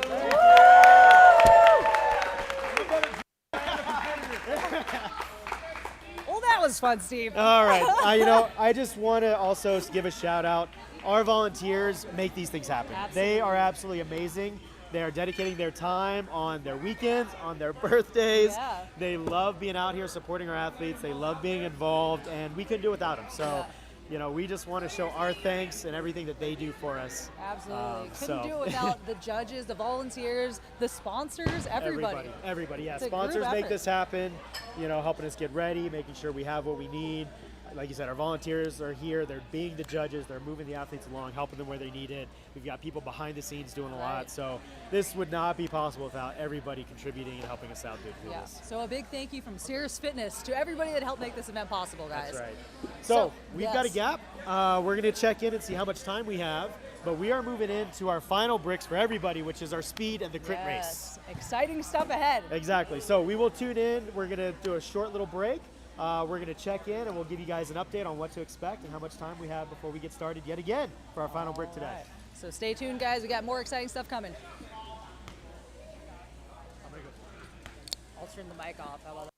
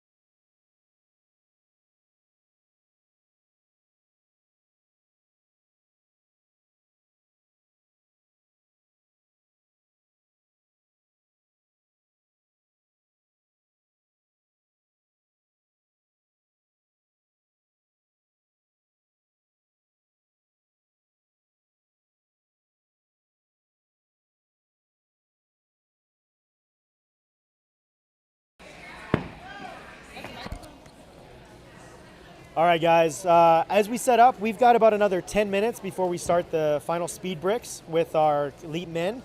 But in the meantime, we want to give another shout out to all of our amazing sponsors. We've got several, but first off, we have Lifetime Windows and Sidings. They are here for all of your windows and siding needs. We've got links to them on our website as well as the Brix event. Check them out. They offer some special discounts just for our Cerus family. So if you need anything, windows, doors, siding, they're there for you. We also have Bluebird Botanicals. They are there for all of your CBD needs. They have creams, they have pills, they have elixirs. They do pretty much anything you can think of in all kinds of combination with the CBD, different strengths. Check them out. They do some wonderful promotions as well. Bluebird Botanicals. We also have Seattle Gummy Company. They do CBD recovery. They have some great flavors for after workout, some gummies with some CBD to help you with that recovery you need. We also have Naked Wines. Naked Wines allows you to mix and match your own packages, whether it's 6 or a baker's dozen. They have hundreds or over 100 different selections that you can do between reds and whites. Go online, make your selection. They also offer some really great discounts for the Cerus family. We also want to give a shout out to PepsiCo. They are hydrating all of our athletes. We've got Gatorade, G-Fit, we've got Muscle Milk, we've got Rockstar Energy, we've got Bang Energy. Everything that our athletes could need for their competition today when it comes to hydration, they are here and they are helping us out. We also have Step Toyota. They're right, local business. They're here. You need a car, you need some maintenance, come check them out, Step Toyota. And last but not least, we got to talk with her, Tatum Jablonski. Tatum is here for all of your real estate needs. They've got links where you can check your equity. They've got links where she can give you updates on current interest rates. If you're looking to buy, sell, refinance, any of those needs that you have, check in with Tatum. So once again, thank you to all of our sponsors. We appreciate everything you do to help us put on these events, from our volunteers to our competitors to everybody here. Thank you very much, and we'll tune in here shortly with a couple of our athletes checking in and getting ready for our speed break.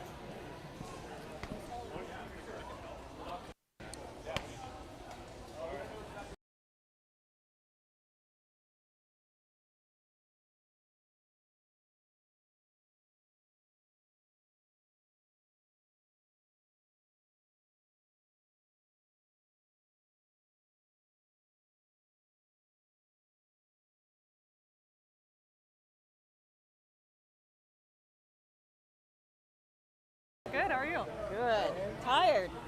All right, I'm here with Genevieve Aragon. Did I say that right? Yes, you All right, did. fantastic.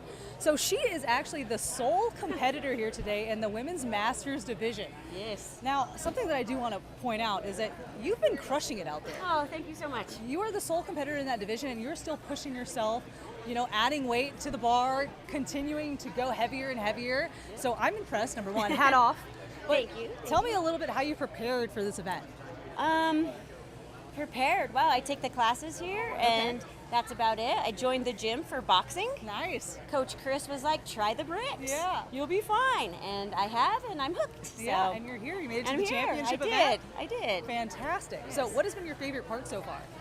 Everything about it. The community's great. We're cheering each other on, and we just want to see everybody do their best. Yeah. So I see you out there, and you're pushing yourself, again, as the single Masters Women's athlete. Yep. So what drives you to keep pushing yourself out there? My kids. Yeah. My kids are here. I always bring a big fan base, and I'm a teacher, so I want my students to be proud. Very nice. Yep. Well, Genevieve, I applaud you on your efforts out there, and I wish you the best of luck on that final speed event. All right, yep, I'm ready for it. So go crush it. Okay, thank you. Yeah. Bye-bye. Let me talk to my judges less than 40.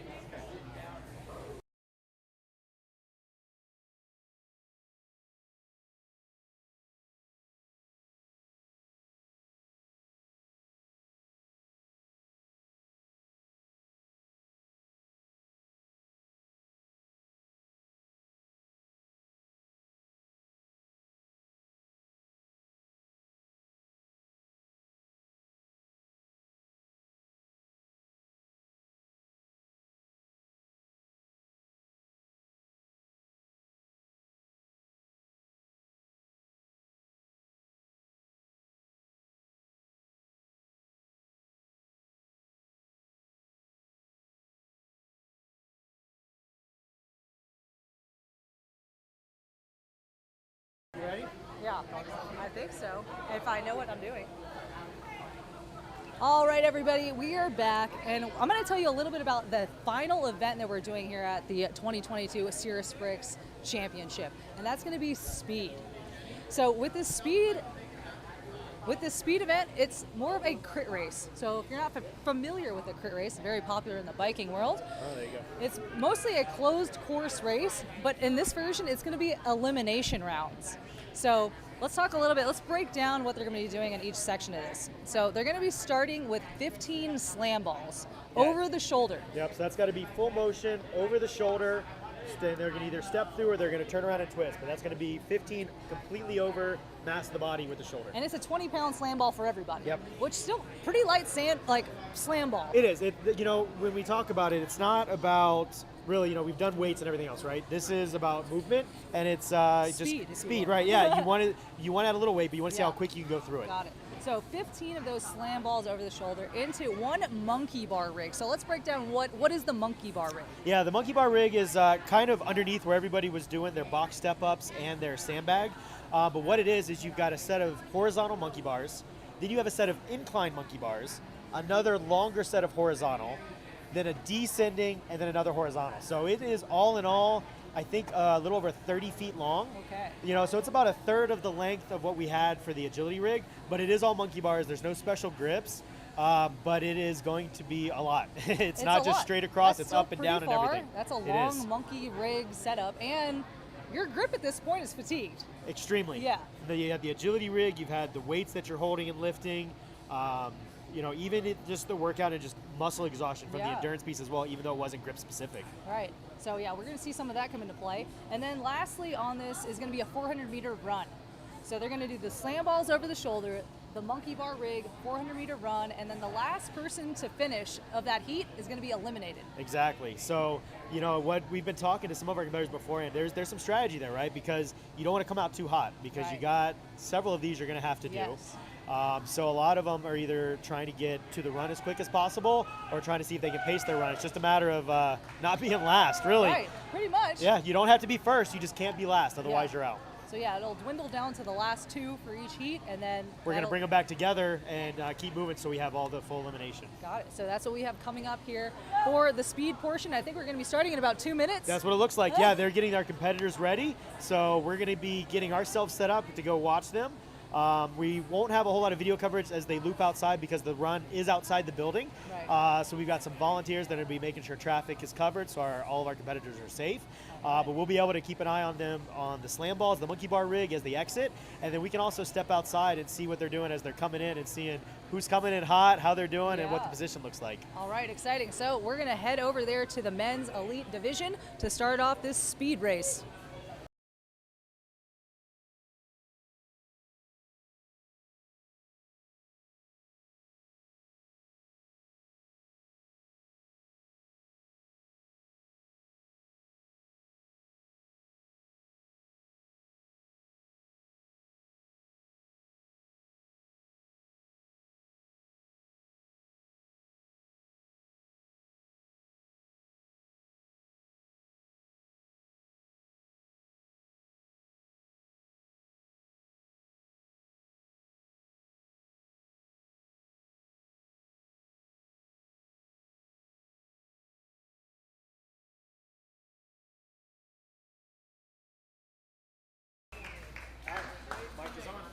All right, we're going to be kicking off this speed crit race with the first heat of the men's division.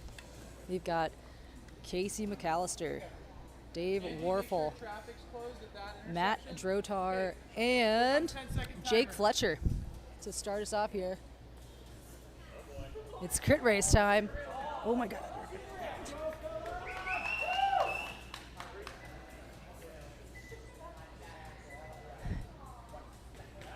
And here they go. 15 slam balls over the shoulder. This is all speed here, guys. This is not a heavy weight for these guys. It's only 20-pound slam balls. They're just trying to get that thing over the shoulder as much as possible. But you can see the strategy here of how they're kind of approaching each rep of the sandbag over shoulder. It looks like... Yeah, a lot of them were practicing this. There's usually two schools of thought. One is it's over the shoulder and that step back. The other option is, oh my goodness. Man, it is a race. It looks like Casey McAllister made it to the monkey bars first. And then the other three were like milliseconds behind him. Matt Drotar making it up. And they are first out the gate here for that 400-meter run. Oh, no. Dave Warfel did not hit He went the for bell. a big leap on that. So he's going to have to restart that. Dave Warfel has to restart that monkey bar. He went for a big leap and didn't quite land that hand on the descent. But again, this is just the first heat of this, so it is worth still putting in the effort. It is. And again, I mean, let's just take a look at this monkey bar rig. Yeah. We got to go up, across, and then back down. That's right. Both challenging things to do at the end of this whole day of events. Grip is definitely fatigued. And there he goes. Dave successfully completed it, and they're headed out the door. All right, so they got a 400-meter loop here that they're going to be going through. And they're going to be running back inside to see who is in last place, because last place again will be eliminated. So 400-meter loop as we wait to see who makes it in here first. It looks like we've got some guys approaching, and Casey McAllister in first place. Just a nice jog in, conserving that energy because there are more rounds to go. Right behind him Matt by a couple Drotar seconds. in second. So that was right about a 2-minute time period for that first one. And I'm going to assume that it might be Jake Fletcher, but I don't know how fast Dave's going to run out there. That's true. We'll try see and if catch Jake was pacing it and whether he had to crank it up at the end to keep Dave out of sight. So it looks like we've got Jake coming in third place. So that does. Dave is sprinting his way in. He tried. He tried. He did put He's in not his too best far effort. behind, but he was going That for was it. about 2.5 minutes there for Jake, and then there's Dave. 2:35 for fourth Dave. place. So Dave Warfel will be eliminated from this round. Okay, about 1 minute, men's group 2. And we will be starting with the next group of men in about 1 minute here. And again, it's going to be the same thing. Elimination round. 15 slam balls over the shoulder, monkey bar rig to that 400-meter run.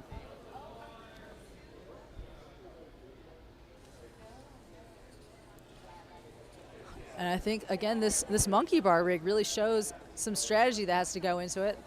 Your grip is fatigued, but you still need to make sure that you hit that bell at the end. So like Dave did in that previous round, took a little too big of a leap there to try and hit that bell, and it backfired for him. It did. I mean, you take a gamble, and unfortunately, it didn't quite pay out for him. All right, so this next group, who do we have here, Steve? All right, so in this group, we've got Nestor, we've got Rich, we've got Taylor, and we've got Josh. Oh, sorry. Looks like Josh and Taylor switched sides. yeah. Yep. They were kind of standing there, wasn't sure who was in line. So these guys are going to go again. You know, as we talked about with the elimination, we're going to go back to our first wave of men to get them down to 2.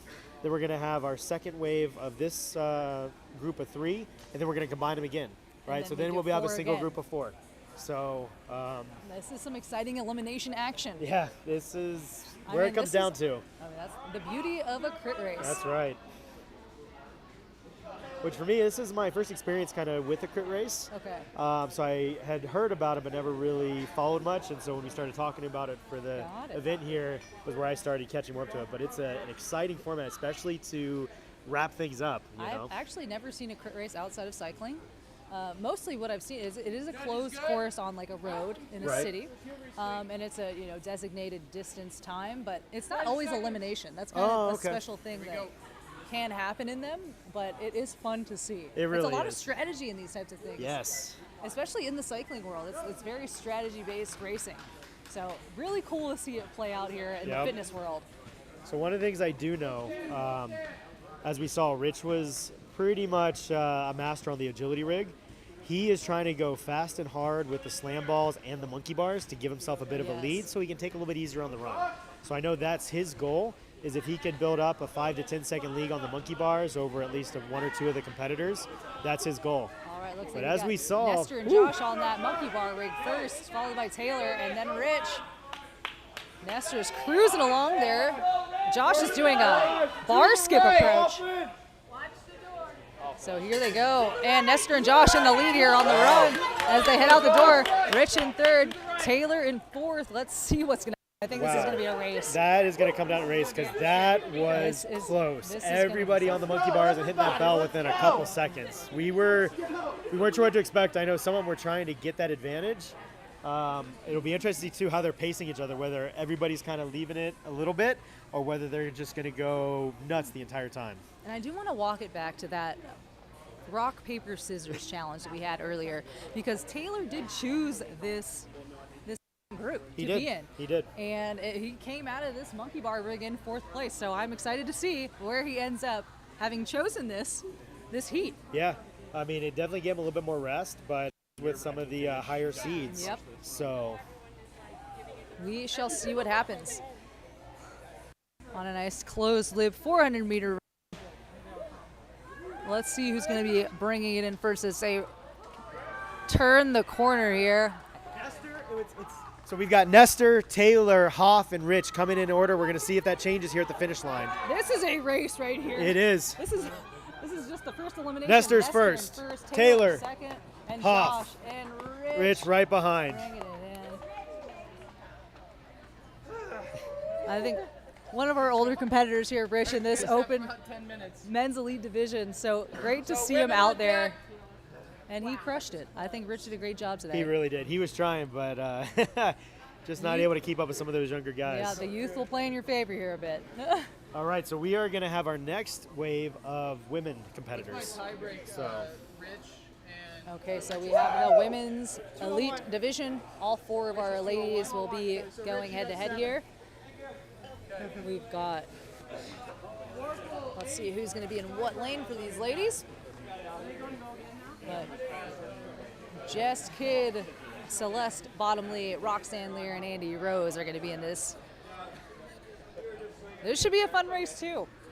All of these ladies are strong competitors, and they've really been pushing it out here today. They have. I actually got to compete with Jess Kidd in the semis for the semi workout, which did include a rig as well. Wasn't full monkey bars, but it was the entire length of the monkey bar rig with rings and some bars and everything. Yeah. And she was amazingly consistent. Like, she was just able to, after everything else we did in that semi-workout, this was towards the last part, she did this rig 5 or 6 times successfully with all that. Well, you know, she did get the farthest in the agility rig for She this did. women's division. It'll be interesting, you know, these first couple rounds. I think she's got the endurance when it comes to the monkey bars, which may come into play. And just see kind of where things shake out.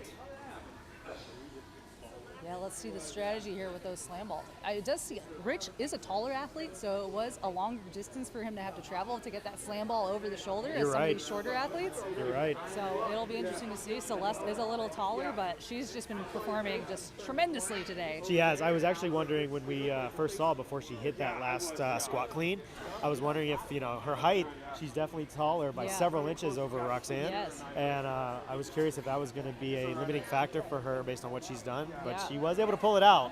So from what I've heard, she's had back surgery, she's had kids, and she is out here crushing it against these other athletes. That's right.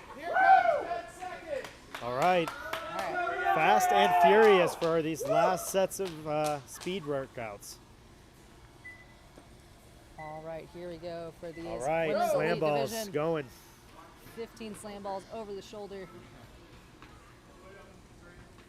And it Yeah, looks like I gotta the strategy say. game. So Roxanne is going quite fast here. Yeah, and it looks like her and Jess are kind of hanging out. I definitely think Jess Celeste is speedy as well. Celeste is going to have to pick up a little pace on the other spot because she is a little bit slower on those slam balls right now. She is. She also, again, with that height, there's more distance to travel. So let's see who makes it to this rig first. It's close. And there's Roxanne onto the monkey bars first. Right by Jess. But Jess, I feel like, has that experience on these things. Or her grip might be fatigued. But man, this is going to be a close one. God. Andy heading to that rig as well. There she goes. All 4 of these ladies are on this monkey bar rig. Man, it is neck and neck between these 3. They are methodical right now. All of them are just focusing on finishing this rig, and not again, making a mistake. You just don't want to be last here. Exactly. All right, Celeste was first off. strategy here would not be to crush yourself on this run if you have that far of a lead. That's right. Jess second. Roxy's in third. We got Andy up high on the middle of the rig. Get ready to work on that descent. She's getting it. Nice. You can see she is matching her grip because she is starting to fatigue, it looks like. Yep. And you can see once arms come to full extension, that's also fatigue setting in. Biceps are getting tired. Forearms are getting tired. Let's see if she can hit this bell. One more. There she goes. All right, she's headed out for the run. 400 Once meter again, run. no quit in any of these athletes. I know. They are putting everything out there, doing their absolute best. It is great to see. So we'll see. I mean, maybe Andy can pick up some just sprint pace here. Maybe. She's and got to make up- run and cover see some ground. what are those other ladies are doing. If We'll they're taking their see. time and don't see her coming up. Right, that could be a sneak attack move. Could be. We shall see. But yeah, nice 400 meter run. Taylor passed me right here and caught up to Nestor, and then they just stayed neck and neck. They knew they had it, so. All right, let's see which of these ladies is going to bring it in first. Now, we did have Celeste leave first for that 400 meter run, followed by Jess and Roxanne. Looks like Celeste bringing it in first. Followed by Jess. All right, about 2:46 for Celeste here. Here comes Jess closely behind. At about 2:52. And let's see if Roxanne's pulling it in third here. And there she comes, Roxanne Lear. Making her way in, third place. 3:04 for Roxanne. All right, and we're still got Andy Rose out there on the course.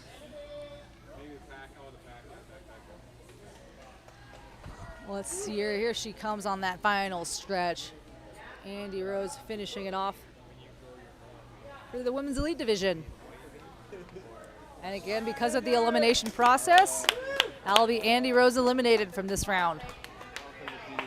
And now it looks like we're going to be moving on to the Masters division. So we have all 4 Masters athletes. That's 3 men, 1 female in this division.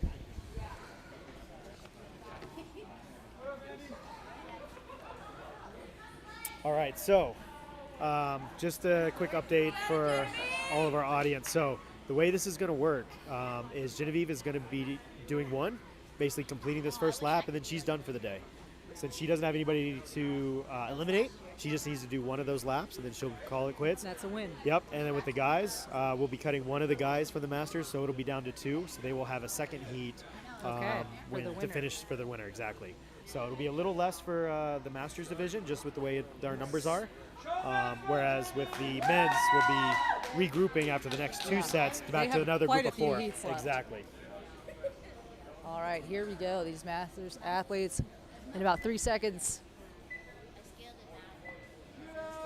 And they're off with those 15 slam balls over the shoulder. Again, all at 20 pounds. So here we are starting to see a slight different variation. We've got Chad and Ted, who are doing a bit of a twist versus just a step back, which we saw a lot of the other competitors doing, and which what Jeff is doing right as well. Got a nice little 180 turn. There's definitely some debate about which one is faster. With the spin, sometimes, I'm not going to say it gets you dizzy, but it does throw you off a little bit. But Jeff and Ted right at the same time, followed closely by Chad. Genevieve still working on those slam balls, and she's on there. Genevieve on that rig. Close race here between these guys, like it's been all day. Okay, exactly. All right, and there goes Chad. Oh no, we had a fall Jeff here. had a fall. He's going to have to reset. Both Chad and Ted successfully finished. Oh man, that could be it for him. That could be it. I think he's calling it there. I think so. That might be it. So Good looks effort. like Jeff is going to be eliminated for this first heat. We've got Genevieve gutting it out. Once again, no quit for this lady, and we are just in awe. She is doing it.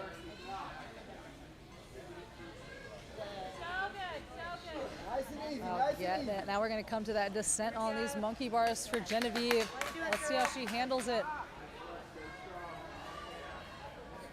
It doesn't look like much when you're looking at it on the screen, but guys, that descent makes a huge difference. It is. It is a lot of extra weight coming down on those hands as you make that decline. And I mean, these guys are tired. Here we go. Here she goes. Let's get that bell. There we go.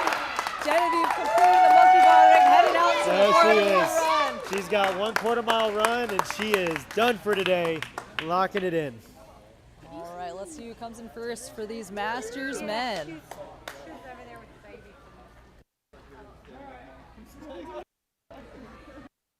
Oh, we got 2 guys out there still on the course for the Masters men. Let's see who pulls it in first. And they're both going to be moving on to the next heat. Ted's got the lead on the run right now. All right, we got Ted currently in the lead on this final stretch of the run, but either way, both of these are going on to the next heat. That's right. So they don't know that there's no one behind them, but that's right, yeah, because they were out of the door before Jeff fell. So here we go, Ted. Ted. 2:37. Ted in first place. And then here comes Chad. Yeah, there comes Chad. Yep, Chad taking a little bit easy. And 2:48. I'm surprised it was that fast. And I don't know if you guys heard, but Chad said he was surprised it was even that fast. See, players are surprising themselves even. So, all right, so we are back to the wave A of our elite men that are going to be starting here. But first, we've got Genevieve coming down, finishing her lap, wrapping up her speed work for the day. The Women's Masters champion. That's right, Women's Masters champion. Half the battle is just showing up. That's right. Okay. And definitely held true. Here she comes. So here we go. Genevieve finishing it off. The Masters champion right there. 35. Excellent work. A champion right there. All right. All right, we're going to be moving on back with the men's elite division. Another round.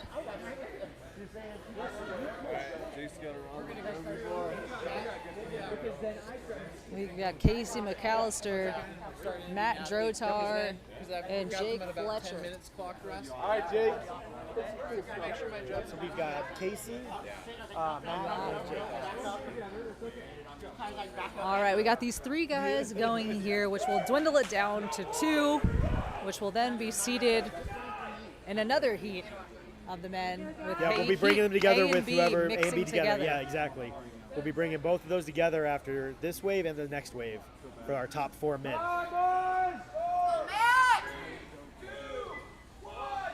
And they're off for another set of 15 slam balls over the shoulder.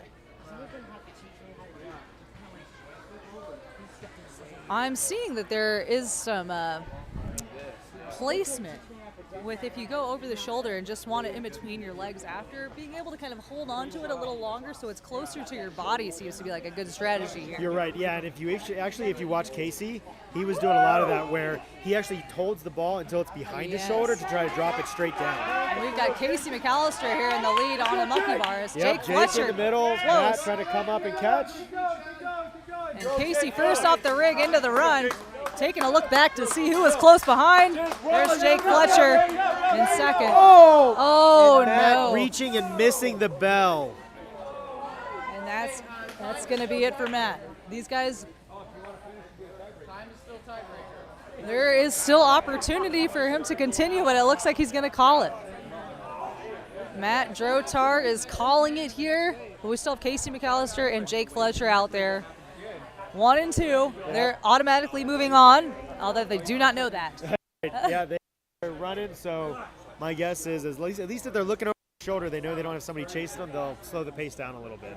I think it'll be a fairly conservative pace here still. I think so. So we were just over 2 minutes on that first set, so we are creeping up on about 1.5 minutes right now, so we'll see where they are. Maybe see them in about 45 seconds if they slow it down a little bit. Yeah, this is going to be something in the final for this elite men's group. And honestly, this is kind of where we thought things might start happening is those monkey bars, right? It's not a gimme. Right. It's a long way there are plenty of opportunities to make a small mistake. And Casey McAllister coming in first at 150 here. Wow, blazing fast still. I think Jake coming in second. Right around 2 minutes. Wow. All right, that's the fast times already. That is very fast. All right. And now we've got men's group B to eliminate one more competitor here to then bring groups A and B back together for a final group. So we've got Nestor, Taylor, Bravo, and Josh. Yep. Taylor, Over, Miller, and Josh Hoffmaster.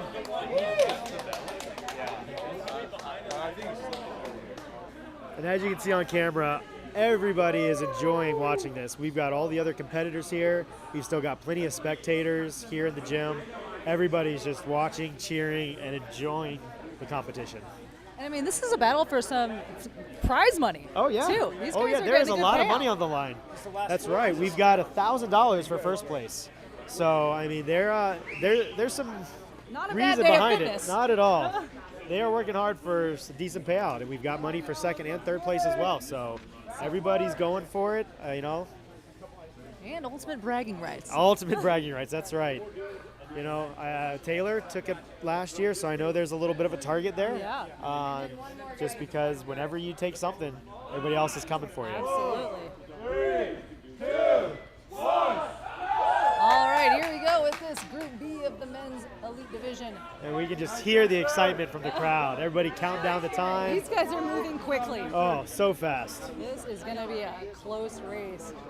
I can see Josh just overheading that sandbag. He's just said, forget the shoulder, let's go straight overhead. All right, he's trying to take that straight down to keep it close to his body. He's actually, going more over his head. As long as it goes over your mass of your body and not out to the side. Josh and Nestor on the rig first, followed by Taylor.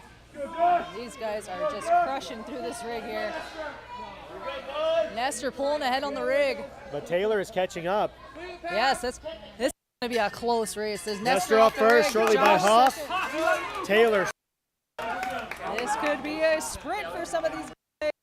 One of the things you got to watch, Taylor is a runner. Yeah. He is fast. When we did the original speed workout, he was the fastest time and had, I think, the only sub 6 minutes. And that was, included sandbags over a box and included a quarter-mile run, then another quarter-mile weighted run. Yeah. And he was blistering fast, running close to like a 4-minute time on his quarter mile. So he can turn it on when he needs to. Yeah.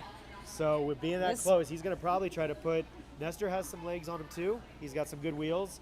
I think Hoff is the question whether he can keep up with those guys and if Taylor kind of drafts him and then tries to push it at the end. Well, we're going to see here in a second because I imagine they're going to be rounding the corner here any minute.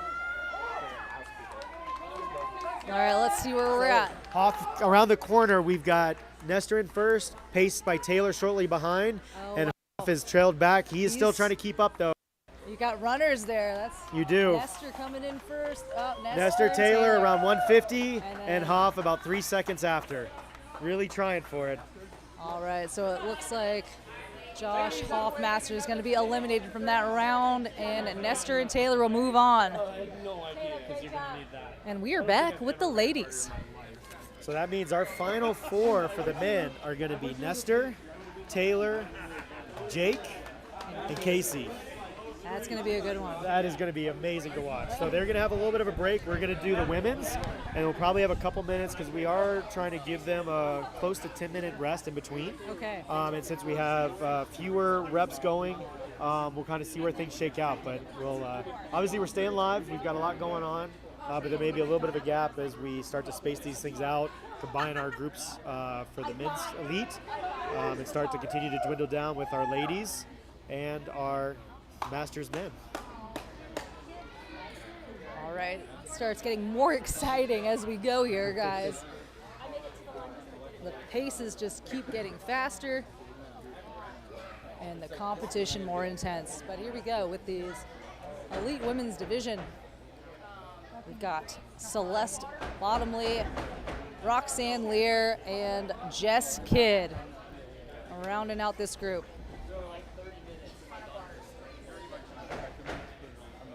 And again, same movements, just pushing the pace.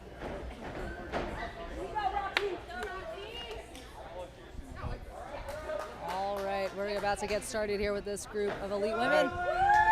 We are getting ready with our 10-second countdown. Here we go.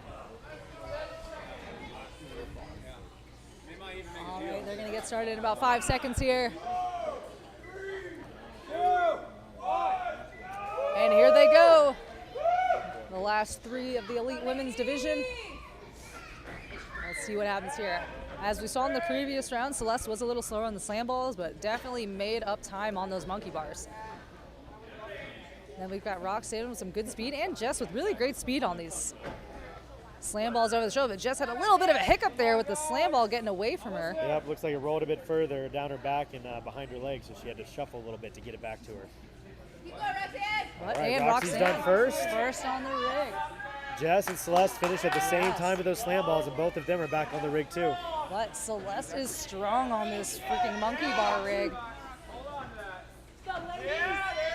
Roxanne just got to keep the pace here on those monkey bars. Jess closing in. Man, she is moving efficiently on those monkey bars. That is crazy. And Celeste first off the rig into the run, closely followed by Jess. And Celeste still finishing up on the monkey bars. There she goes. It's a race. We'll see what wheels she's got race. left. We'll see if Celeste can close that gap and what they've got. I mean, I think, yeah, at this point, they've been through a lot today. They have, and it's really a question of how much juice they got left in her legs. So, I mean, you know, she hit that really squat clean. Yeah. Which took several attempts. It did. So that's fatiguing. It is. And then into those sandbag step-ups, another fatiguing leg activity. So let's see what she's got. Yeah, she probably had a good 5-8 seconds for longer on the rig that she's going to have to try to make up. So. Yep. That's no joke out here. 400-meter run, not short, but not long. It's kind of like an in-betweener. It is just enough to It's tear you up. Yeah, that's pretty much this event. It It's like is. enough. All right, let's see who's coming in here first. It looks like we got Roxanne in the Coming lead. around the final stretch, we've got Roxy in the lead, followed by Jess, and Celeste is still in third. So looks like Roxy's going to hold on to first. It looks like at about 2:18. Jess Excellent. at 2:22. Jess in second, and it looks like Celeste is going to be eliminated. But man, what a performance from her today. Oh my goodness. All of these ladies are just doing amazing, and Celeste really going after it. 2:33 for Celeste. That was awesome to watch. Well, this is going to be quite the race for the final for these ladies. Good job, ladies! All right. So we've got our last wave for the Masters men. It's going to come down between Chad and Ted for the speed workout. They've got a couple minutes before they get started here.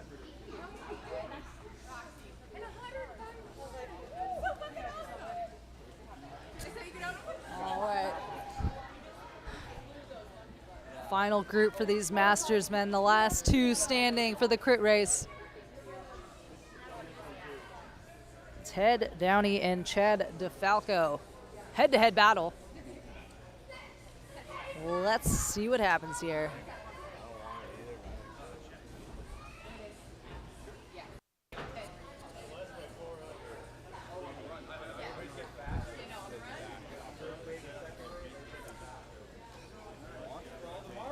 All right, we should be kicking off here shortly for the final heat of this Masters men's division. We've got about 1 minute before we start them off.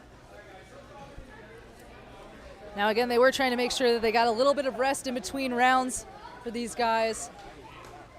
Just enough rest to catch your breath but not fully recover is what I'll say. Yeah, so they'll be kicking off in about another 30 seconds. We'll be starting the countdown, so they are just getting ready, having a little fun, talking about, I was over there listening, they were talking about their experience, just how much it was to get here, how much they've been doing today, and knowing that this is the last part. This is the very last thing they've got to do, and they are done.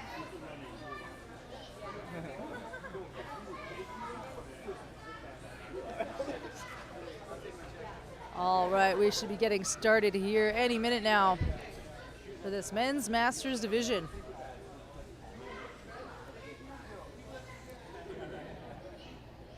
Ted Downey versus Chad DeFalco.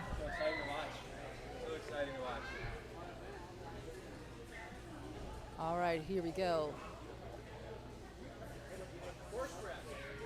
All right, rest time is over. They're starting their 10-second countdown. All right, boys, let's have some fun! Woo! Make some noise, guys! Let's go. Last lap for Masters. Let's hear it. All right, final lap for the Masters division.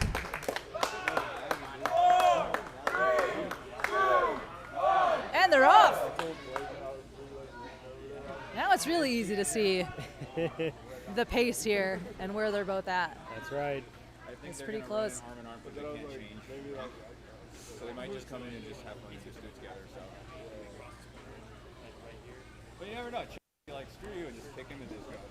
Well, let's see. These guys are getting those 15 slam balls over the shoulder. Again, before moving on to the monkey bar rig. And they are both at that rig at the same time. What a pace.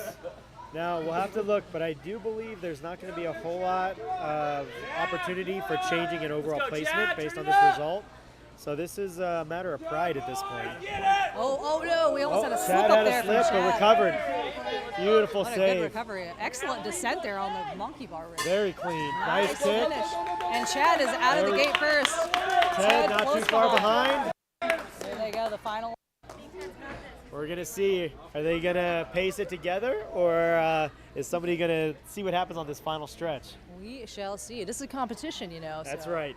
But at the same time, a lot of these guys just love supporting them. They love their friends, so it'll be great to see what happens at the end. It's a friendly group we've got It here. is. Friendly It's group. friendly group. There's still going to be competition, but they like to have fun together too. That's great to see. And these guys are finishing up that last 400-meter run of this speed crit race for the Masters men's division. It's Ted Downey and Chad DeFalco closing us off here for the Masters men. So we will update you as soon as we see them round the corner here and see how they finish this thing up.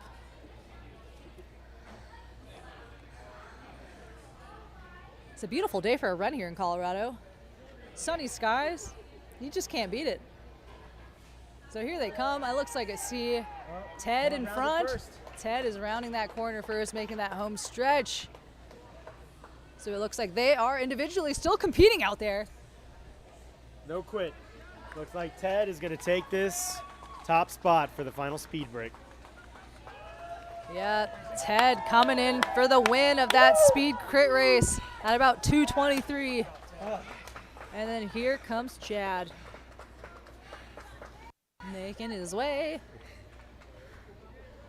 Other competitors cheering him on, watching him finish, along with our There he spectators. comes, Chad, about 2:39. 2:39 time for Chad. And that concludes it for the Masters men's division.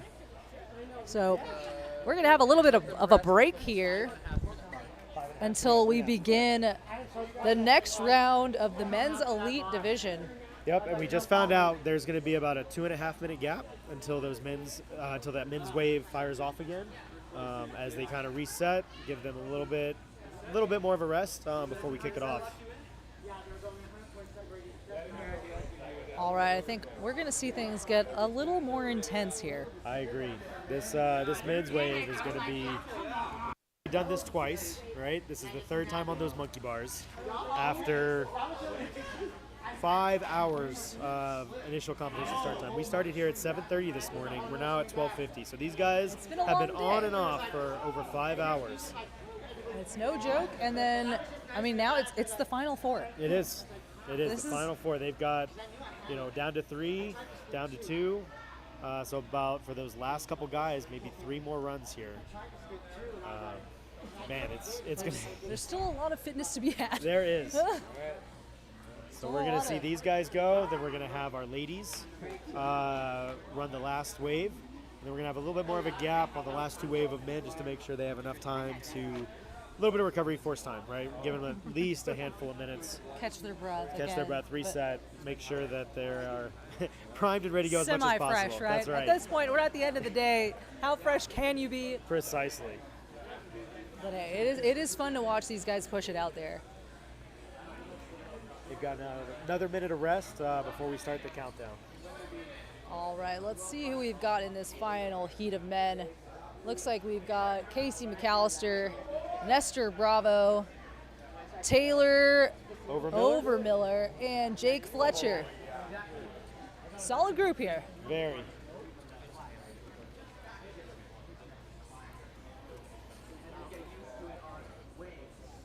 Yeah, still giving them a little bit of rest time before they begin. We've got about 30 seconds before we start. There's some serious focus on these guys' faces right now, though.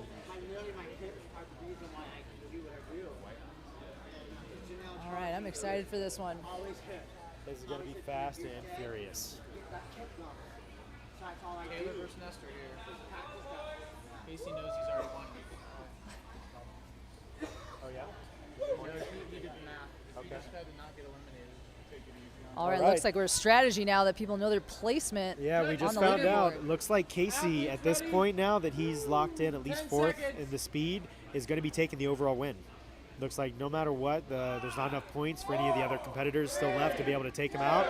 So it's coming down now to Nestor and Taylor for 2nd spot. Well, let's see how it plays out. And obviously, Jake is the one that could really throw a wrench into that, depending on how he comes exactly. So here they go with those 15 slam balls over the shoulder at 20 pounds before they move on to that monkey bar rig. And Casey McAllister, though, still first onto that monkey bar rig. And the other 3 almost neck and neck as they start on the bars. Clear, clear. All right, and Casey just cruising through the monkey bar rig. First out on the run. Nestor closely behind him. Taylor in 3rd. And it looks like Jake is struggling just a bit trying to finish up this monkey bar rig, but there he goes on to the run. Let's see if he can cover up that ground on the run. Oh, he's going. It's a race. It is a race. Jake coming out last, but also coming out hot to see if he can catch those guys and put a little pressure on them. This is the time to do it. It is. Like we said, it all comes down to how you finish and cross that line here at the end, as long as you're not last. That's all that matters in these elimination rounds. So we'll see who's going to come in first. Casey was still putting in that effort. He's a competitor, man. He is. He's not letting it go, but still giving it his all. It's great to see. So let's see. They're out on that 400-meter run. I'm expecting these guys to be. And then it looks like Casey McAllister might be leading the pack here.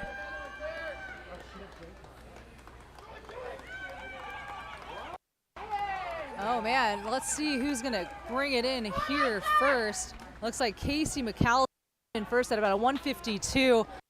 And Nestor and Taylor coming in around the same exact time, and then followed by. And all 4 still sub 2-minute times. Yes, impressive. Impressive and faster each round. They are pushing each other harder and harder. All right, so it looks like we have Jake eliminated from that round, so it's going to be Casey, Taylor, and Nestor on that next one. That's right. And then here we have the final group for the women's elite division, Roxanne and Jess. That's right. Roxy and Jess coming down to the wire, last round. We haven't had a chance to look at the points, so I don't know how this could affect things. But I know, it's been close all day for the ladies. It has.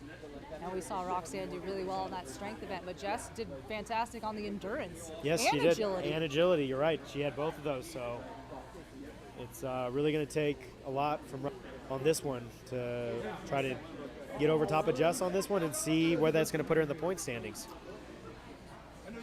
All right, but I know we are in for a treat here, so very excited to see how this goes down with the final heat of the women's elite division at the 2022 CerusBrix Championship. So giving them a little bit of rest here before they begin. And I've been, sounds like people have been checking the leaderboard. We haven't had quite much of a chance, but it sounds like the points are really close. So the way things could shake out could come down to who gets eliminated and who wins this as far as placement. So there's still a lot on the line this for is a these battle. two. This is a battle. Here we go, ladies. All right. 10-second countdown. Here we go. go.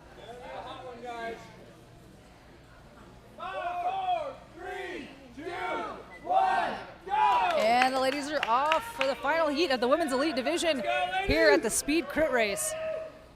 And they've got those 15 slam balls over the shoulder before they head on to the monkey bar rig. Looks like Roxy's a little bit quicker on her over the shoulders, but we've seen before Jess has made up some time on the monkey bars. So as long as she holds close, a couple seconds different, really doesn't matter much on the monkey bars. Yeah, Jess was looking extremely solid on the monkey bars that last round. There we go. Yep. They're pretty close here. Roxanne was maybe one wrap ahead, and Jess already neck and neck with her on the monkey bars. Oh, they man. both Wow. side by side.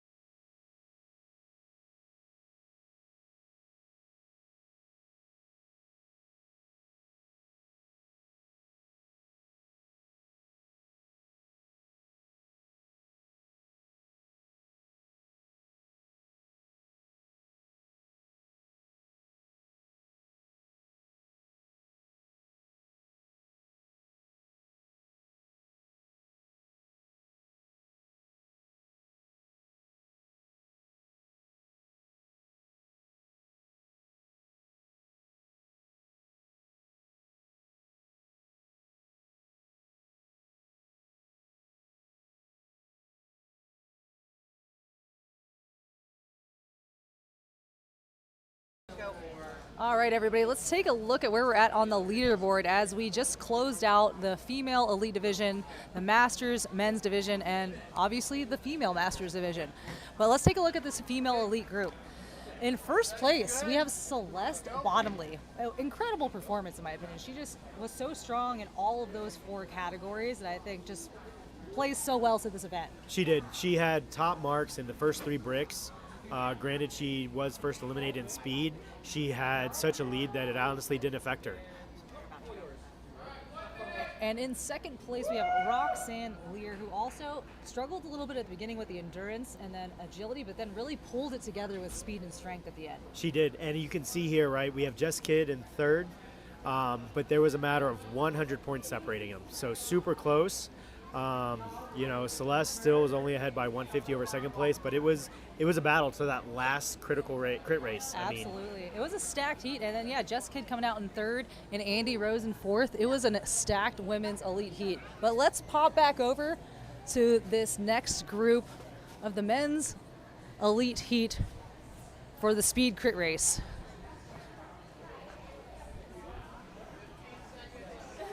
All right, they're going to be getting started here shortly.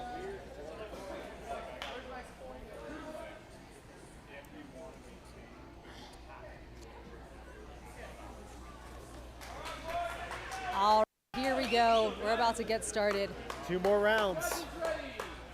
It's getting honestly, close. this is the round that counts because it's coming down, like we said, between Nestor and Taylor for second place.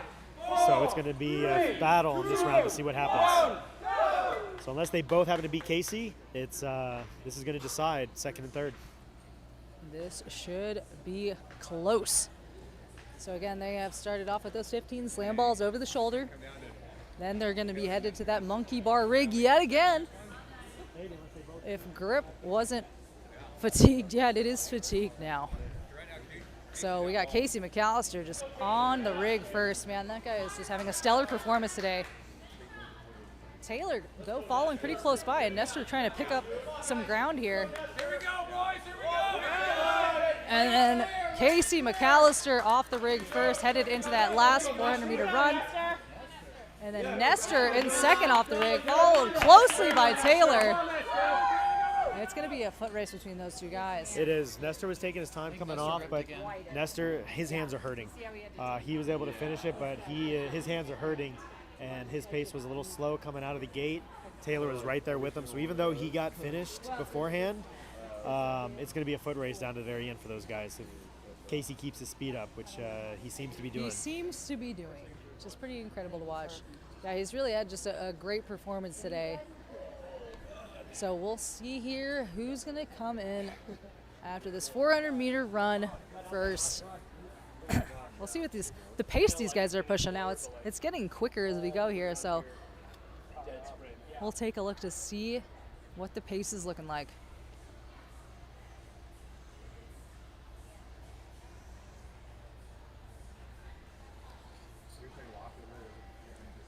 And it's like Casey rounding that corner first here, leading the pack of this group. Taylor in second.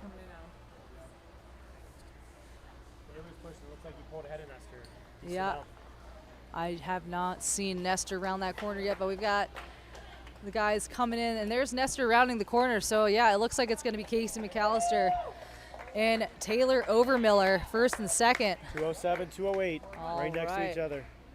It is going to be a fun race. And then Nestor still closing in here at the finish. I think he's guaranteed second. And here we go, Nestor Bravo making his way in. 228 for a final time. 228. All right. This has been quite the race for these guys. A few minutes, guys. 5.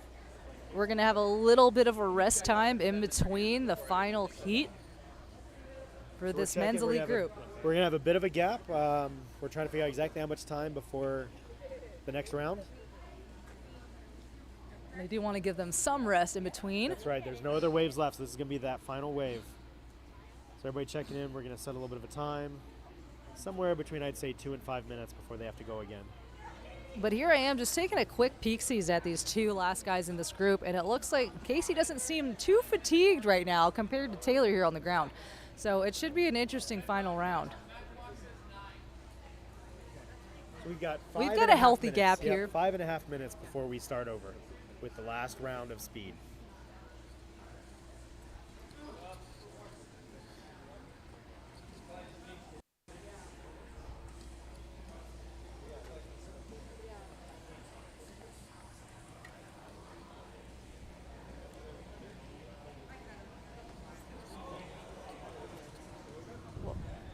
So all right, guys, we're just going to have a quick break here in between before we start that final heat of the men's elite division. Well, let's take a look back at this leaderboard here, though. We went through the female elite open division, but now let's take a look at the masters. Now, obviously, we know Genevieve, yet again, champion. Champion of the female masters division. Super incredible performance by her, still pushing it, which is incredible to see. So hat off to Genevieve on her performance today. But let's look at the male masters division. In first place, we had Ted Downey. Man, it was a real battle for these three guys. It really was. It came down to every single one of these bricks. And I think with Ted doing so well in endurance and agility, and the fact that he was able to lock in speed, even though strength he had to work harder on, he was able to lock it in with a pretty big point spread to lock in first. Yeah, and then in second place, it was Chad DeFalco coming in second. I feel like he kind of took off later in the game here, and especially with those overhead squats. I mean, that was wild to watch. Exactly, yeah. I mean, it really came down to speed and strength for him. Like you said, he bloomed late. He was a late bloomer, Yeah. but really by locking that in, we can see 50-point differential between him and Jeff. It really came down to that speed and the fact that Chad was able to nail the monkey bars on that first round. Jeff unfortunately slipped off, and that's kind of what sealed it. I mean, a game of inches. It is. It really came down to everything after what these guys did today. But yeah, Jeff Gilbert, I mean, incredible performance either way. Again, like you were saying, just the 50-point difference there just goes to show how tight of a race that was between all three of those men in that Masters division. So exactly. Incredible to see. And it'll be very exciting to see that division grow as this event grows as well. Yep. So the other update we can share, it looks like regardless of what happens in the final round. Well, no, I was trying to say, right now we've got Casey in first, we've got Nestor in second, and we've got Taylor in third.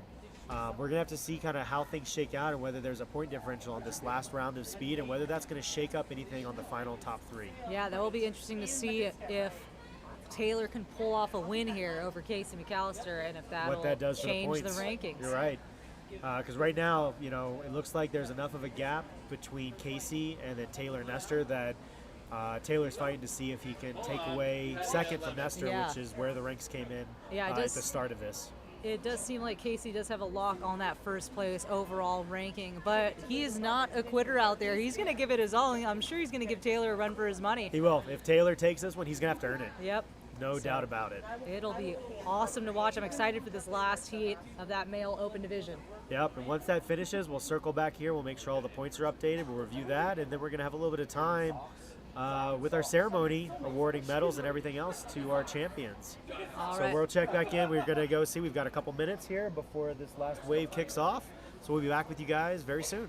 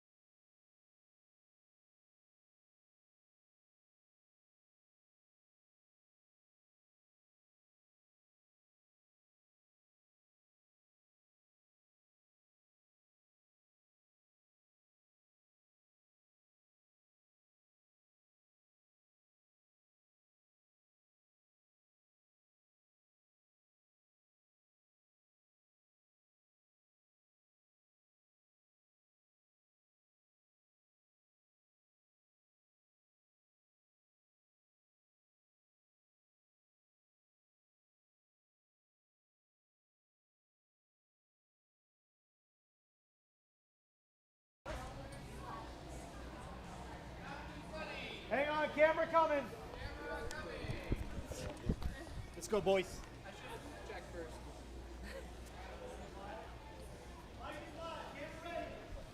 All right, here we go, guys. We're going to kick off this final heat of the men's elite division for the speed crit race. It is a battle between Casey McAllister and Taylor Overmiller.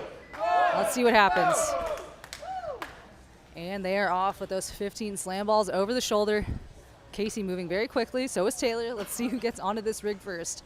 Taylor had a little stumble on his second over the shoulder, so he might be about 1, maybe 2 behind when they finish, but he is matching Casey right now, so. But Taylor does have some good running speed. We'll see what he can turn on and what's left in those legs. And Casey first on the rig. This is where he can just make up some time here. Taylor starting the rig as Casey got to the top. Casey just cruising through that rig. And he's off and onto the run. This is it. This is the final 400 meters. This is where they're going to leave it all out there. A 4 to 5 second gap as they head out the door. It's close. It is close. This is going to be a sprint to the finish. I am excited to see what this time's going to be even. Times keep getting faster. But we will see who is going to be the winner of this men's elite division in the speed crit race. It's going to be a close one.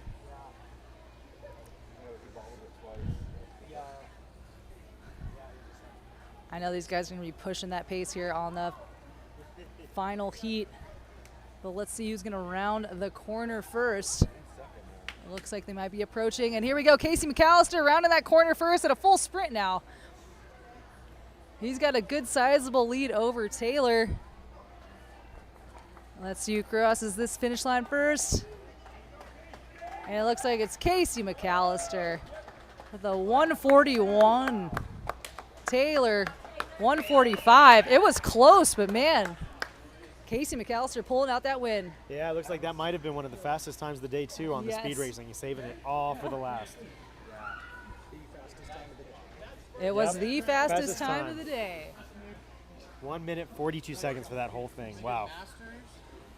Very awesome to see. So that concludes the last heat of the speed crit race and also the final event of the 2022 CerusBrix Championship. What a day. What a day of fitness. Just amazing. So we've seen highs, not too many lows. People really gave it all, but some little slips that can be really, really tough. But, I mean, everybody just did amazing.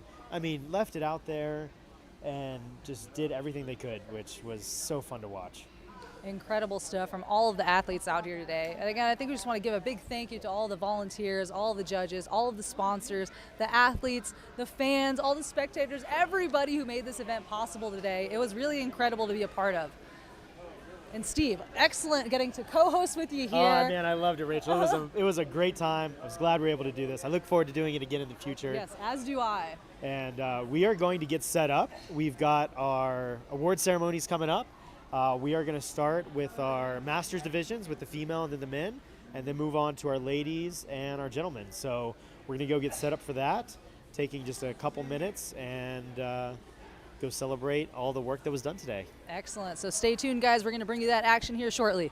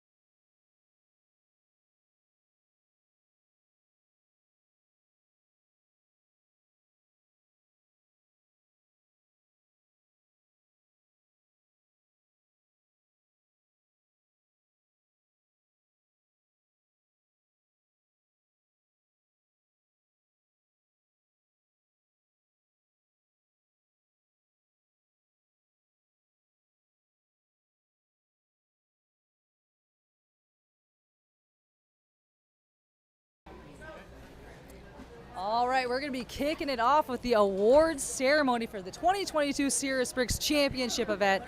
And we're going to be starting with which division, Steve? All right, first division for our awards ceremony is going to be our Ladies Masters. So, as we've talked about all day today, taking in first place, Genevieve Aragon.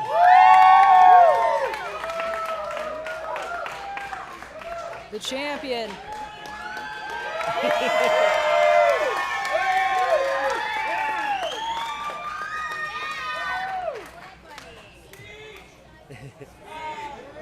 I took first, second, and third. That's a sweep. Podium sweep. Excellent Well work. done, Genevieve. All right, and next up, we're going to move on to the men's masters division.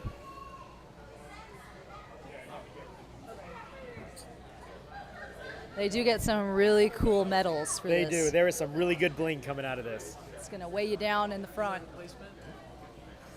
All right, so here we go with the men's masters division. All right, in third place, we have Jeff Gilbert.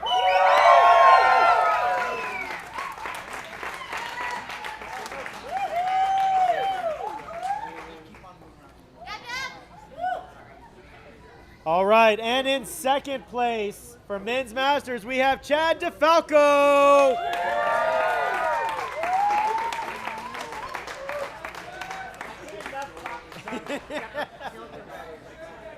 Legs are tired, even to get up on top. And in first place, taking the lead for the men's masters division, we have Ted Downey.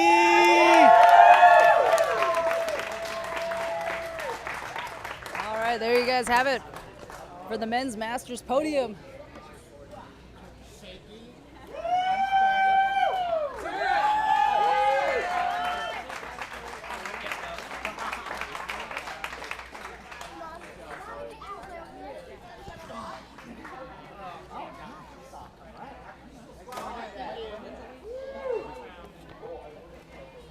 All right, next up we're going to have the Women's Elite Division.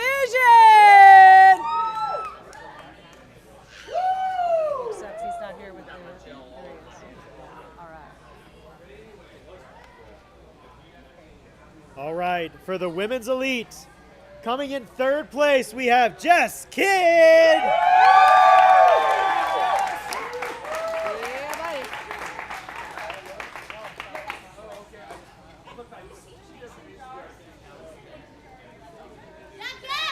And coming in second for the Women's Elite, Roxanne Lear.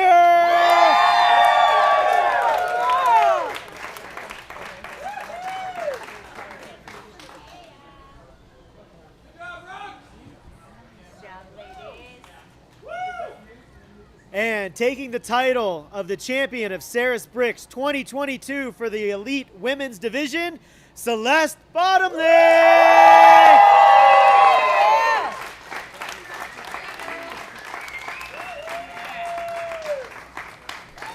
And there is the podium for the Women's Elite Division for the 2022 CerusBrix Championship. Excellent work by these ladies. A bunch of badass ladies right there.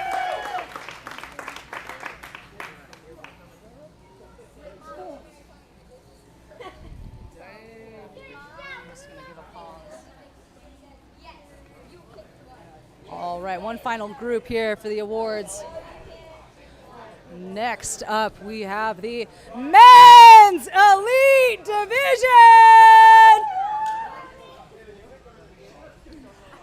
All right, for the Men's Elite, in third place, we have Taylor Overmiller.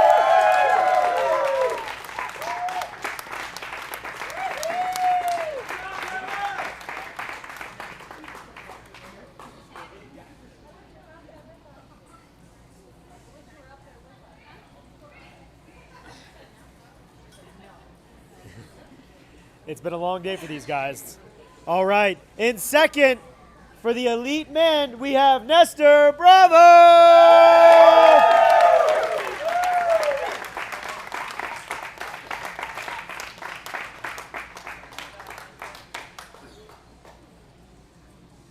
And in in first place, taking the title of champion of CerusBrix 2022, we have Casey McAllister!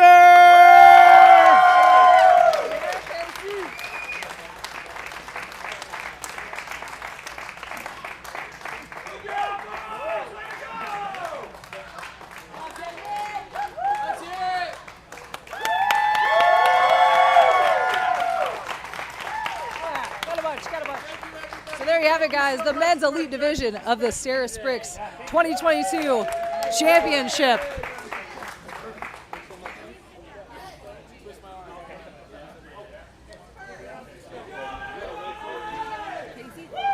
Yeah.